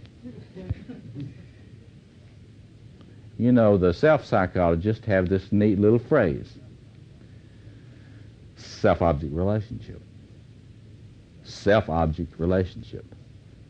And they often will not make that two words. It's self-object, one word. To the extent that you have to be as controlled by me as my hand in order to be in an emotional relationship with me, that's how wounded I am in the lover. See that? And you will notice, you get familiar with this self-psychology literature, the more wounded you are, the more in control you have to be. The more you have to act as if you, like, I love you, but I have to have you like I have my hand. Anytime I want it. Well, you know, it fits in a lot of different places. The question is something about, what about this love-death transformation thing that Robert Johnson talks about? Robert Johnson tends to think a lot out of the Magus archetype. And you need to read everything Robert Johnson writes as if you're listening to somebody that looks out through Magus lenses, magician lenses. And we'll get to the magician approach to sex, or lack of approach to sex, which is what we're going to admit. Yeah. I always had a bone to pick with Johnson because I always felt like, when I've read his stuff, it's like, the lover doesn't belong. It's just, you know, you go, oh, you have a perfectly satisfactory relationship. So what if there's no passion and there's no excitement? Just stay with it and hang in there. I just could not, it's just like, I couldn't quite get it. It was like something was lacking and it was just so dead. That was my impression. Well, I think Robert Johnson's stuff on he, she, we, ecstasy, all that sort of thing ought to be read. It contains brilliant insights. You're probably not going to have an orgasm when you're reading it. You know? But you're going to learn a lot about it. You're going to learn a lot about it. It's like reading Masters and Johnson, you know? It's the Magus approach to sex. You know, and you got all these therapists that, you know, we're going to send you to a sex therapist. We're going to have little seminars and techniques. We'll get into that more next week, you know. Seminars and techniques and which button to press and this, that, and the other. And you gotta understand these different people in different configurations, and you always got to ask yourself, who seems to be more in touch with this energy or that energy? Well, you've seen the video series on Joseph Campbell. Now, Campbell carries a lot of Magus energy. He also carries a lot of lover energy. And you just look at the twinkle in his eyes. And through that series, just watch Campbell's eyes. And now this is a man, when you read his creative mythology book, and he's talking about the mythology of love, you know this man is, this is not hearsay.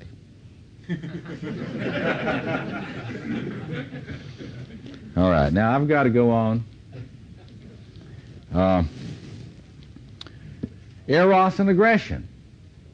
Now here, you ask this question about love and death thing. See, you get the love and death thing, you also get the love and transformation thing, but they're not in the same space so much. They're related. But this eros and aggression is what you get when you get somebody that's carrying a lot of warrior energy. It tends to be kind of dominant in them, more than any other energy.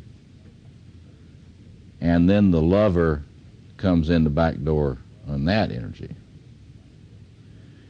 This is where I really love Jean Boland's work, because, I mean, while she doesn't use this typology, you can read what she says about the Aries male in that book, Gods in Every Man. And you'll get a real nice elaboration of what I'm talking about here. Aries, Mars, the Aries man is this warrior lover. I think I said last week, this is the one that really loves to fuck. Not make love. Well, Aries man doesn't make love a lot. But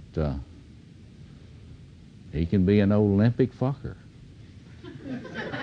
See?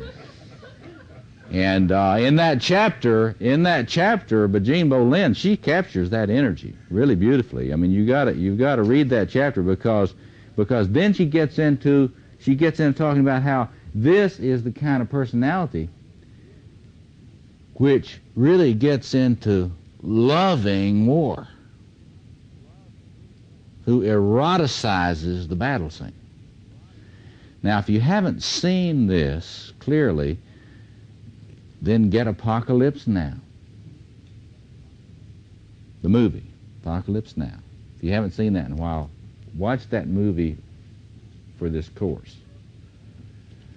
And look at all the erotic contamination in the warrior in that movie.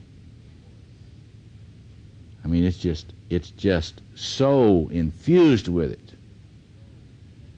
And there are several scenes in that movie where you really see it clearly. I mean, remember that scene where Robert Duvall is this air-cow commander playing Wagner as they bring in the choppers on their raid? And, I mean, just think about that now. Turning up the volume on Wagner as you're coming in on your raid with all your napalm and everything. I mean, just try to get a feel for that now, because that's this energy. And just think about the way that character in there, his teeth get set on the edge by this. God, I love it, you know. And he gets out there and they land after the village is burning. And what do they want to do? They want to surf. The boys are going to get out there and surf while the firefight's still going on. Now there's this Aries energy. There is getting so high in that context that you feel more alive. So I get this passion, this feel, am I alive or am I dead? Well, I'm alive. And I'm right on the edge. I may be dead at any minute, but I'm going to really be alive right now. See, you get it real clear in that. You also get it, there's another scene in which the guys are on the motorboat. Remember that scene? The patrol boat? And that heavily armored patrol boat with all the machine guns bristling, and they're going upriver. Remember that scene? And they turn on the Rolling Stones. I Can't Get No Satisfaction. It's one of the greatest insightful scenes in the cinema. And they turn it up. And it really gets, they boogie and they boogie and they boogie and they boogie, and shortly afterwards they're machine gunning a whole boatload of Vietnamese people. I mean, the juxtaposition of those scenes is capturing this erotization of killing. The male getting off on shooting things up. Yeah, somebody back here. Yes. No, I just wanted to say that this matter of playing Wagner from the choppers, they actually did that when they invaded Grenada. When the choppers came in off the troop carriers and took the troops. Well, see, it captures. See, why would they do that? See, what people have got to understand is that men particularly, I think that men, this warrior energy in men is so strong in the hard wiring. Comes online, I believe, first. And when that is not, as Robert Bly makes it very clear, I mean, if a man is not a poet, and if he is not really in touch with his heart directly, this energy, this warrior energy, is going to get eroticized. And it's a very common pattern. This isn't, I mean, just study history, folks. I mean, history is the greatest psychology lesson you can possibly look at. Because men get off on raping and pillaging through history. You just look at it. That didn't just happen. You got to get a feel for is the difficulty of integrating the lover into personality and culture. And you ought to be able, from what we talked about already last week, you ought to have a feeling for why that's so hard, because it doesn't respect boundaries. It dissolves, it crosses boundaries. You love everything. The lover loves everything, wants to lick everything. See? Think about it. Freud said it was polymorphous perverse. When I say polymorphous perverse, that's a Victorian thing to say. It's polymorphous appreciative. Put your tongue in anything. Serious, and get off of your negative response to that. I mean, that's the way the lover is. That's the way the wiring is. That's what that energy is. And, the human beings have been a little nervous about this. Trying to build your civilization, and you got this energy coming around that's kind of, sneaking in the back door and doing all these things. So human beings have always had a terrible problem with this. They created an institution. What do they always joke about saying the oldest profession? Well, prostitution. Well, I want you to think psychologically about this. Why institutionalize that? Well, because it's very unruly. And that's what we'd call in psychoanalysis a compromise formation. What is a compromise formation? Well, it's something you do when you don't know what else to do. It's not really very good. But it's a sort of a half solution for some folks. You've got to understand that there are reasons in the psyche for some of this craziness that we've seen throughout the history of human culture. And you can see the enormous task of human maturation, the challenge of human maturation to deal with this. I mean, this is a widespread energy. Just read Jean Bolden's chapter on Aries. You'll see what I mean. It's very interesting, too. She's very subtle. She makes this very interesting distinction between Aries energy and Mars energy. Aries energy is where it's a lot more contaminated with the erotic. Mars energy is much more disciplined and clear. What we, I think, today would call warrior energy. Mars energy is much more clear. It's very interesting why that might be. If you have an emperor, there can be more differentiation of these energies. No emperor,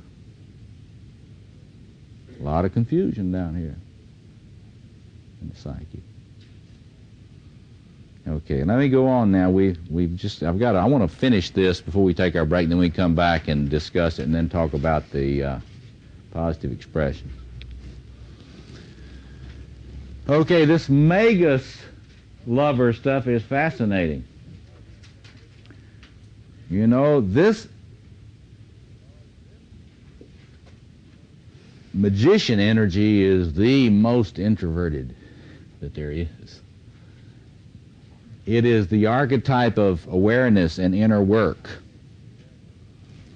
I mean, the Robert Johnson's title of that book, Inner Work, is wonderful. That's magician task.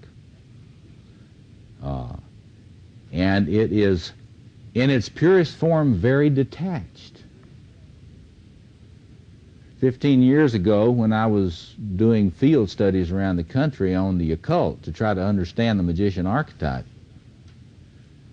I was really fascinated to find that there are many, many people in our culture today who are practicing solitaries. Did you ever hear of that? Practicing solitaire. These are occultists. These are magicians, not stage magicians, real magicians who practice their magic in the tradition of the old Hellenistic magic and they do it alone in their home. Well, it's the kind of magic that you read about when you study Hellenistic Greek culture. So there's all this talk about Hermes Trismegistus and all that sort of thing. The tradition that Aleister Crowley developed and claimed that he was initiate in and all that sort of thing. I mean, you can get, neo-paganism is the most widely practiced and widely growing movements in religion now. You can get a bibliography that Gordon Melton, one of my friends and colleagues, has published just on all of the stuff that's going on in neo-paganism now across the country. This is organized under this magician archetype. But what's fascinating about it is you see these people that are solitaries practicing alone. And that's the movement in this thing. That is, to the extent that the magician archetype is dominant in you, you don't relate. You think about relating a lot.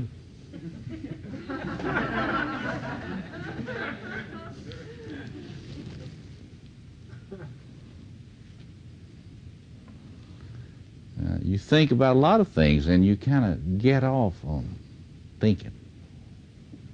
Sort of eroticize your cognitive processes.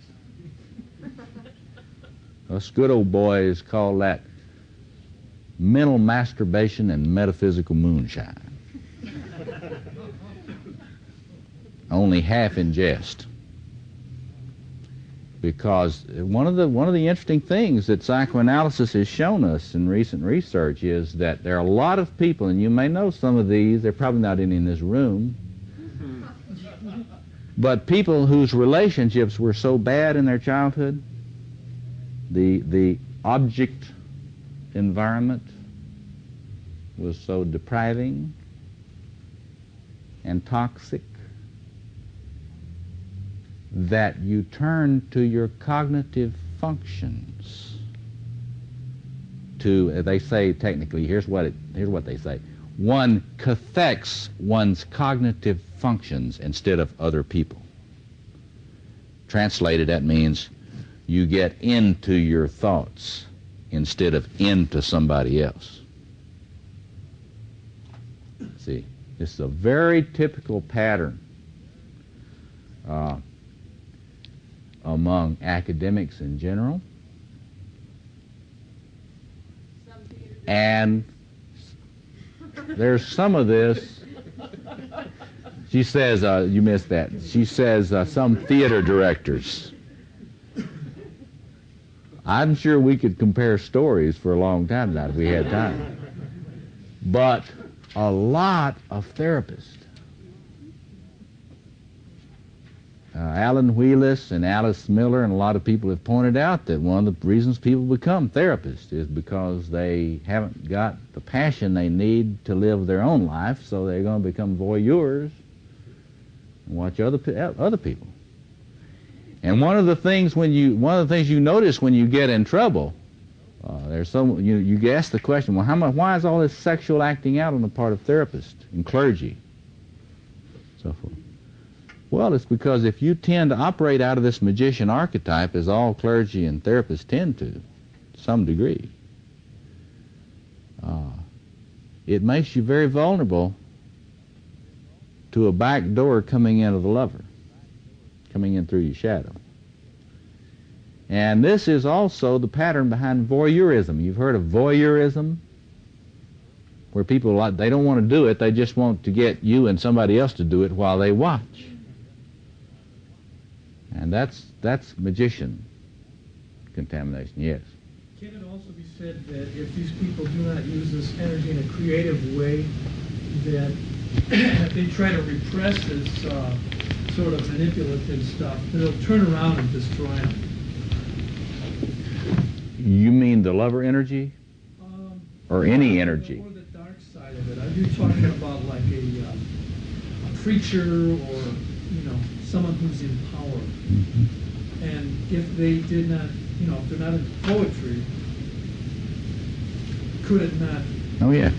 Well, I mean, yeah, his statement is that, or question is isn't it that that if you try to repress this love or energy, that it will come out in some way that will destroy you? Well, you see that in Jimmy Swaggart, and you see that in a lot of these other people. But it's a very common pattern. I mean, we need to realize this is a very common pattern when you do not attend to this. And I think the fact is, I mean, we've got a pretty big differentiation in the community of men. We got a lot of men who get in trouble because they're shooting up with this energy all the time. And if you're one of these, we'll get to you shortly. But you really can't understand these men that can't get into lover energy. It's hard to get your mind around that because you're so eaten up with it, you can't figure out what to do with all of it. So you get an addiction to help you handle it. These other folks, though, which is by far and away, the addictions are gaining. I mean, you know, folks with that solution in that particular issue are gaining, but still, most men are real out of touch with this lover energy directly. Yeah. Is it possible to be celibate and be organized? Oh, yeah, I think so. The question is not whether you're having coitus all the time. There are a lot of people who have a lot of coitus and are not very well in touch with this. That's the other side of it. Yeah, see. How about the positive side? Well, the thing about it is that the question has to do with celibacy. And the question is about, is it possible to be celibate and have this thing integrated in an organized way, I assume. And I would say certainly, I think it's possible. Have you ever seen it? He says, have you ever seen it? I think so. I think so. I think so. Well, you know, we can do a whole course on celibacy and what that's about psychologically, but see, in order to be celibate in a serious way, you would have to be really heavily integrated in the warrior configuration and be using that for what it's for. And maybe we can talk a little bit, because that's a positive expression. I'm trying to talk about pathologies now, and I don't see celibacy as a pathology. It often is one expression of somebody's pathology. Just like people choosing the career. See, I don't want to single out the celibate people for special attention on this, because, you know, people can go into being a therapist for the same pathological reasons that you can go into being a priest. But there are positive reasons to do that as well, and we can get into that a little bit later. Yes, one more, and then we need to finish this and take a break. Yeah. Now, she's talking about people that have to sit behind consoles, computer consoles, or sit at TVs. It's really, it might make you more vulnerable to living a life of detachment. But I think, for example, when a teenager is watching a video of Michael Jackson, they're not practicing magician energy. See, you need to get the latest Michael Jackson video and watch that. See if that's practice. It's going to get you to be a magician. The magician energy, this is somebody who gets off on thinking they know all the esoteric knowledge. You see, there are three things that have to be combined in this magician space. It's an understanding of initiation, into esoteric knowledge. You got to have a special space, sacred space, transformative space, liminality. And then you got to have somebody that's going to be the ritual elder in that. And so when you get a solitary magus practicing, like that Rembrandt painting, Faust in his study, looking at the magic disc, this is somebody that feels that they're doing important work on the inner planes to keep the world going. And they're very invested in it emotionally. So that's not a passive thing in a way. It's not passive. It's an erotic investment in a mental world. Mathematicians. You know any mathematicians? Any really hot-shot mathematicians? You ought to get to know one. You know, somebody like Einstein. Bertrand Russell. I mean, those mathematicians, you may, if you don't know anything about math, you may think those folks are just kind of doing without.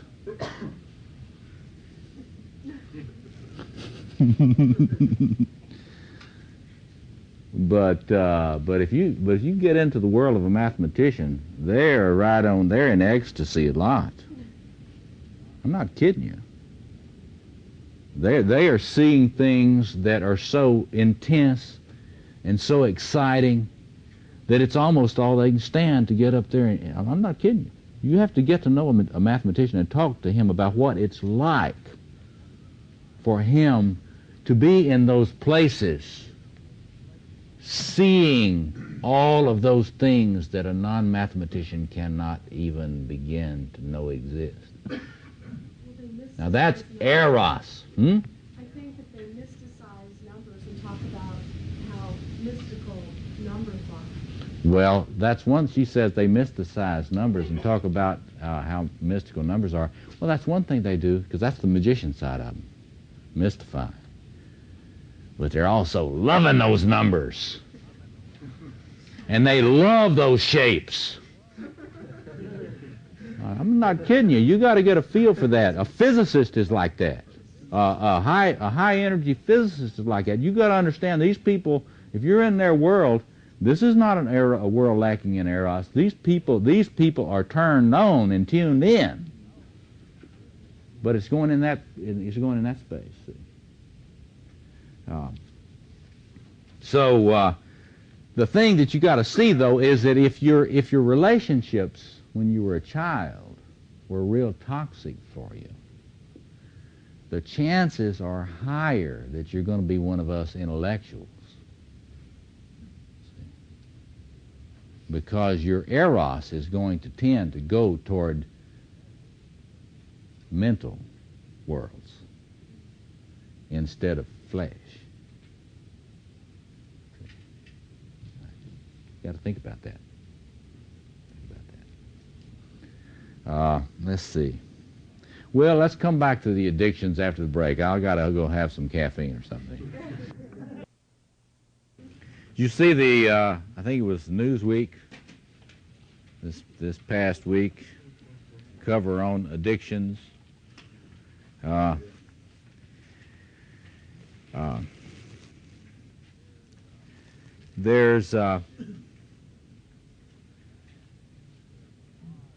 There's a lot of interesting thought now on addictions that relate addictive behaviors to narcissistic pathology. I passed out this stuff on Kohut and Kernberg and so others on this interview with Otto Kernberg, Why Some People Can't Love, which is about pathological narcissism, and this interview with Heinz Kohut called Narcissism, Empathy, and the Fragmentation of Self. And I wanted you to look at this in the context of our discussion tonight because there's a lot of exciting work being done now by the psychoanalytic self-psychologist on the psychology of addictive behaviors. And let me give you a reference to a book. There's a book by a man by the name of Jerome Levin, Levin, and it is called Treatment of Alcoholism and Other Addictions, a Self-Psychology Approach. Relating the narcissistic wounding that a person can have in early childhood, the disappointment in their relationships in early childhood, to the tendency to turn to substances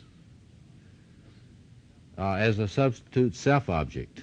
And one of the things I want us to think about tonight a little bit is how that, you got to think about this stuff subtly, about what turning to a substance is. Now, I don't want to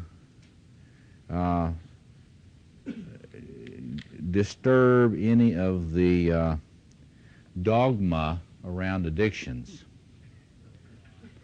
So you can just bracket all that dogma around addictions, and then, but I do want you to think about it archetypally, and think about it in terms of what happens when one is disappointed in love very early. When your first lovers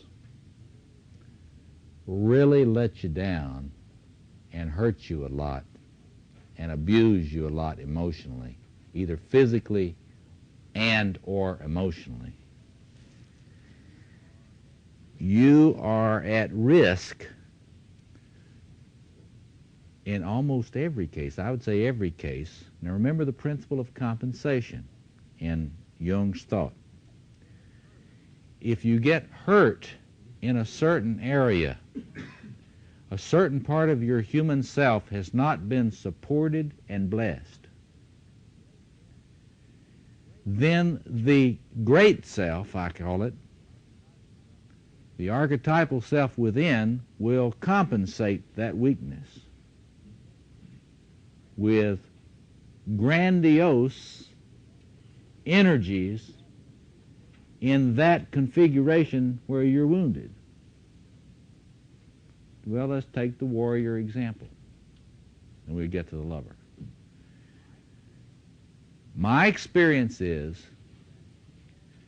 that men who easily get into violent behaviors are men whose warrior is not consolidated, is not developed enough. People get a little freaked out. What I say is that man needs to go into martial arts training. If you got a violent man, you need to send him to a real good sensei. And after a few years, that man will not have a problem with acting out violently. So in other words, it's not the same thing. A soldier is not a warrior. Let's get clear. Well, I think that there are undoubtedly soldiers that are warriors. But you got to understand the two words they're not synonyms. A warrior is an emotional reality. It's a spiritual reality. It's a psychic reality. It's something that requires an achievement of character and personality development. It is a capacity to bring that archetypal energy into full responsible stewardship. And so if you get a violent man who acts out against people who are defenseless and weak, you've got a boy in that area who's not matured. Same type of thing in this lover sector. You get reaching out when you're a child to your first love objects, and they shame you, they humiliate you, they reject you, they freeze you out, they abuse you sexually or in other emotional ways. Your lover side of your human self is very, very hurt, very wounded. That will be compensated by the archetypal lover energy. And what you will have coming on very strong in you is powerful lover energies to compensate the weak place in yourself, little s self. Now, this will be extremely intense energy. It always is. Ecstatic energy. Enormous, powerful arousal states. Be hungry for these states of excitation. You won't, it'll be like the Stones song, I can't get no satisfaction. You won't be able to get enough. You see this in persons going after alcohol. You see it in people going after various drugs. You see it in people in what's known today as Sexaholics Anonymous. You see it in terms of overeating, eating disorders,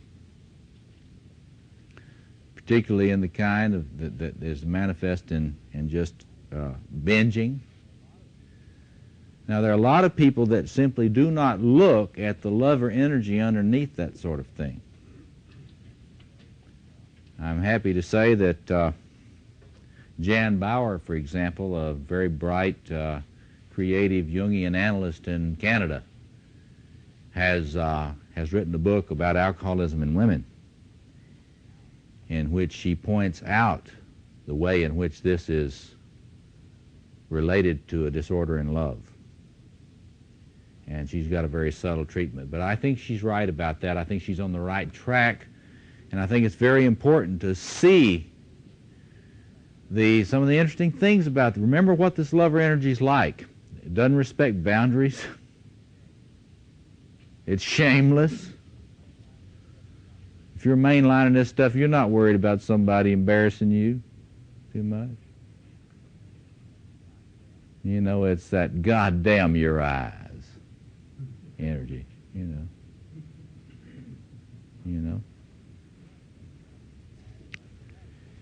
And you got to think about this lover energy. It's it breaks the rules, very anarchistic.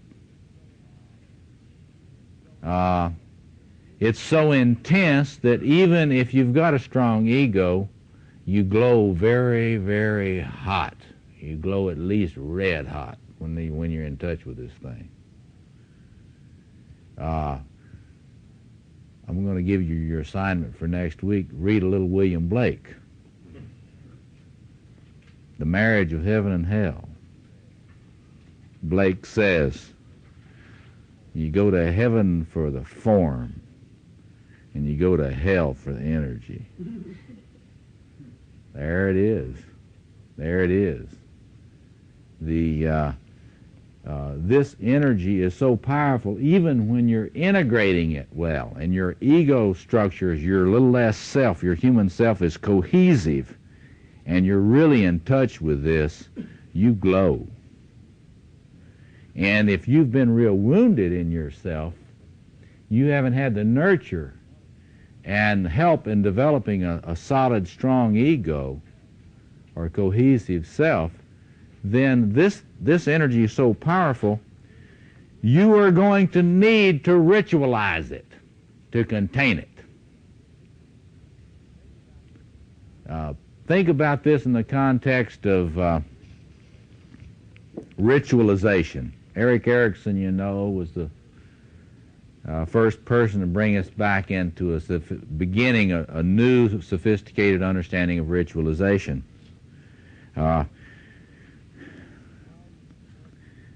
Freudian interpreters pathologize ritual too much. They tend to think the only reason you would ever do any ritual is because you haven't dealt with your problems. That's not my position. We'll get into creative uses of ritual to deal with lover energy next week. But the Freudians are right about this too. That is, you got to look at addictions as ritual practice. It's not very conscious ritual practice in a way, not conscious in a psychoanalytic sense, but it's clearly ritual practice which helps an individual try to contain and bind this energy. Doesn't do it too well, but you have to ask yourself, what would the individual have to deal with if they didn't have their addiction? One of the things you got to always, when you're thinking about any form of psychopathology, you got to think about this psychopathology as a kind of of a creative compromise.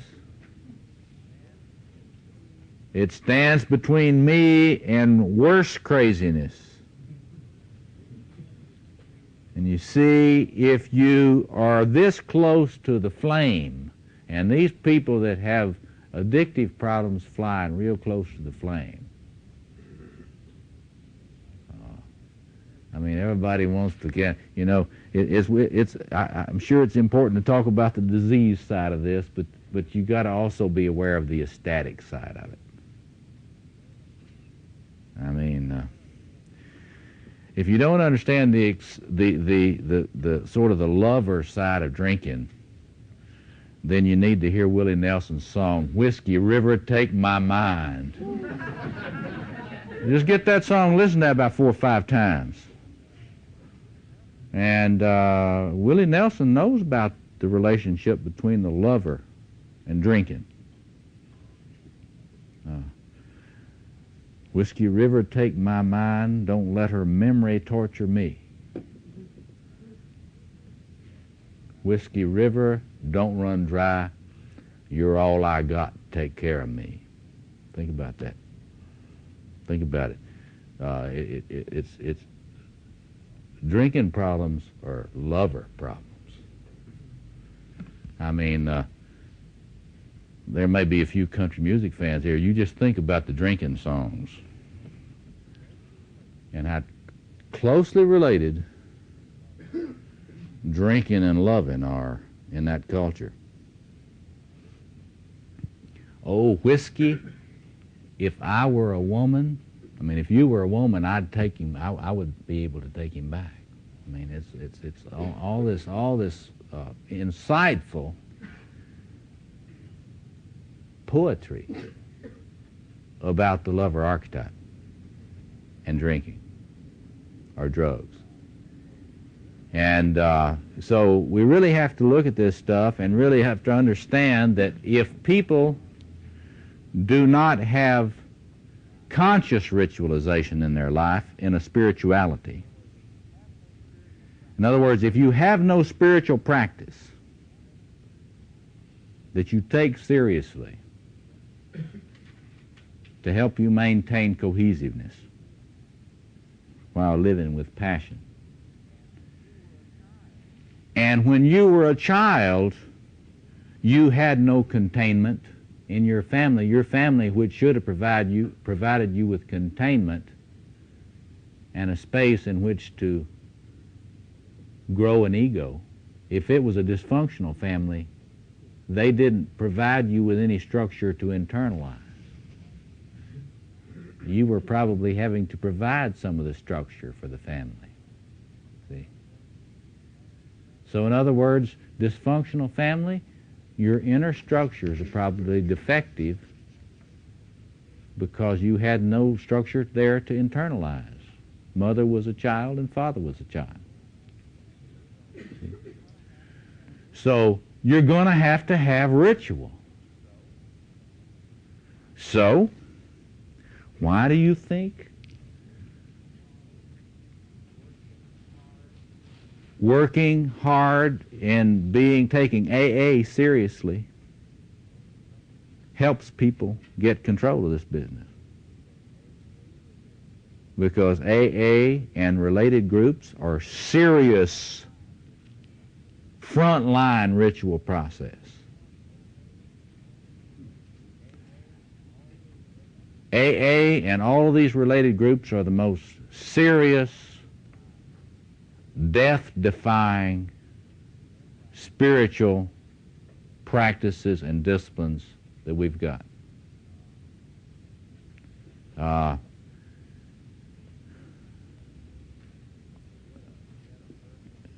Get a person that's been AA and has 15 or 20 years of sobriety, been working in an AA as sponsor for a while. If you want to meet somebody that has a magnificent bullshit indicator,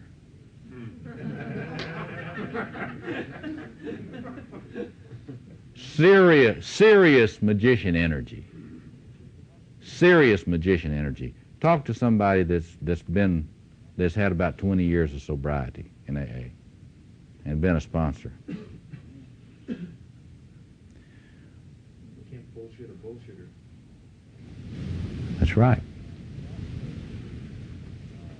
But you see, that person has worked the program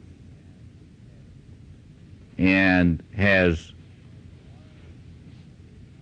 learned enough about the trickster. See, the trickster that kind of gets you into trouble, when he grows up, he's a sorcerer.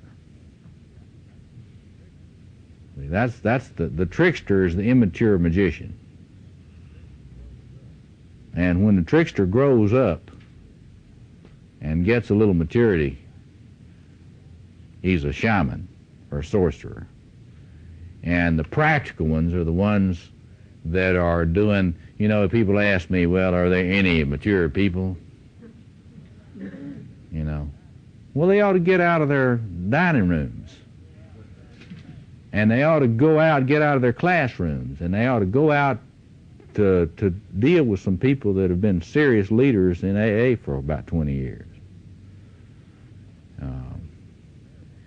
And I tell you, you compare what goes on in this kind of group among the serious folk in it to what goes on in most congregations, and you get a stark comparison. You got to understand it's ritual. What is ritual? Serious ritual process. It always includes containment. You're containing numinous energies. Well, you get a bunch of addicts together. They help each other contain this. They don't gussy it up real pretty. They know what they're dealing with. And they know it's life and death. Is that why honesty is part of their programs to form the containment? Yep. She says, is that why honesty is a part of the program? What you need to do is just get the big book, the AA's big book, and study it to learn something about what I call liberation spirituality. We want to talk liberation spirituality? Look at the program. It's no accident, I think, that Jung had a connection in the very early days of Alcoholics Anonymous, and it's because of that understanding of the spiritual core in the program. See, but let me just say another word. They talk today about turning to an object as a self-object. Well, what is a self-object anyway? Well, it's somebody that is always there for you. Remember in my King lectures, if any of you were in the King course, in the early days of kingship, you know what they did with the king? They shut him up in his hut so he couldn't get out. You always knew where he was when you needed him, which was all the time. See? That's a self-object. A self-object relationship. We're all looking for that. That's a center. Cosmic tree, axis mundi. See? Something I can count on. See? All right. The recent research says you turn to substances to provide you with a self-object experience. Well, what is that? Sacrament, folks. This is the Mass. Only it's a Mass, when you're an addict, it's a Mass where there's no containment and there's no ritual elder running the show that knows what they're doing. Might have a wise bartender, but if he's pushing that stuff at you, he's a shadow magus. So you got to you got to study Victor Turner. One of the things we haven't done enough of, we're still tone deaf on this stuff, we've got to study anthropology and do an anthropological study of addictions. We do not understand addictive behaviors until we understand the paucity of ritualization in our culture and the fact that if you don't have rituals consciously and you start flying close to the flame, you're going to have them created in your life unconsciously. Or you're going to be psychotic. Or you're going to commit suicide. So if I say you got to choose between an addiction and suicide, addiction is a little slower. So if you don't have a better ritual, I would like to warn addicts, don't let anybody take your addiction away until you got something better. See? Yeah. What do you regard as the ritual process in AA? Is it the seriousness, or is it working the 12 steps? I'm just not correct. Well, you have to study ritual. You have to study about what are elements. The question is, what is the ritual process in AA? You've got to study the structure of liminality. You've got to look at Victor Turner's book, The Ritual Process. And you've got to look at the, for example, the essay, look at the essay that I did in that book, Jung's Challenge to Contemporary Religion. And there's a book that Murray Stein is editing right now that'll be published with Chiron Press very soon that's on psychoanalysis and ritual, and I have an essay in there about this. But let's see. And I also have a volume on the magician that will be coming out before too long with Moral Press. But anyway, you got to understand vessel, containment, the group. You got to go to meetings. If you don't go to the meetings, you're not ritualizing. You got to go to those meetings regularly. You got to understand, just like a devout Catholic goes to Mass every day, you go to your meetings. You don't go to your meetings to be nice. Right? You got that? Yeah, a devout Catholic doesn't go to Mass to be nice. And there are people that do go to Mass to be nice, but they're not working the program. You understand me? If you know what the Mass is about, you don't go to the Mass to be nice. You go to the Mass to survive. You go to the Mass to deal with the chaos that's trying to kill you in your life. You know what? If you got chaos trying to kill you, try going to Mass, whether you're Catholic or not. Try to go to Mass. Let it help you contain the stuff that's lurching around in you. See, if Jung is right, you got a lot of big animals in here. You know? They all want out. You need to contain that until you figure out how the gates work. All that sort of thing. Yeah, back here. Yeah, sure.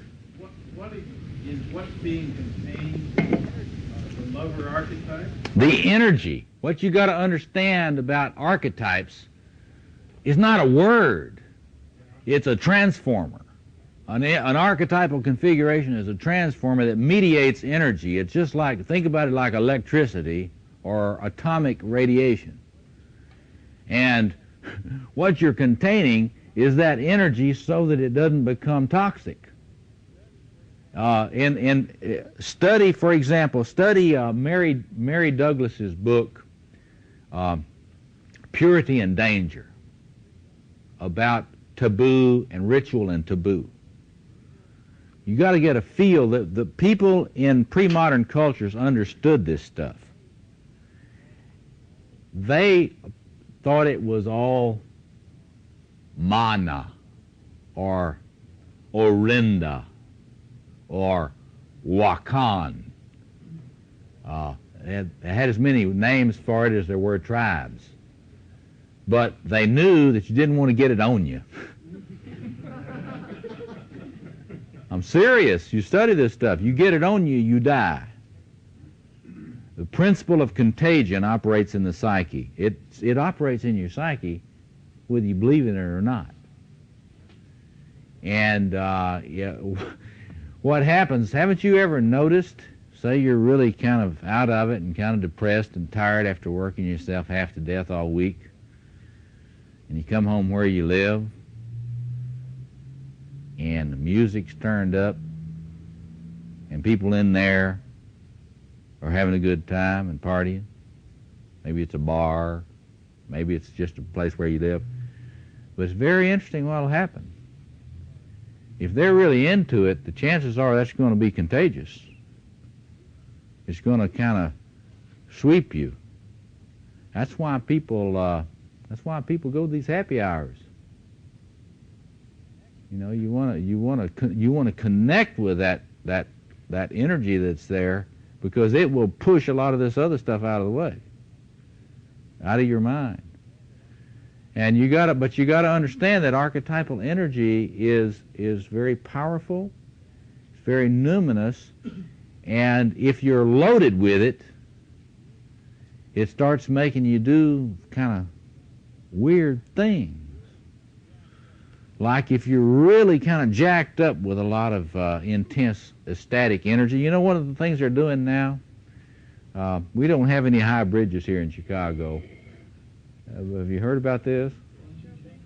Bungee jumping, where you take this little bungee cord, you know, and you tie it to the bridge, and then you just dive off, and you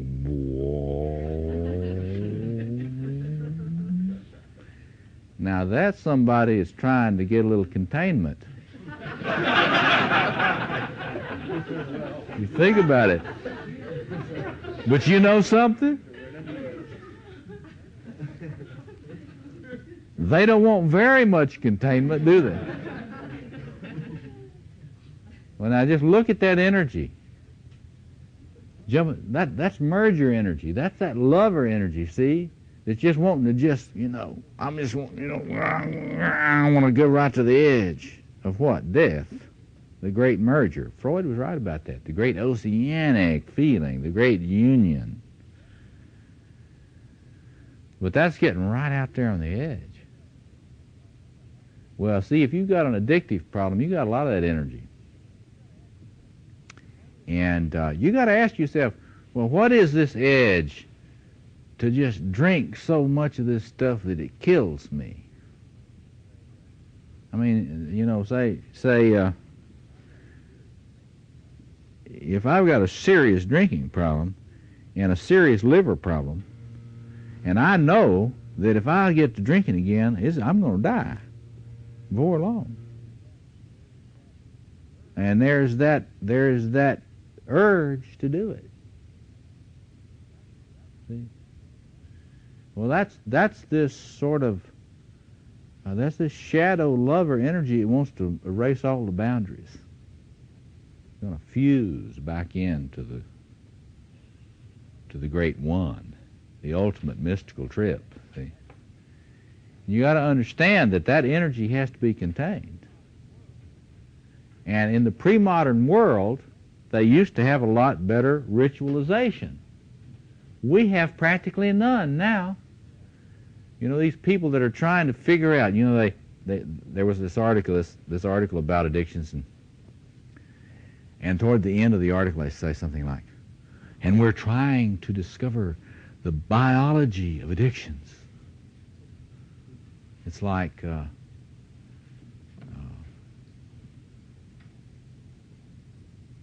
it's like the entire psychoanalytic movement never existed. You know, like, and of course these people, the entire psychoanalytic movement, they never heard of Freud. I mean, and they don't understand about primal energies in the unconscious that are real. These are not just ideas. And they overwhelm individuals from within, and if the individual doesn't have any structures in their family in which they're growing up that they can internalize so they can have some controls over it, then they're going to have to act out in predictable patterns. Addictions are predictable patterns. That means there's a predictable ritualization process in it. Now what you got to understand is Jungians think we ought to get conscious about our ritualization. Take responsibility for it. See? That's the next agenda. Well, if you start doing that, then you move into a postmodern culture. Because modern culture pathologizes all ritual. See? I like to say to groups of men that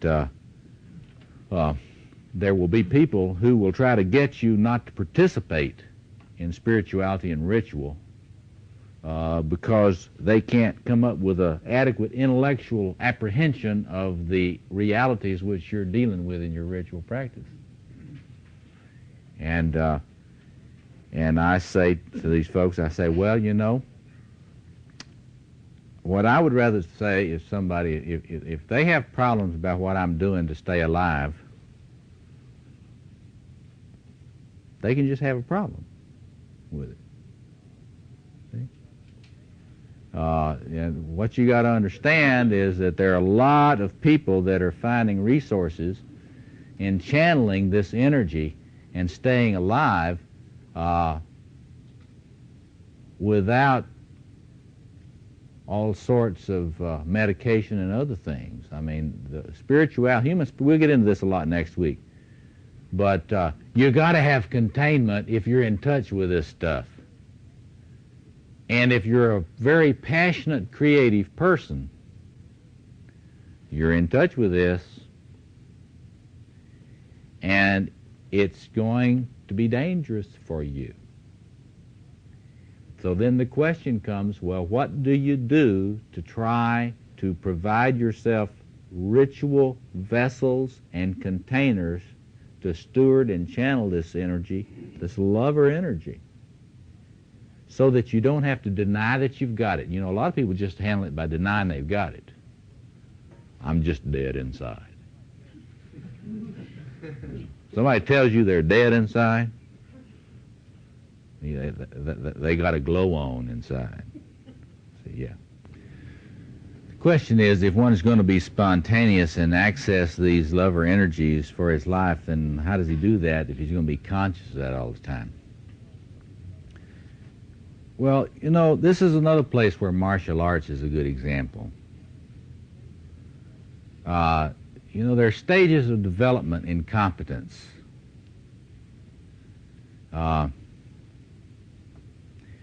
Unconscious incompetence, conscious incompetence, conscious competence, unconscious competence. A kendo black belt, that is, one who is a master in the art of swordsmanship, does not think about where his sword's going to go.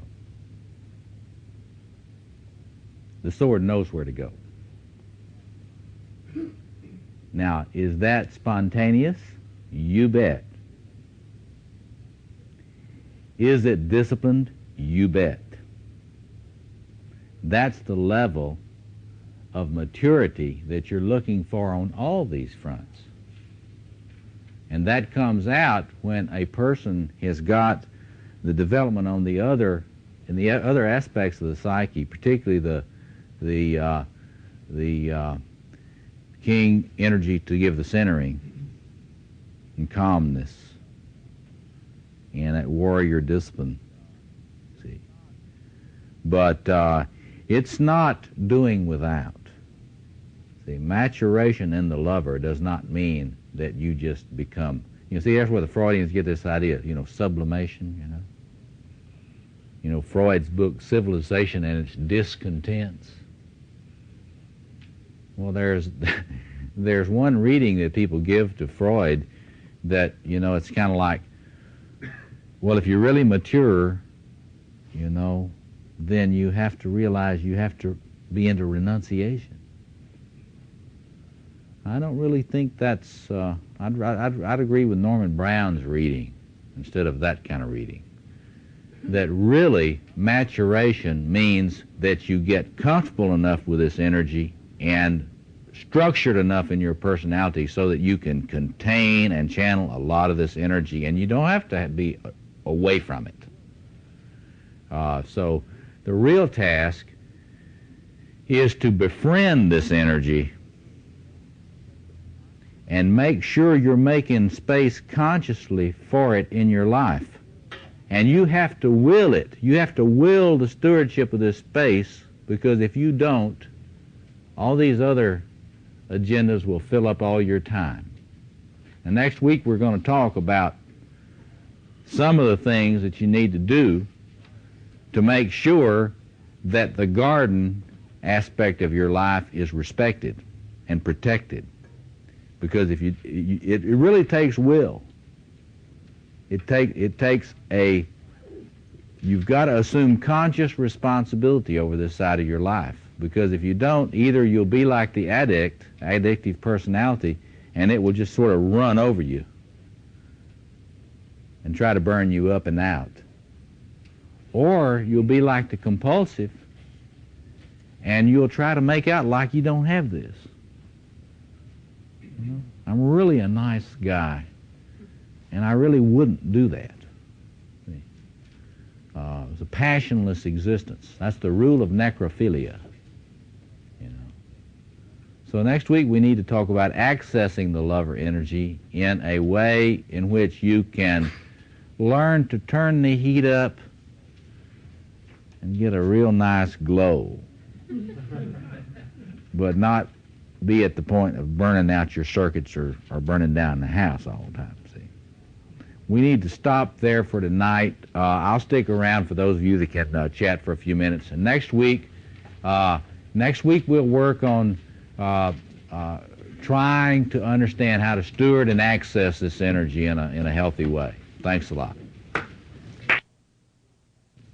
I said to you last week that what I've been trying to do is to get more and more clear in my work for the last 15 years about the way in which these four different configurations, I like to think of them as circuits or programs in the psyche, have to be related to get us much more clear about what they are for, what they are to resource, what is the specific task in the psyche, and what does this contribute toward wholeness. You need to think about these things as bringing a gift to the total psyche. Each of these configurations, king, warrior, magician, lover, brings its own gift to the larger psyche. And if you receive all of the gifts of these configurations, then you have a shot at individuation and wholeness. If you refuse the gifts of any of the aspects of these configurations, then you really don't just lose out on the particular configuration you're refusing. What happens is that that very refusal distorts all of the energies of the other configurations. And I said to you last week that in discussions with Douglas Gillette, that's working with me on trying to get all this material in print, we were trying to think of images, and it hit me in the course of our discussion that probably the most adequate way to image this in terms of a concrete image is that of a pyramid-shaped structure, or the archetypal self itself is, say, two pyramids base to base, one representing the feminine, one representing the masculine. And that if you just think about the masculine psyche, that think what would happen if you had a pyramid and you build two sides of it or three sides of it. And try to imagine that in your mind. Imagine leaving a side off of it. What does this do to the rest of the structure? You get a feeling, if you start playing with images like that, you can get a feeling for the weakening of the other structures and the eventual distortion of the other aspects of the psyche if you do not pay attention to all of these configurations. And I want to just review a bit with you before we go. Last week we were talking almost totally about distortions. Tonight I want to emphasize to you again the necessity of this lover energy if you are going to fully develop, be a fully developed masculine personality. So let me just jump into that. Then we will start talking about resources. How do you get at this? And I'll be talking a good deal about active imagination along these lines and some other resources. But last week we talked about the way in which the king archetype, without this lover energy, functions in terms of tends to get erotic about domination. That is, if the lover space and energy has to come in the back door, then you will get off on domination of others. If you neglect the lover space directly, you don't develop that consciously, the warrior will really get into destruction of life. And there will be a sort of an erotic pleasure in devastation and destroying value, destroying whatever's in your field of fire. If you are coming out of the magician without adequate connection directly, appropriately to the lover, you will tend to be very detached emotionally, and you will be very voyeuristic, and you will not be able to think adequately about the moral and human meaning of things you invent. In other words, you will be a scientist without a heart. You will be a physicist who never thinks about the moral implications of your discoveries in high energy physics, etc. I mean, you can apply this to all the different scientific disciplines.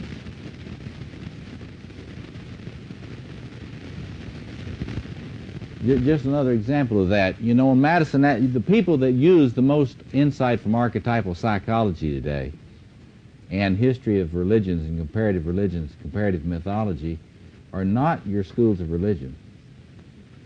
They are not your theological seminaries. They are not even your graduate schools of psychology. The people who are putting the most money and time into this type of thing today are people in advertising and marketing. They are buying magicians right and left to help them use archetypal images and the understanding about the power of images to manipulate people through marketing. I mean, all you have to do is look at commercials today and get a feeling for that. It's brilliant. I mean, spend an evening looking just at commercials, forget the programs.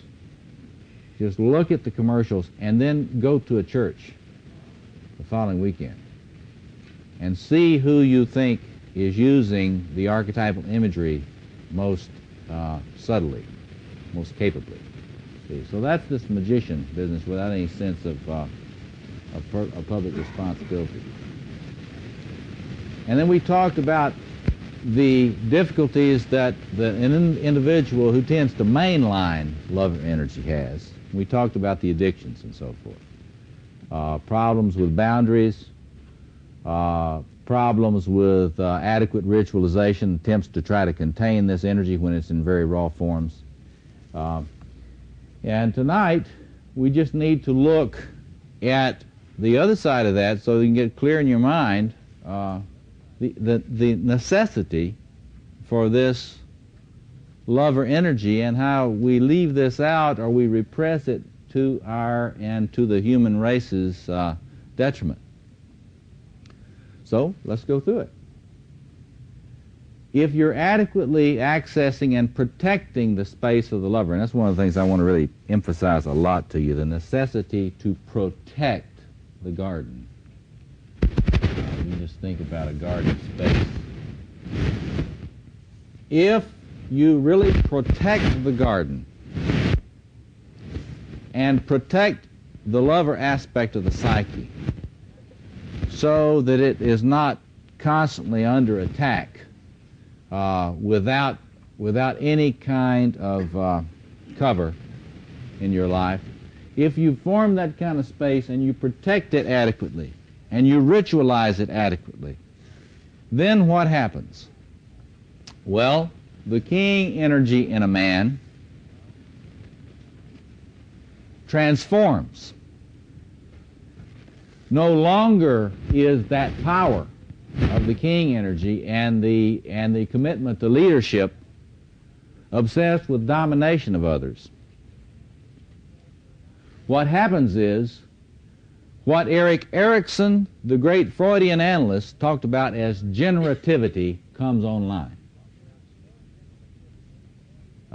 If you have not read Erik Erikson's work, let me suggest that you begin with an overview that a really outstanding person, Robert Coles, a Harvard psychiatrist, has written about Erikson. It's just entitled Erik Erikson, The Growth of His Work. It's a sensitive summary of Erikson's work, and then that will get you into Erik Erikson's work. But the other book that I would recommend that you look at would be Don Browning, an important book called Generative Man. Generative Man, in which he goes into the foundations of this capacity in a mature man.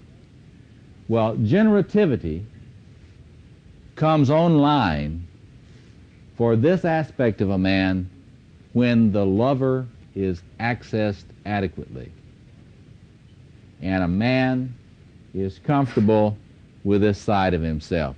The king energy is transformed and in fact enabled to be what it was meant to be in the first place. The warrior, instead of compulsive attacks on values, human rights, anybody that's vulnerable,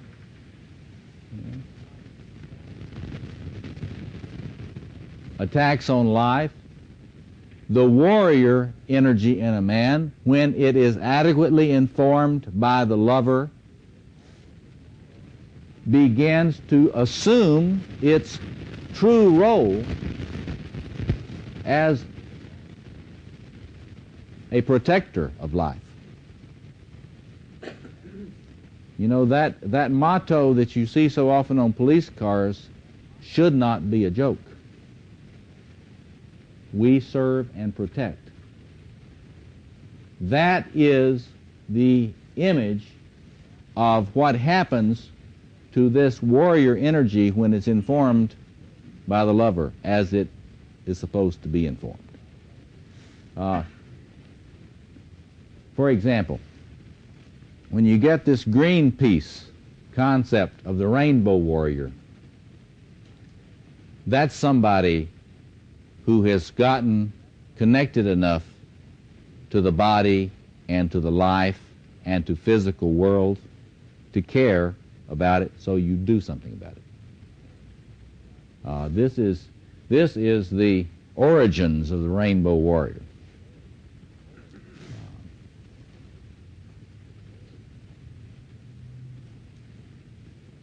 The magician moves from that kind of schizoid detachment we were talking about earlier, that sort of fantasy of value-free theory. You know, anybody that's into this fantasy of value-free theory is a magician who has not connected enough with the lover energy. Because anybody, see, when you're value-free, that means that you're out of touch with this lover energy in an appropriate way. You have no real appropriate connection with it. When the magician configuration in the psyche is balanced appropriately by the lover energy, this detachment goes away. And what do you start to get in human culture? You simply look comparatively in the various cultures of the human race in history.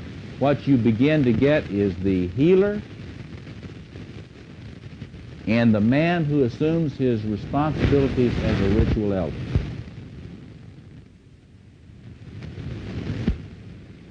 In other words, what people talk about today as the functioning role of the shaman or the medicine man, or, as with the Mescalero Apache, the singer. One who is not at all detached from the people. In fact, it's fascinating to me, there are so many psychotherapists and psychoanalysts that are into these detachment fantasies. You know, the fantasy that to be professional, you're really detached. And in a lot of training schools, they teach that.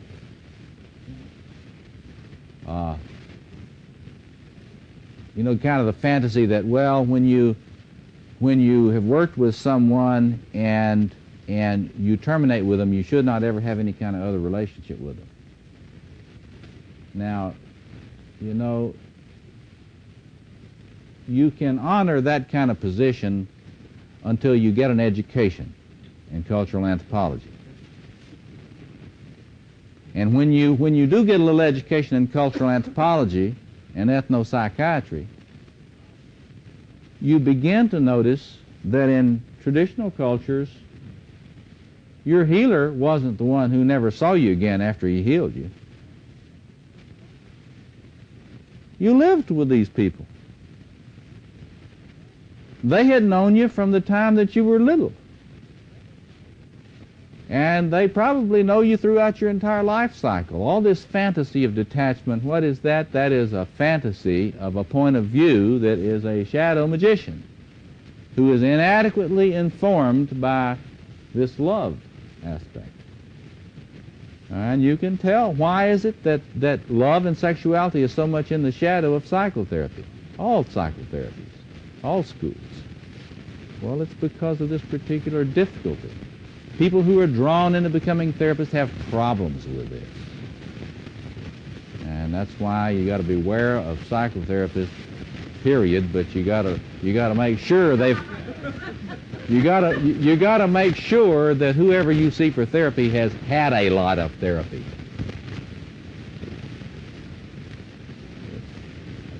Don't go to therapists who have not had. First question you ought to have when you interview a therapist before you decide to see them. Find out how many years of therapy they've had for themselves. That is the only way a therapist can deal with this problem. See? So they don't need to be a voyeur for your life. Okay. And so, but not just the healer aspect, the ritual elder aspect. A man who is inadequately related to the lover will not be able to care enough to serve as a ritual elder for those in his life that he needs to serve as a ritual elder for. There's a group of men here in the Chicago area that offer an experience called the New Warrior Weekend. One of the things that I'm very impressed with this group of men about is that after they have a weekend, an intense weekend working on men's issues, they have follow-up small groups. And these men take time to be there for each other, and they're not getting paid for it. That's a very impressive thing to me. It's very hard to find men who will be there for you and help you address and deal with your male issues without wanting money for it. And that's why I want you to think about the importance of this kind of experience of men. Because men who will take the time in their lives, in their busy lives, to spend some of it being there, serving as ritual elders for other men, that's a very impressive thing. It used to be something that men assumed. In the pre-modern era, that wasn't unusual. If you were a man in a tribal culture, there were times that the men took to be with you and to help you deal with how difficult it was to be a man. Not in modernity. Most men today live their lives year after year after year without having any time, serious time, with another man or men to talk about the serious issues of their life as men. That is, unless they pay for it. And that's a tragedy. Could be stopped. And there's a lot of movement on this now, around the country. Okay. The lover side of the psyche, for those of you in the room who don't have a problem that the rest of us guys have got, you don't have a problem getting into this and integrating it. What you got a problem of is trying to find your way out of it sometime. You know, you sort of are embarrassed by all the riches of the lover energy in your life. And so you spend a lot of your time trying to figure out which one of your addictions you will use today to try to kind of bind some of this energy. And I've been very serious in my discussions in previous weeks that we've got to look beneath this popularity of addiction today to the powerful energies that fuel it, and understand that these passionate energies, the intensity that so many people who've had problems with addictions experience, that energy is not in itself pathological. And you should never let anybody convince you that it is. The energy itself is not pathological. That's energy that, even though it's manifesting in some self-destructive ways, that is life energy. That's life energy. And again, like the problem with so many of these other things, the problem is always one of stewarding. How does one steward this energy, keep it from wiping me or somebody else out? How can I get out of this energy what it's there for?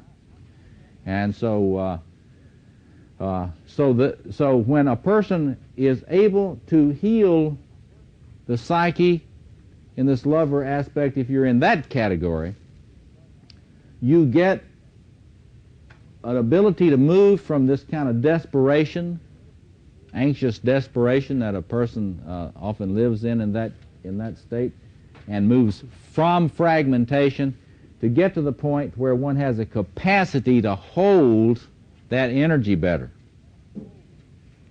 One develops a capacity to contain and channel that energy better so that one doesn't have to completely isolate oneself from it. one doesn't have to feel bad about the energy, but one can actually experience it more and benefit from it in the way that it was designed to be used. So let's talk about, well, first of all, let me just stop there. Do you see how all of these things are interlocking? You cannot heal one without reference to the others. Yes?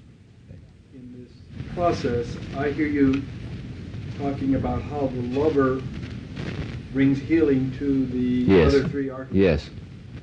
Is it possible for it to move the other direction? It does move. Let me just say that we're going to have to look now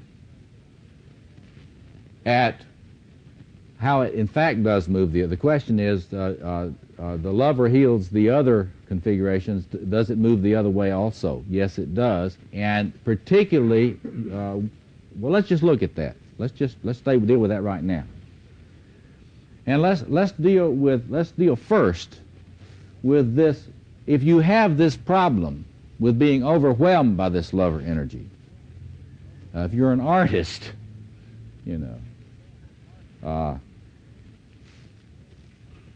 it's very common for artists to have difficulty being overwhelmed by this intensity and having a lot of trouble regulating it. What does the king offer to all of these that no other configuration offers? It offers centering, a taproot, which gives you a center that is not the ego, which can help you regulate all energies. If you do not have the connection with the king, you will be full of anxiety out of all of these. You'll respond to the anxiety differently. But the king, and to be, I mean, if you really were doing the full psyche, it's the conjunctio, the royal couple. If you're not adequately connected to that, you do not have the kind of axis. You do not have the center, the still point, around which all of this energy can revolve.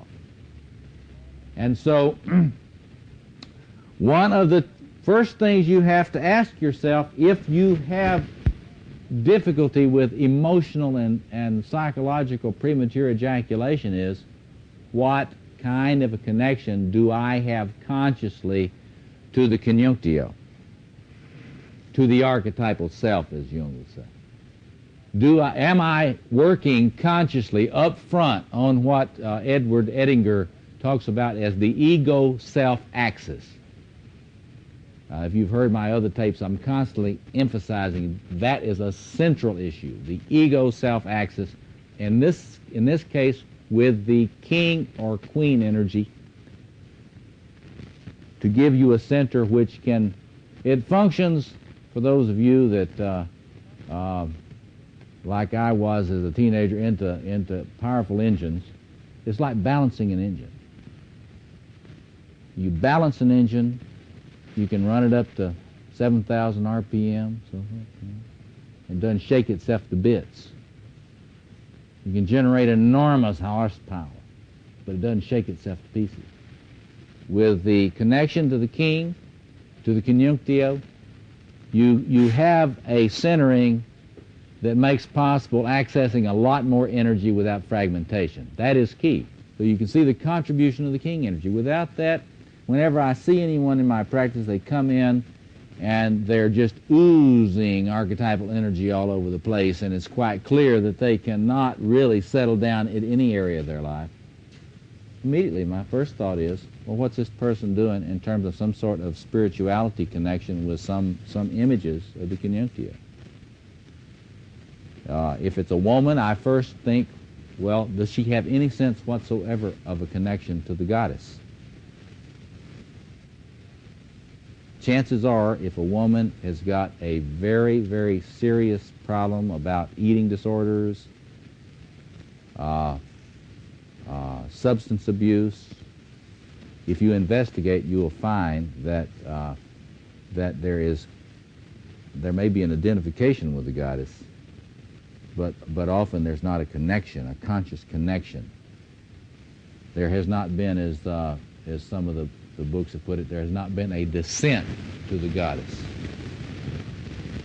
By the same token, if I run into a man that is glowing red hot when comes in my office, I want to know what kind of spiritual techniques or disciplines he may be using or is not using. I'm assume that he's probably not using it, to disidentify with the king.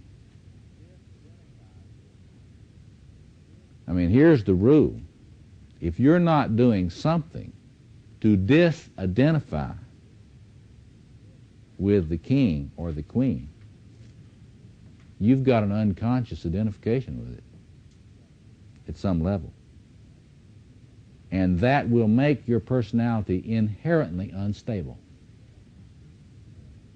That is, you may get into a psychotherapy with somebody and have an idealizing transference, which means that you put that projection on that therapist. But do you see? Then all of a sudden I'm calm. If I'm able to idealize my therapist, all of a sudden I'm calmer. But that doesn't mean I've really gotten anywhere. You see that? Can you see that? It doesn't mean I've gotten anywhere until I get an internal connection to that thing which I'm projecting on my therapist. So that's what most people mean when they talk about spirituality, and that's okay with me for them to talk that way. I mean, the full ego self-axis includes a connection, a conscious connection to all of these. But what you get when you're connecting with the king, if you're a man and you're connecting with the king, what you're getting specifically is that taproot that balances your engines and enables you to rev it up more without coming apart. See? Yes. Well, what I mean, very simply, the question is what I mean by getting a connection, with, say, with the king. I actually mean that very simply in terms of a process of active imagination. You can read Robert Johnson's inner workbook for a sort of an ABCs of active imagination, or you can get Barbara Hanna's old classic on active imagination called Encounters with the Soul, and read that. But it's a lot less important for you to get sophisticated in all the reading about active imagination than that you do it. You know, I have a lot of people that read books on active, but it takes just doing it. And see, when you're writing a dialogue, you know, when you're writing a dialogue with the king, it's a lot harder for you to identify with it. Because the king will say things to you. And now, this is not speculation, folks. I have done this with men and women all over the country. And so I'm not recommending some mystical thing at all. I'm just saying this is an empirical exercise. Experiment with it. If you're not experimenting with it, then you haven't really made any effort. See, we're not talking ontological issues or metaphysical issues. You can do that if you want to theologize about this. People throughout history have. But the real issue is, if you will do active imagination with these imagos, it will have, I will guarantee, it will have an impact on your psyche. And if you do active imagination and form a relationship with the king imago, or for you women with the queen imago, it will calm you down. You try it. I don't care how crazy you think you are. The crazier you are, the more you ought to be doing it. There are people that will say to you, oh, you know, if you're really crazy, don't you do active imagination? Ooh. You got to be seeing me if you do active imagination. Well, I understand that. Marketing is important. But if you're real crazy, do active imagination with the king and the queen. That will help you get real disidentified with the grandiosity in your psyche. Now, if somebody asks you, well, now, is that king God? Tell them you don't know. You just talk to them all the time. See? So you'll ask them the next time you talk to them. Say, are you God, sir? See? And then see what they say. Sometimes they say, most of the time they say no when you ask them. But you have to ask the one in you. I don't know what he'll say. But you can find out that's an empirical scientific enterprise. So we're not talking theology here or something mystical. You just a scientific psychological experiment, which you can do. But I am making an assertion based on my clinical experience. If you're real crazy, start your active imaginations with the king and the queen and get that relationship going first, because it will calm you down and give you a sense of calmness. Try it. See what I mean? Yeah. Yeah. The question is that say he had done an exercise in one of the classes on the king where he got in touch with a bored king within. My comment about this is very common when you first begin. A lot of people have a hard time finding a nurturing royal couple within. But that is, to me, what you want to do is you talk to this shadow king. Ask him where you got him in your family. Where did you learn that the important persons were to be bored with you? And ask him how you treat other people the way he's treating you. I mean, there's always something to learn from these figures. And Jung's point always was, when you're doing active imagination, you never become vulnerable to these psychic contents. That's wrong. You protect yourself from them. You form a firm relationship with these figures.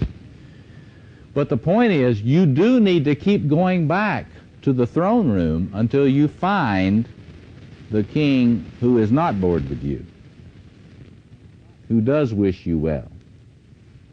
And my experience with men and women is that when they do continue going back, they do make that connection. If you're very wounded in your family experience, it will be harder for you to find a nurturing king. But people do it. And this is not speculation. People do it. But it is, as Robert Johnson says, it's not fun. It's inner work. It is work. You have to keep going back. Okay, but let me go on now to the warrior thing. There is a quality about the lover that we've got to get clear about tonight. It's key to get the point that we need to make tonight, and that is, you know that poem, something there is that does not love a wall? Well, that's the lover then. The lover does not love a wall. Remember, we said that the lover goes across boundaries, doesn't understand boundaries, is into union, participation, participation mystique. It's into being with, unification. The Christians have this at-one-ment, right? Atonement. At-one-ment. That's the lover. See? Well, that's wonderful, and that's the lover doing its thing. But you see, the lover by itself, if you've got a lot of lover energy in your psyche and it's really flooding you, what this means is that you're a very vulnerable person, because the lover by itself is extremely vulnerable. And I want to make something stand out to you here, and that is, I don't think vulnerability is a virtue in human affairs. Receptiveness is a virtue. sensitivity is a virtue. Vulnerability is what you have when you are mainlining a lot of lover energy, but you have not developed the other sides of this thing. What is the role of the warrior in this? It is the warrior's job to protect the garden of your life. That's got to be a clear assignment. Because if the warrior does not protect the lover space in your life, there won't be any. Can you see why that is? It's only the warrior aspect of the self that can draw a line and say, step across this and I'll cut it off.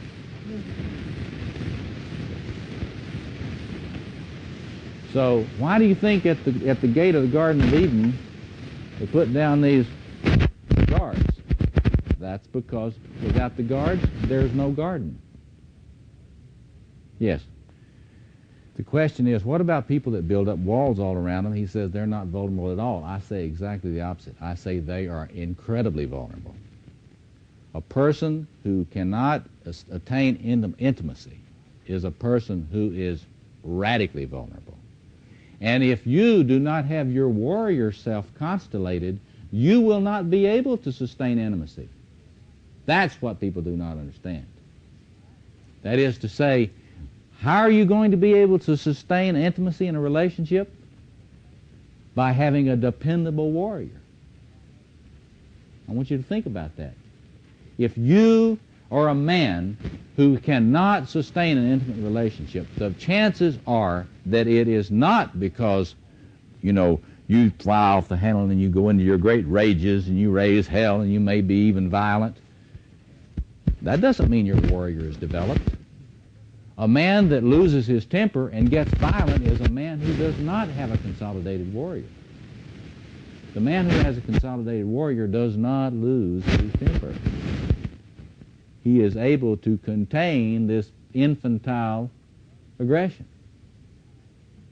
He's able to use the warrior energy to protect life, his love life. See? Now the warrior isn't the lover. You put him out there at the gate. You say, now, stay out here and don't let me be interrupted. Do not accept any other appointments. Think about that. So many of us have so little warrior energy that we will fill up our calendars to the point that there is no time for the garden. This is a chronic problem in marriages today. I tell you, there are so many couples for whom both the man and the woman, all they do is work. They do not bother to set aside time for them to get into the garden. And folks, if it's not set aside and protected, it will not exist. Yes? Why do you think so many men and women are like that? And I think, why do you think? I think it's because they do not understand. The question is, why are so many men and women like that? It is really epidemic now, and a lot of divorces are caused by this. Because we don't understand how fragile that lover space is. If you understand how fragile the lover space in your life is and how precious it is and how it has to be protected, then you will send some, you will find your Fifth Army and you will say, get over there and protect that. You will call up and you'll get your inner George S. Patton and you'll say, Patton, now I want you to take your tanks and I want you to get over here and I want you to protect my weekend. I don't want any incursions into my weekend. I don't care how important it is that I do something meaningful or something socially responsible. See? Because, all this seductive, come on now, you've got to do this important job. See? It's very important that you see me. I know those other people aren't important. It's important that you see me. Schedule a little more time. See? Take on one more job. See? After all, she married you. You can take her for granted, right? And it's not just men do that. You know, there are a lot of women today that, you know, they're married. This guy's married. He's the father of children. And I'm going back to school now. I'll see you. And what? He's going to put up with that. Well, that's naive. Because see, there's going to be somebody come along that's got the keys to the garden.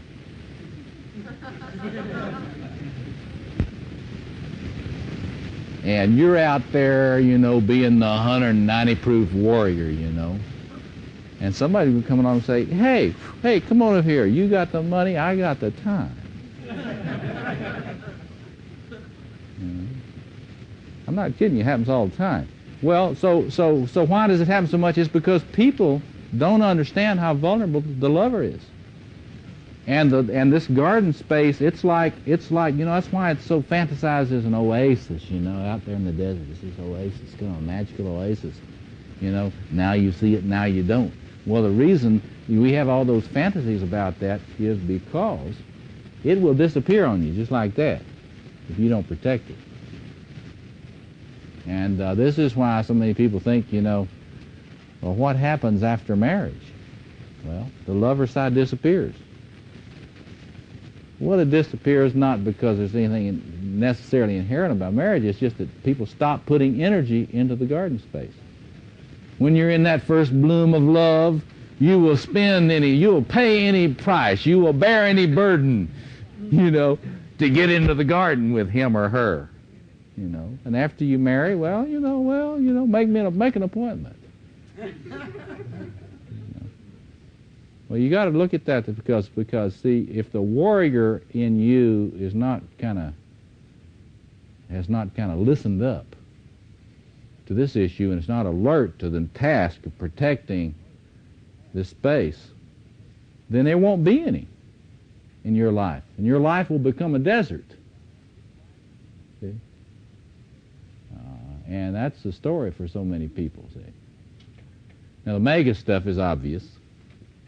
What you need for that, because as we'll see next quarter when we're talking about this, it's the magician in you that has got a sense of the geography, all of it, and has a sense of being aware when you hadn't been there lately, when you hadn't been into this room lately, or when you hadn't been into that room lately. And the magician part of you will kind of tug at you and say, hey, have you noticed anything?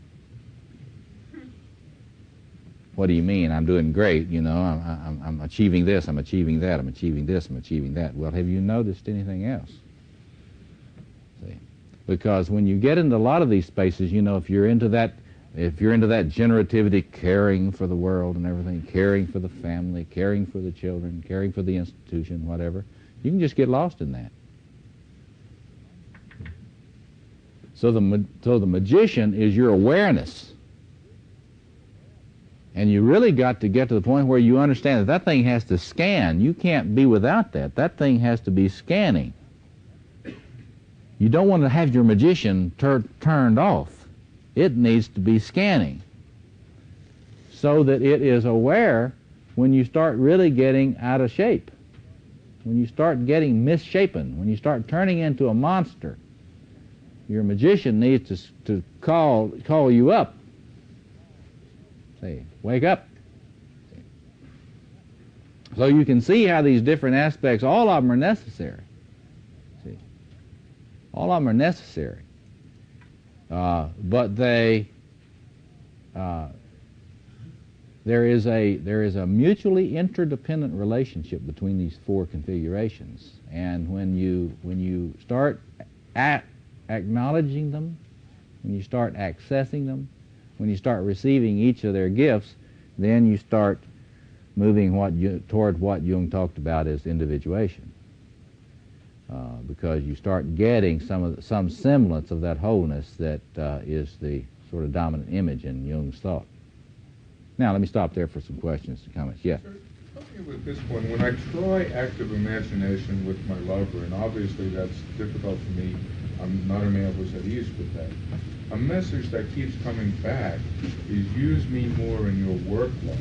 And I can see a sense that my wife and I are good friends and there aren't major things there, although there's improvement. But I'm not, it doesn't click with me as how the lover would fit in the work life. Okay. My sense is it's important. Okay, the question is, when he does active imagination with the lover says, use me more in your work life. Well, you see, the lover is not just something that applies to the genitals. See, this is the genius of Freud and the Freudian tradition. They understand that that when you mature psychosexually, there is a kind of a erotic quality that one can experience. That's what they mean when you hear this word sublimation. Now, for a classical Freudian, that is not as negative a thing as we like, when we're shooting at the Freudians, we like to make it sound as negative as possible. But that is not really, in their purview, a negative thing. It simply means that you can feel this energy, you can feel this life energy, this libidinal sort of joyful involvement with life. It means you're overcoming your necrophilia, and you are not bored. If you're bored with your work, you do need that lover energy infusing it. And it will do it. I will, after the break, I'll read you a poem by D.H. Lawrence which directly addresses this issue. I mean, when you start getting in touch with this poet within, which is really a form of the lover, I mean, things start getting more luminous. You could argue that when you're really in touch with this, you're never bored. See? What is a mark of the narcissistically really damaged personality? They are bored a lot.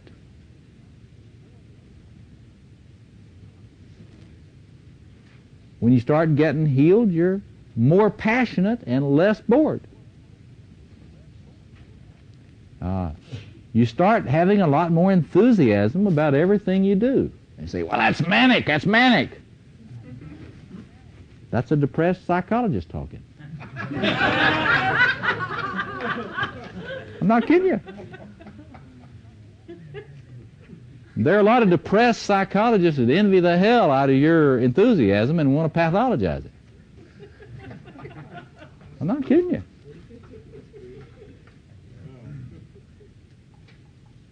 Yeah. Teenagers always say they're bored. Does that mean that they're just not developed, or is that some other kind of bored? They just haven't developed their vocabulary enough.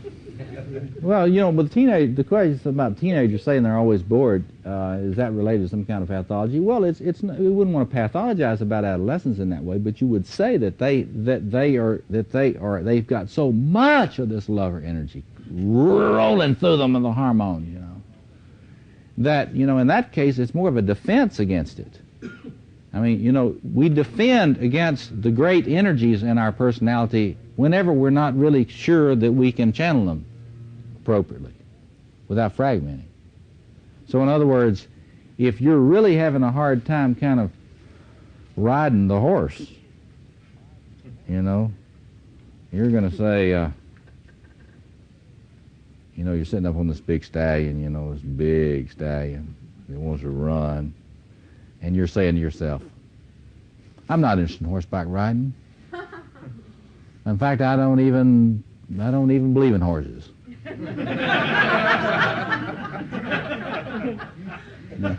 lot of people do that. In fact, you get somebody that tells you, I'm just wooden inside. I'm just real depressed, I'm wooden inside. They're sitting up there on a big stallion. trying to not know it. See? And I mean, that's what that movie Equus is about. That depressed psychiatrist played by Richard Burton. That's kind of funny, Richard Burton playing a depressed psychiatrist. But you know, trying to stay away from that big, sensuous horse in himself. And the young boy, not as sophisticated as the psychiatrist, is less afraid of the horse. See? Is there any particular reason why somebody would be afraid of that? I mean, a teenager, or you know. Why? Any particular reason why someone should be afraid of this great horse within? Yeah, because if it runs away with you, you know it's dangerous. And those big horses run away with you. Yeah, maybe I phrased it wrong. I was wondering why the teenagers, you know, it's a common thing. Yeah. I'm bored. Yeah. Well, see, the development of your ego-self axis, you can think about that as learning to ride. That's the way you ought to think about that. And I don't mean an old plug. When your ego self-axis is developed, then you can ride a real horse. And so when you think, if you know anything about horseback riding, if you ever really rode a real horse, then you know why people are scared of it. You better be scared of a real horse until, through your respect, you kind of build a relationship. You never master a real horse. See? You kind of befriend it. You teach him what he can get away with and what he can't, but you don't ever try to convince him that he's just an old plow horse. It won't work. Let's take a break and come back in about before we get going, because we're going to run out of time soon. I passed out in one of the other classes copies of the Ally Press catalog, and I want to say, and I haven't really made enough of this yet. We'll make a little more of it in a minute, but someone said to me last week, I think it was Dave Franchak, said to me, well, Bob, it said this room is sort of, this is not lover space, this is more like, you know, mega space, magician space. That's right. And we need to be alert that that's one of the reasons why I don't like large classes, because there's much less interpersonal contact, and there's less real capacity for relating when there's so many folk. But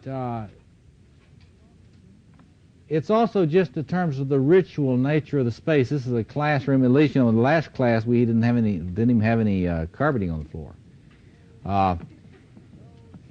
If you go to a Bly conference, the space can really include more of these archetypal configurations. I mean, it's you get a much richer combination of the masculine self. But not the least of which is the centrality of poetry in a Bly conference.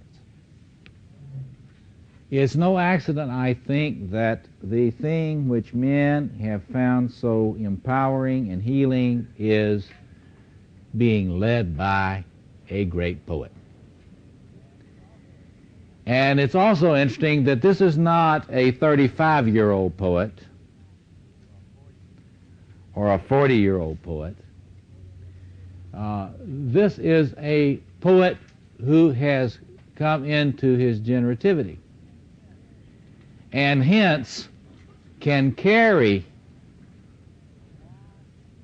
a lot of the projections of men of this energy we're talking about tonight, and also the king energy.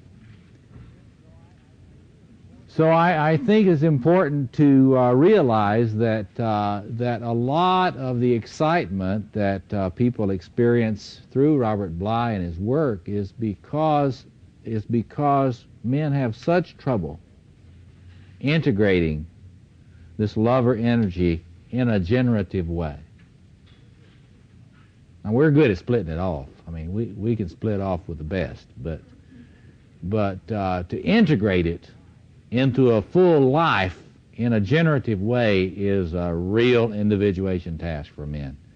And I think that is why people respond so much to Bly.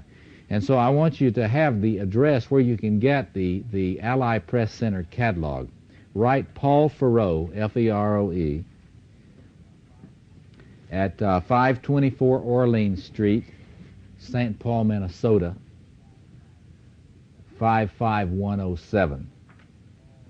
Or you can call the Ally Press Center at 1-800-729-3002.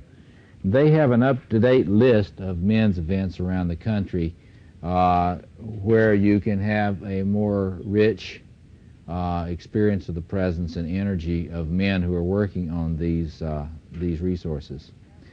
In that catalog that they send out is a lot of Bly's own work, but also selections of other poets that he's translated.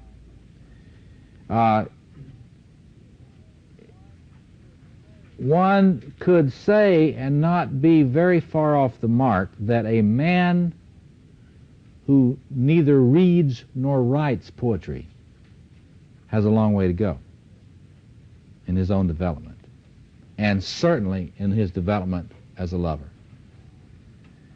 I think that, so if we're talking about resourcing, so start working on the poetic side of yourself.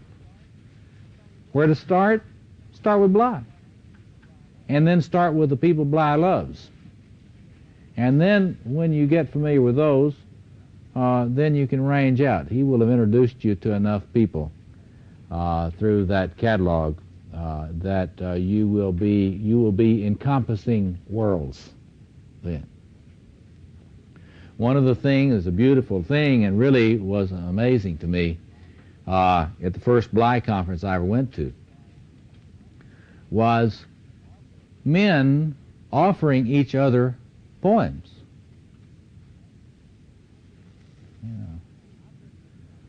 Now, I've been given a lot of things by men, a lot of grief, but I had never had a man give me a poem. And one of the things that often happens at one of these conferences is that that men are given the space, the ritual space, where they don't have to be ashamed. They can be shameless and give a poem. And it is an amazing thing to be with a lot of very powerful men who shamelessly offer poems that they love to each other.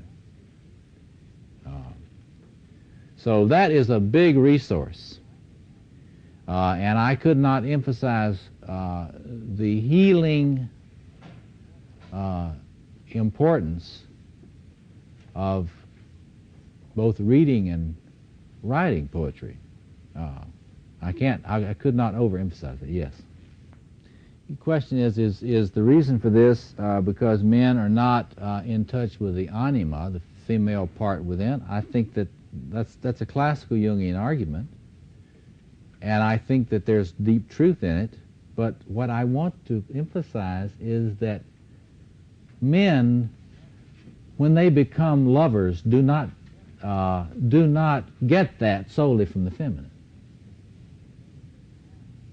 There is a masculine lover within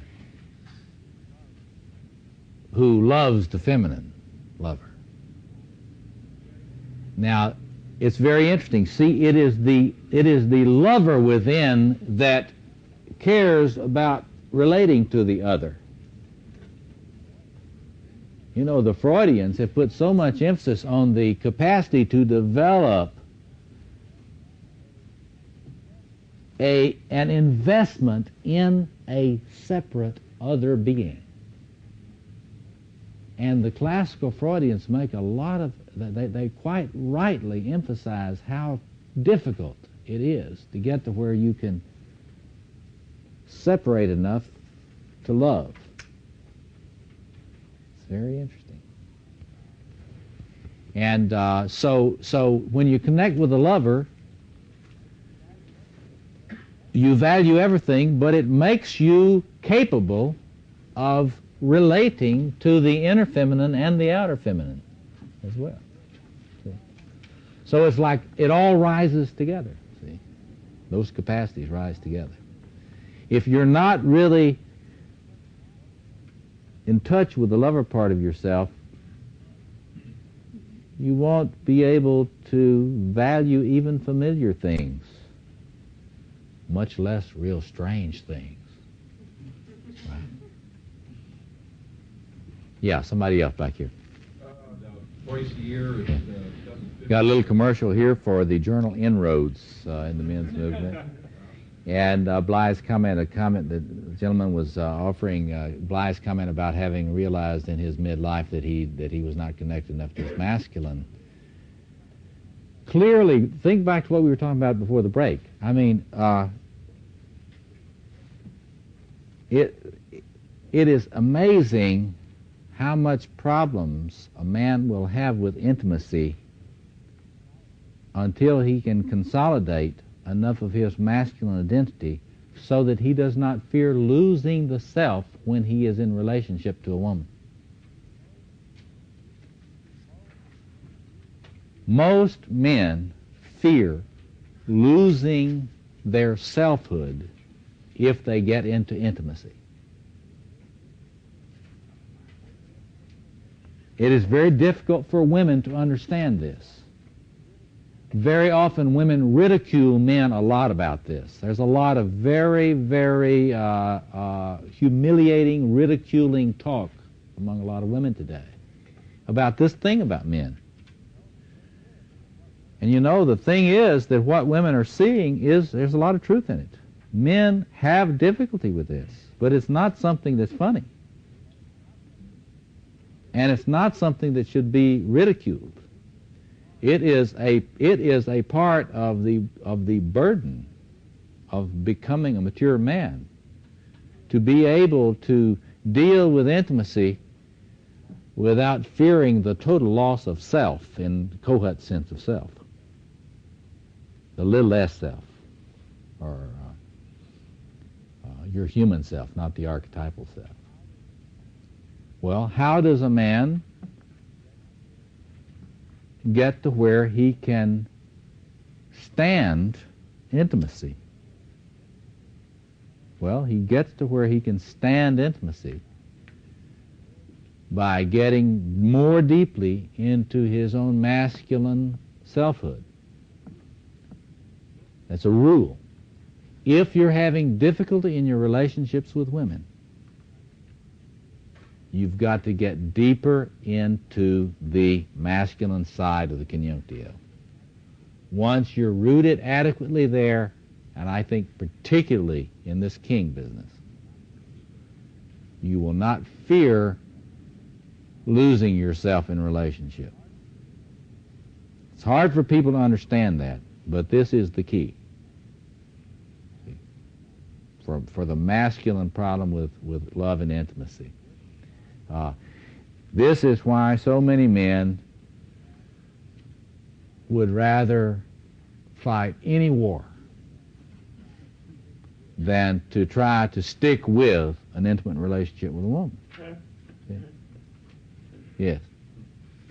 Well, in my opinion, I think that a lot of women are quite afraid of intimacy also. Mhm. They can talk about it a lot, Mhm. but they're just as afraid of men. And I was wondering, you're familiar with the Mermaid and the Minotaur? Mhm.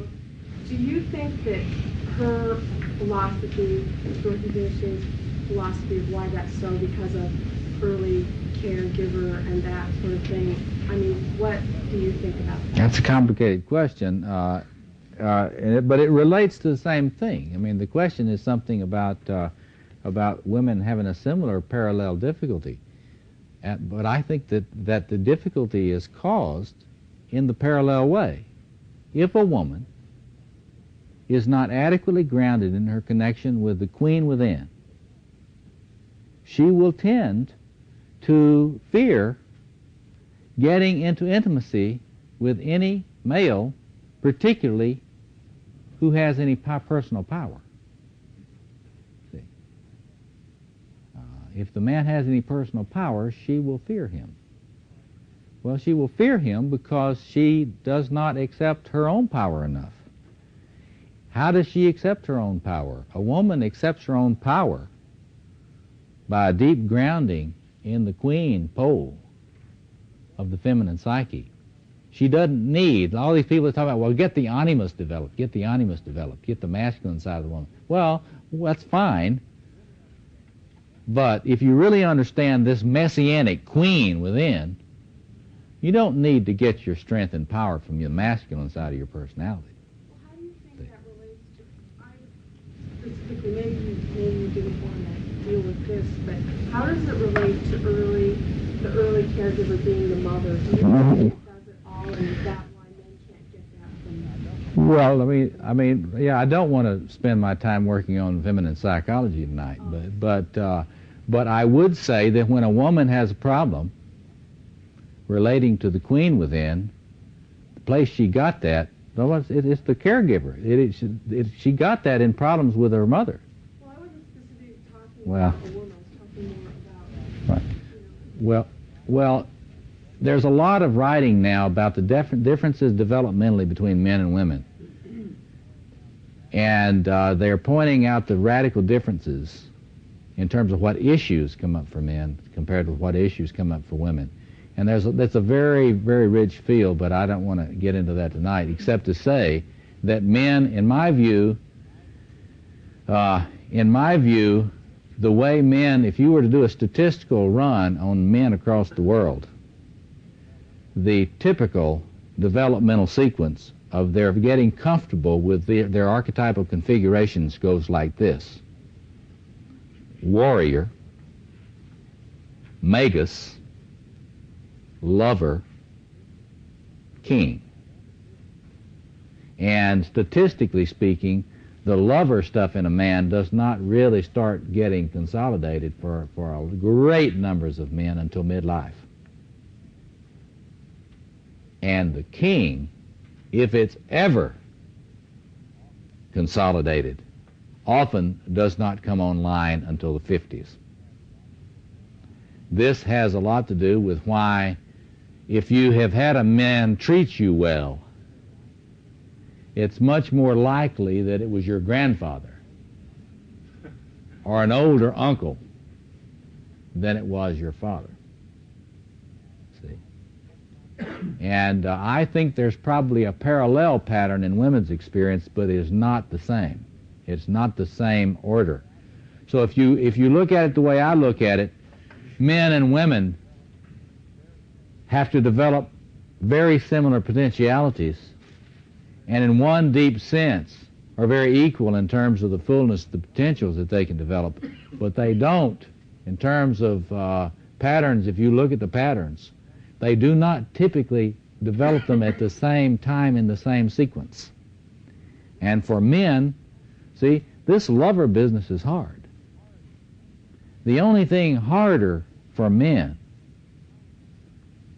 is the king energy. That's the only thing that's harder for men to develop. So anyway, let me talk a little bit more about resources, and then we can have some time for questions. But now, you may think I'm joking a little bit now, but dance is an important resource. You got to understand something about the archetypal lover. If it talks words at all, it's poetry or song. But a lot of the time it doesn't like to talk. It likes to move. It likes to dance. And you don't see this so clearly in modern culture, particularly modern middle class, upper middle class, tight, uptight culture. But if you travel around the world and you visit, as I've done, a lot of the peoples that are off the beaten track, if you go up the rivers in Borneo and visit the sea dayaks, the headhunters,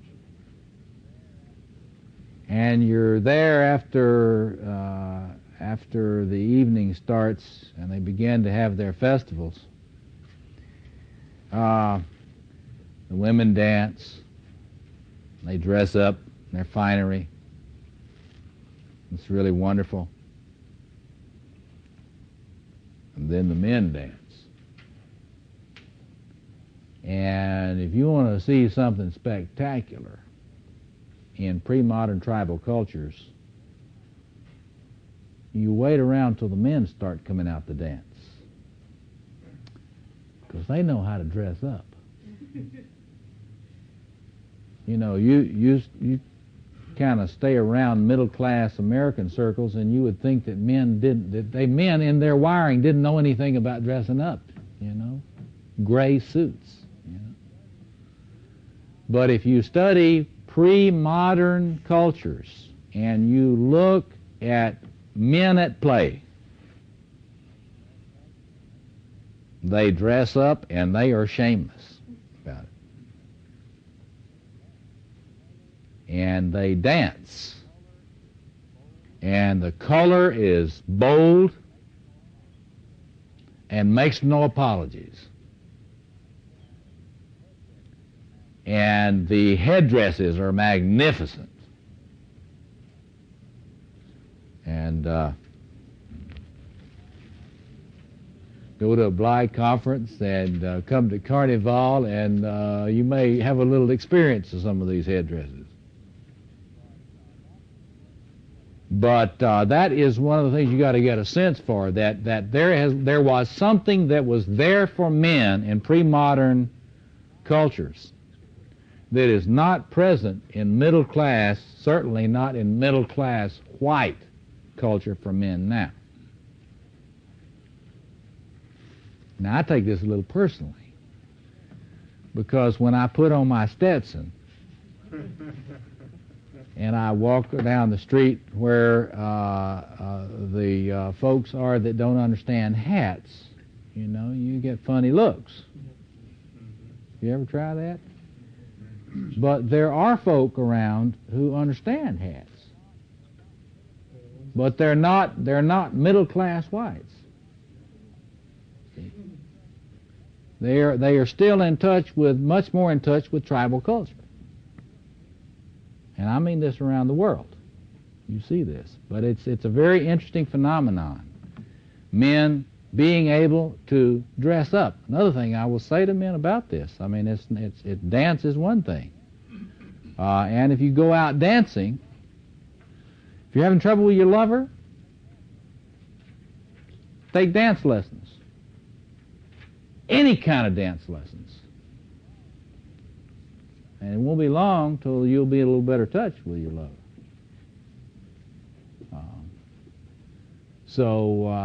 I mean, everything from modern dance.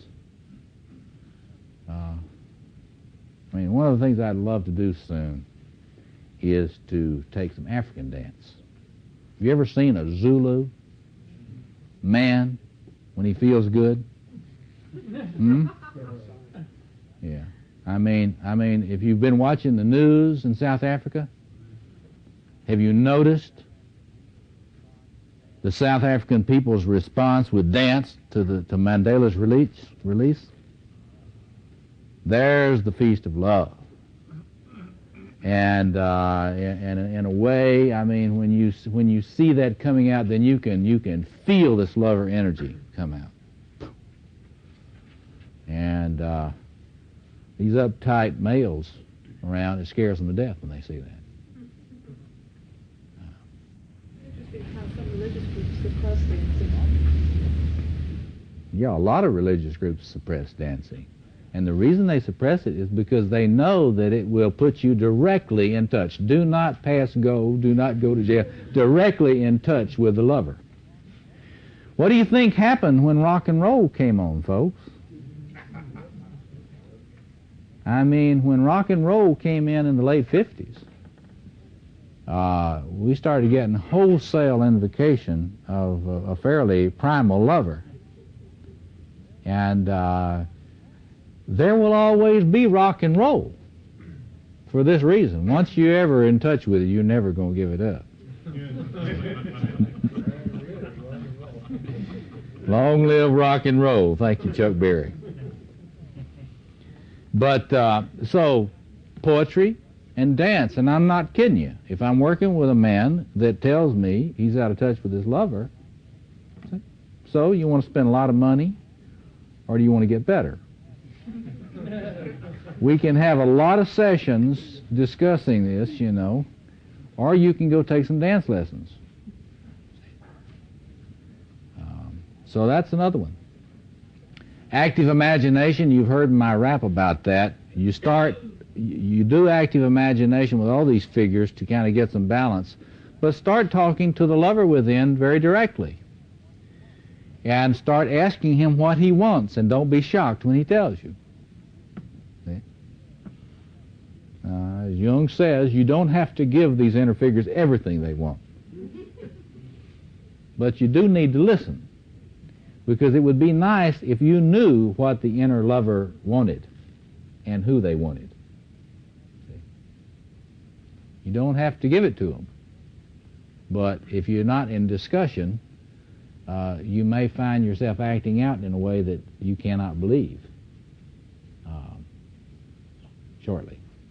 Yes? Isn't there a fear of spontaneity, too, and emotion? Because I'm a street musician, and when I play in the subway, I see it every day, you know, people being horrified of You're so shameless, man. Well, people throw $1 in and then they get on the train, but they wait till everyone's done looking and then they throw the money in. And but it's just like an incredible fear of expressing how they feel and dance and music and all that kind of. How dare you? This gentleman is a street musician. He's just observing on the threat levels of people that he meets in the subway when he's playing. And I think that, see, the troubadour, the musician always is a boundary breaker. And if somebody wants to have neat boundaries, you know, and the musician comes along, they know that's not written anywhere very final. And so this is why people in all cultures they're a little afraid of this. You remember Plato, you know, he wanted to get rid of the poets. What do we need? Well, we need a society where we have philosopher kings and get rid of these poets. See? Because of the going over these boundaries. Don't like these walls. See? And for those of you that really are into the scholarship of all this, read Victor Turner's work on ritual process and look at the relationship between liminality and communitas. Communitas is what? It is that space which happens in the interstices of culture, on the boundaries, in the cracks, in the bars, on the edge, which is where the revolution always comes. The reform movements come through the cracks, and it is a blurring of boundaries. In communitas, which Victor Turner, the great anthropologist, pointed out, is everywhere in the world. You see it. You see this communitas breaking boundaries, breaking status roles. You think you know who you are, communitas comes along, you got carnival. Everybody's statuses are reversed, or status is wiped out. So the lover thing is frightening to people, see?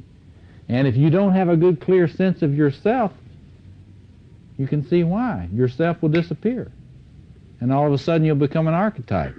Do something a little bit troublesome. Okay. So, active imagination, you've got some resources on that. And the thing, you get in there and you talk to the lover to get a sense of what they're up to. You'll be amazed. Polymorphous perversity. What your lover may be into. See? But you need to know. See? Other questions or comments? Yes, back here. I want to get back to that hat thing for a second. The hat thing, yes. My father used to wear a hat. Everybody used to wear a hat. You see these movies in the 40s and everybody had a hat on. Yeah. What happened? I don't know. Nobody wears a hat. I don't know. I don't know. John Kennedy, when he was in Irish, Yeah. They had amputated him for it. Incidentally, you have that hat stored wrong, you're going to lose the form and the brim. There you It's all right, I work in a hat shop. Well, you know, everything, you know, hats go right back in terms of culture to crowns. To crowns. Hats are related to crowns culturally. They go back. They have always been emblems of authority in some sense, some sort of sense of power related to hats. Do what? Even hats like Yes, yes. With the yarmulke, the issue is clear about authority. It's whose authority it is. See, the yarmulke is a part of a cultural complex which includes the Sabbath, see, and circumcision. So there's a different kind of thing in the yarmulke. The yarmulke is not so much a shameless celebration of an individual man's beauty as it is a statement about who is the one under whom all of the creativity of that man is stewarded. See, so there's a different usage of that, but it still has to do with crown. See, crowns is something, we ought to look at crowns archetypally and try to understand what crowns are. Crowns are extremely important for both men and women in mythology. And it has to do with full authority for all sorts of things. Well, the lover, see, for the lover to be fully developed, there's got to be a capacity for shamelessness in a man about certain things. I mean, there are a lot of things a man ought to be ashamed about. But there are some things that he shouldn't be so ashamed about. He shouldn't be ashamed to appear. And he shouldn't be ashamed of his body. And he shouldn't be ashamed to fill up all of his space. And that's what the lover is about. The lover, remember what did we say early on? The lover is about play, a man's play, and it is about his display. So when your lover gets more healed, you'll be a lot more interested in clothes and fashion. See? I mean, the state of men's fashion in our culture is a statement about the state of the men's lovers within. I mean, if a man has little enough interest in himself to pay no attention to how he dresses, then you can tell something about where he's hurt. See?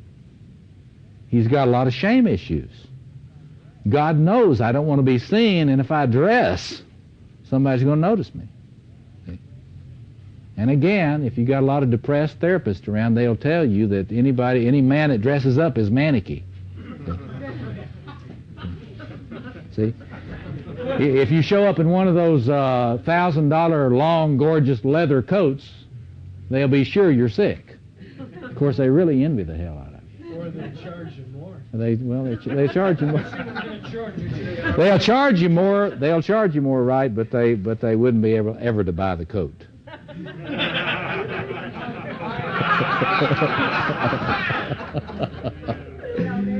Oh, but anyway, this is an issue. You know, a lot of men, when they're real undeveloped, love to make fun of women for women's attention to fashion and clothes and appearance and things like that. And what that shows you doesn't show anything. It shows that women are in touch with the lover side. Because when you're in touch with the lover side, you appreciate things. All things. You appreciate things. And you're shameless about it. Nobody's going to shame you about appreciating things. And a man who doesn't understand how beautiful things are is a man who is not healed in his lover. Now, he may not have the money to buy them, but you know, it's very interesting. If you travel in cultures where poverty still reigns, even more than ours, you will notice that poor men dress up.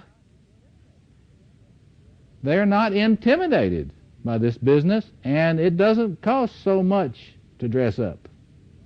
See, what it costs is you got to be able to be in touch with your lover. And you know, you don't have to be rich to dress up, see, except in spirit. You've got to be rich in spirit to dress up.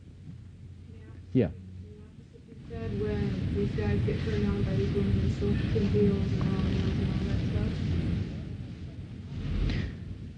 Well, I don't know that that's the opposite. The comment is something about, what about men being turned on by women who are really turned out?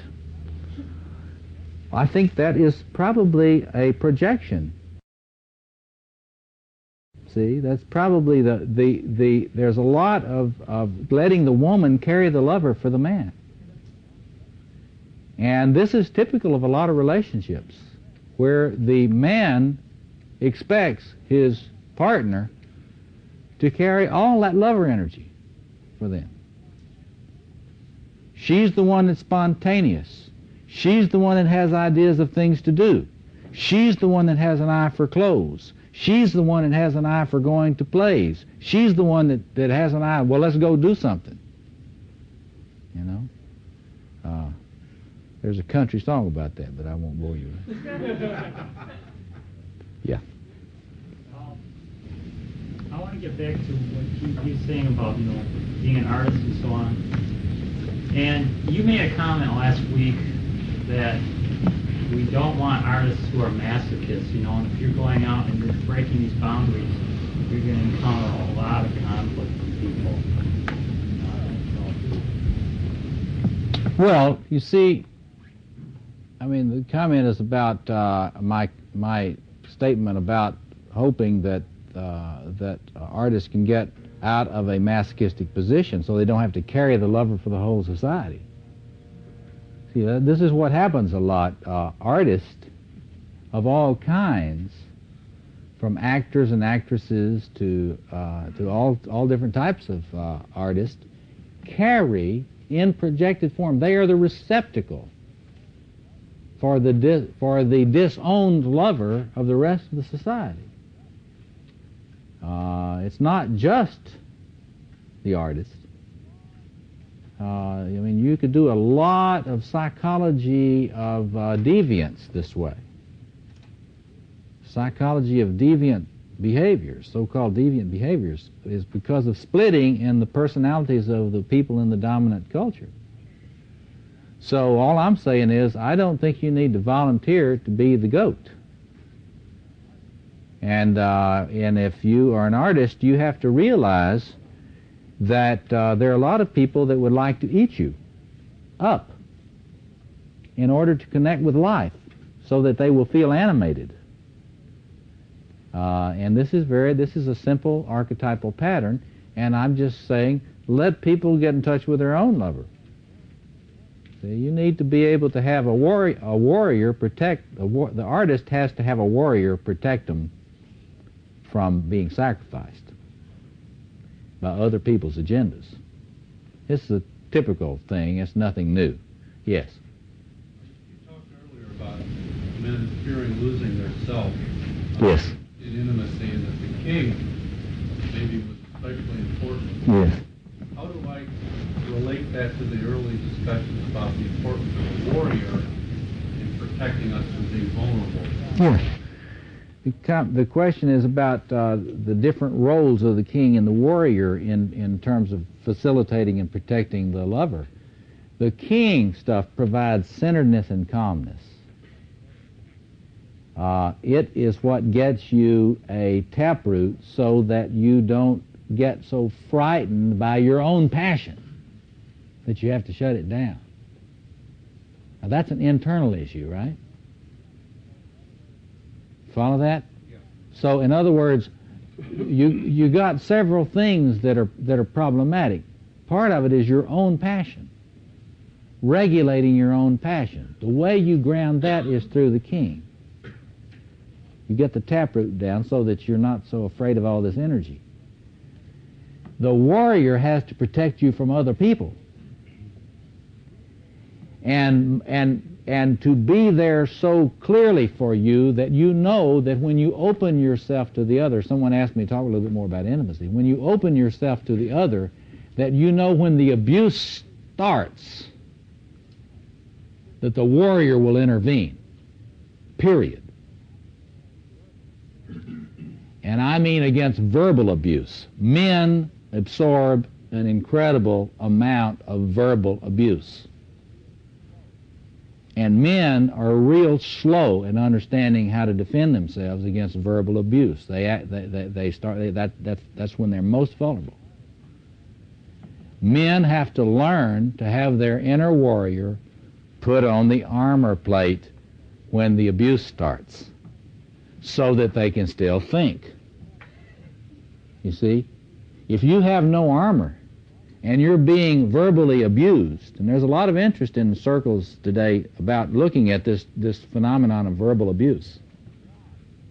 See, there are a lot of abused men out here in this world.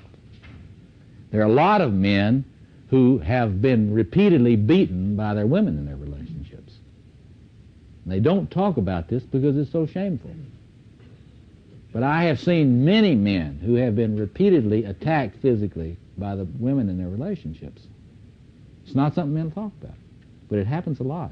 But even more important is the verbal abuse, the sadistic verbal abuse that men often do not know how to protect themselves against. One man that I work with has a very creative imaginal technique, and I got permission to offer this to you. He's been trying to work on getting better armor against this so that he can maintain his sanity in the context where this is happening. And so he goes and looks at medieval armor in museums. Think about it. A man who cannot imagine himself armored will not be able to continue contact in the heat of discussion. You know? It's interesting. I hadn't thought about it in that context. There's a comment about the relation of this to something that is in the Parsifal traditions.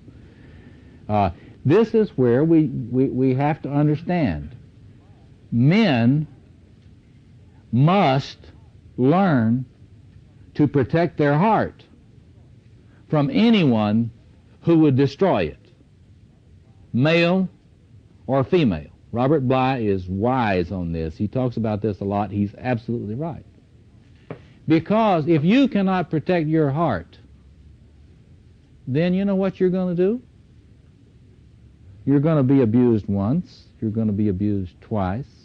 Going to be abused some more, but you will start going away, and you will begin to go away, and no one will be able to find you. See? There are a lot of men, you know that song, Desperado, why don't you come to your senses? You better let somebody love you before it's too late. Well, how come that guy's a desperado? See, it's because men don't learn to take care of themselves and learn they don't have to be. Robert Bly's got this clear. You don't have to have your feelings hurt just because somebody says something ugly to you. If you get your feelings hurt a lot, it's because you're not adequately protected. And if you're not adequately protected, you will be pathologically vulnerable. And if you're pathologically vulnerable, you will not sustain intimacy in any relationship. That is something that's hard for people to understand, because vulnerability has been touted as this great virtue in relationships. That is the biggest crock that has ever been perpetrated on the American public. Yes. I was going to ask you, when you keep coming up with this image of Tapley, yes, king, and that sort of, to me, even though you said the space of the king is the cosmos, yes, cosmos, it still has this idea of being in the garden. It's the center. And so if you're talking about the space of the garden, which you say is the Yes. lower space, Yes. how would you talk about how the king fits in the lower space? Because I think the idea I'm getting from you is that the image of the king comes from the space of the lover. Well, see, you got to understand the way the question has to do with the iconography, really, of kingship and the garden and so forth. These mythic systems are all related. They're not separate. See, the tree in the garden is the king. See, the tree of life in the Garden of Eden it equates mythically to the king. See, and so you got to work with Mercy Eliade's work on all this mythic symbolism and the way in which these images relate to each other. And you can also look at at Northrop Frye's The Anatomy of Criticism and his book on the Great Code, where the relationship between these go. At the deepest level, mythically, remember in some of my other classes I've pointed out that the image of God, the male representation of God, combines all of these things in one, in a person, divine personage. So in that sense, right, the king is the lover, is the warrior, is the sorcerer, see? And that corresponds at the mythic level to the individuated man who carries the king, and carries the warrior, and carries the lover, and carries the magician in a balanced way. So that's subtleties there, but Eliade will help you with that if you look at Cosmos and History and Patterns in Comparative Religion and those books like that. Let's take another couple of questions, and I want to read you a poem. Yeah. Something about jealousy, or in particular, say a jealous poet, a person that is in touch with their lover gets also jealous. Mm-hmm. Well, jealousy is a very complicated topic, and a lot more complicated than I can really address here. But it's always related to a sense of vulnerability and a sense of being in danger of being very wounded in oneself.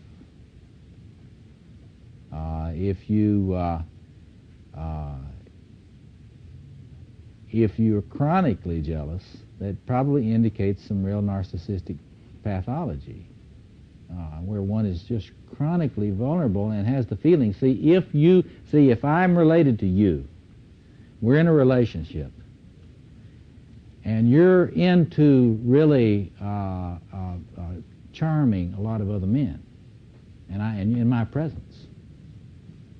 Now, if I'm very, very narcissistically vulnerable, I will have a sense of the shuddering of myself over that, because then you're in a self-object relationship with me, and I complete myself through you, and if you left me, I would just die. I would not be able. People will say to me, "I just couldn't live without her." I say, "Give me a break. Give me a break. Come on. What is this?" So there's your narcissistic vulnerability. I mean, and because, you know, it's like if a lover wants to be with somebody else, you know, you got to be able to be healthy enough to be able to say goodbye. You know, that's one of the things about the lover side, the lover thing. When it's healthy, it doesn't own anybody. It does not possess other people. And see, it's always amazing to me, these people that would want to keep someone in a relationship with them against the person's will. That's not love. That is narcissistic pathology. And so when your selfhood is secure and somebody doesn't want to be with you, you give them a blessing. And let them go. Let me read you a poem, or a couple. Now, I'm not going to read any Roberts. See, Robert Bly's, because I'm practicing on my Bly accent.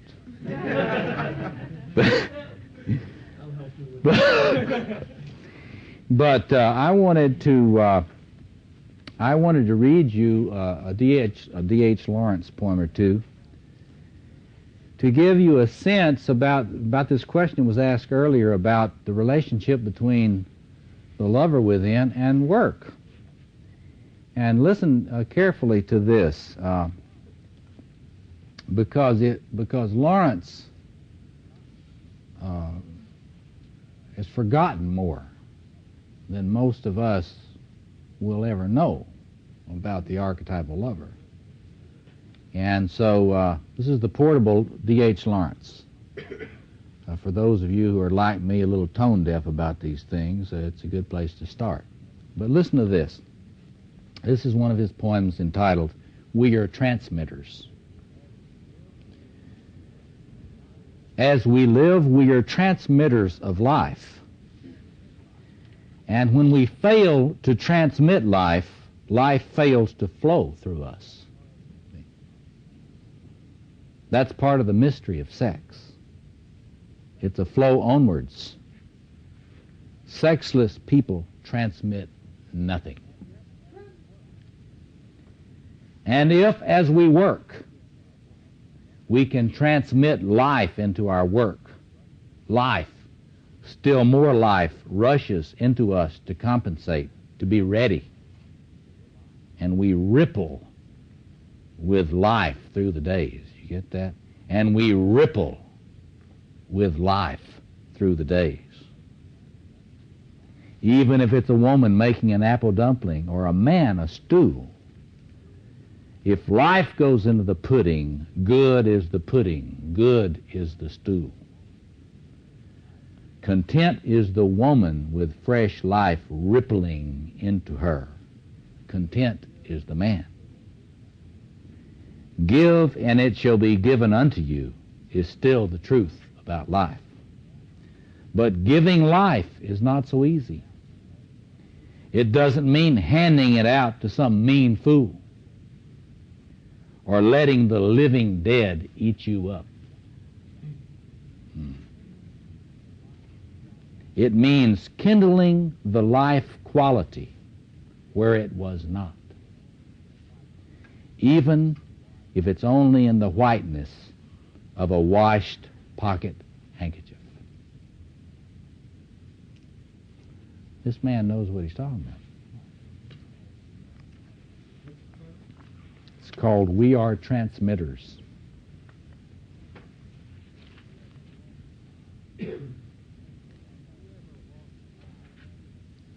And whoever walks a mile full of false sympathy walks to the funeral of the whole human race. In other words, you don't have the lover, you're going to be doing good works out of necrophilia.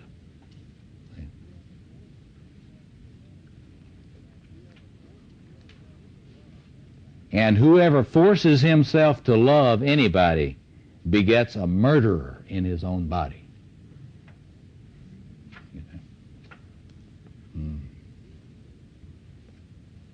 All this duty business, about our responsibilities. Without the lover, everything is cold and dead and you don't want to do anything. And he's saying, don't do it. You'll cause trouble more than you're worth. Yeah. But here's the poem that I want to close with tonight. And I want to say this is a poem that was one given to me at the first Bly conference I ever attended, and it's one that gives you a different view. Now we talk, I love to talk about these Earth First ecological warriors, and I've said that it's the lover in men that makes them into people really concerned about the environment, really concerned about it. And you know, it's interesting in the light of the whaling industry today, this particular poem, Doug Cost, the artist and storyteller and man of many gifts that works a lot with Bly, gave this to the entire conference. And let me read this to you, and then we'll stop, and I'll stick around for some discussion afterwards. It's entitled, Whales Weep Not. They say the sea is cold, but the sea contains the hottest blood of all, and the wildest and the most urgent. All the whales in the wider deeps, hot are they as they urge on and dive beneath the icebergs.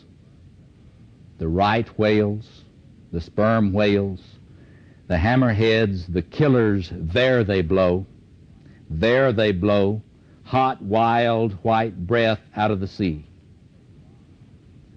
And they rock through the sensual, ageless ages on the depths of the seven seas. And through the salt they reel with drunk delight. And in the tropics tremble they with love, and roll with massive, strong desire like gods. And then the great bull lies up against his bride in the blue deep of the sea, as mountain pressing on mountain in the zest of life, and out of the inward roaring of the inner red ocean of whale blood, the long tip reaches strong, intense, like the maelstrom tip, and comes to rest in the clasp and the soft, wild clutch of a she-whale's fathomless body. And over the bridge of the whale's strong phallus, linking the wonder of whales, the burning archangels under the sea keep passing back and forth. Keep passing, archangels of bliss, from him to her, from her to him. Great cherubim that wait on whales in mid-ocean, suspended in the waves of the sea, great heaven of whales in the waters, old hierarchies. And enormous mother whales lie dreaming, suckling their whale tender young, and dreaming with strange whale eyes wide open in the waters of the beginning and the end.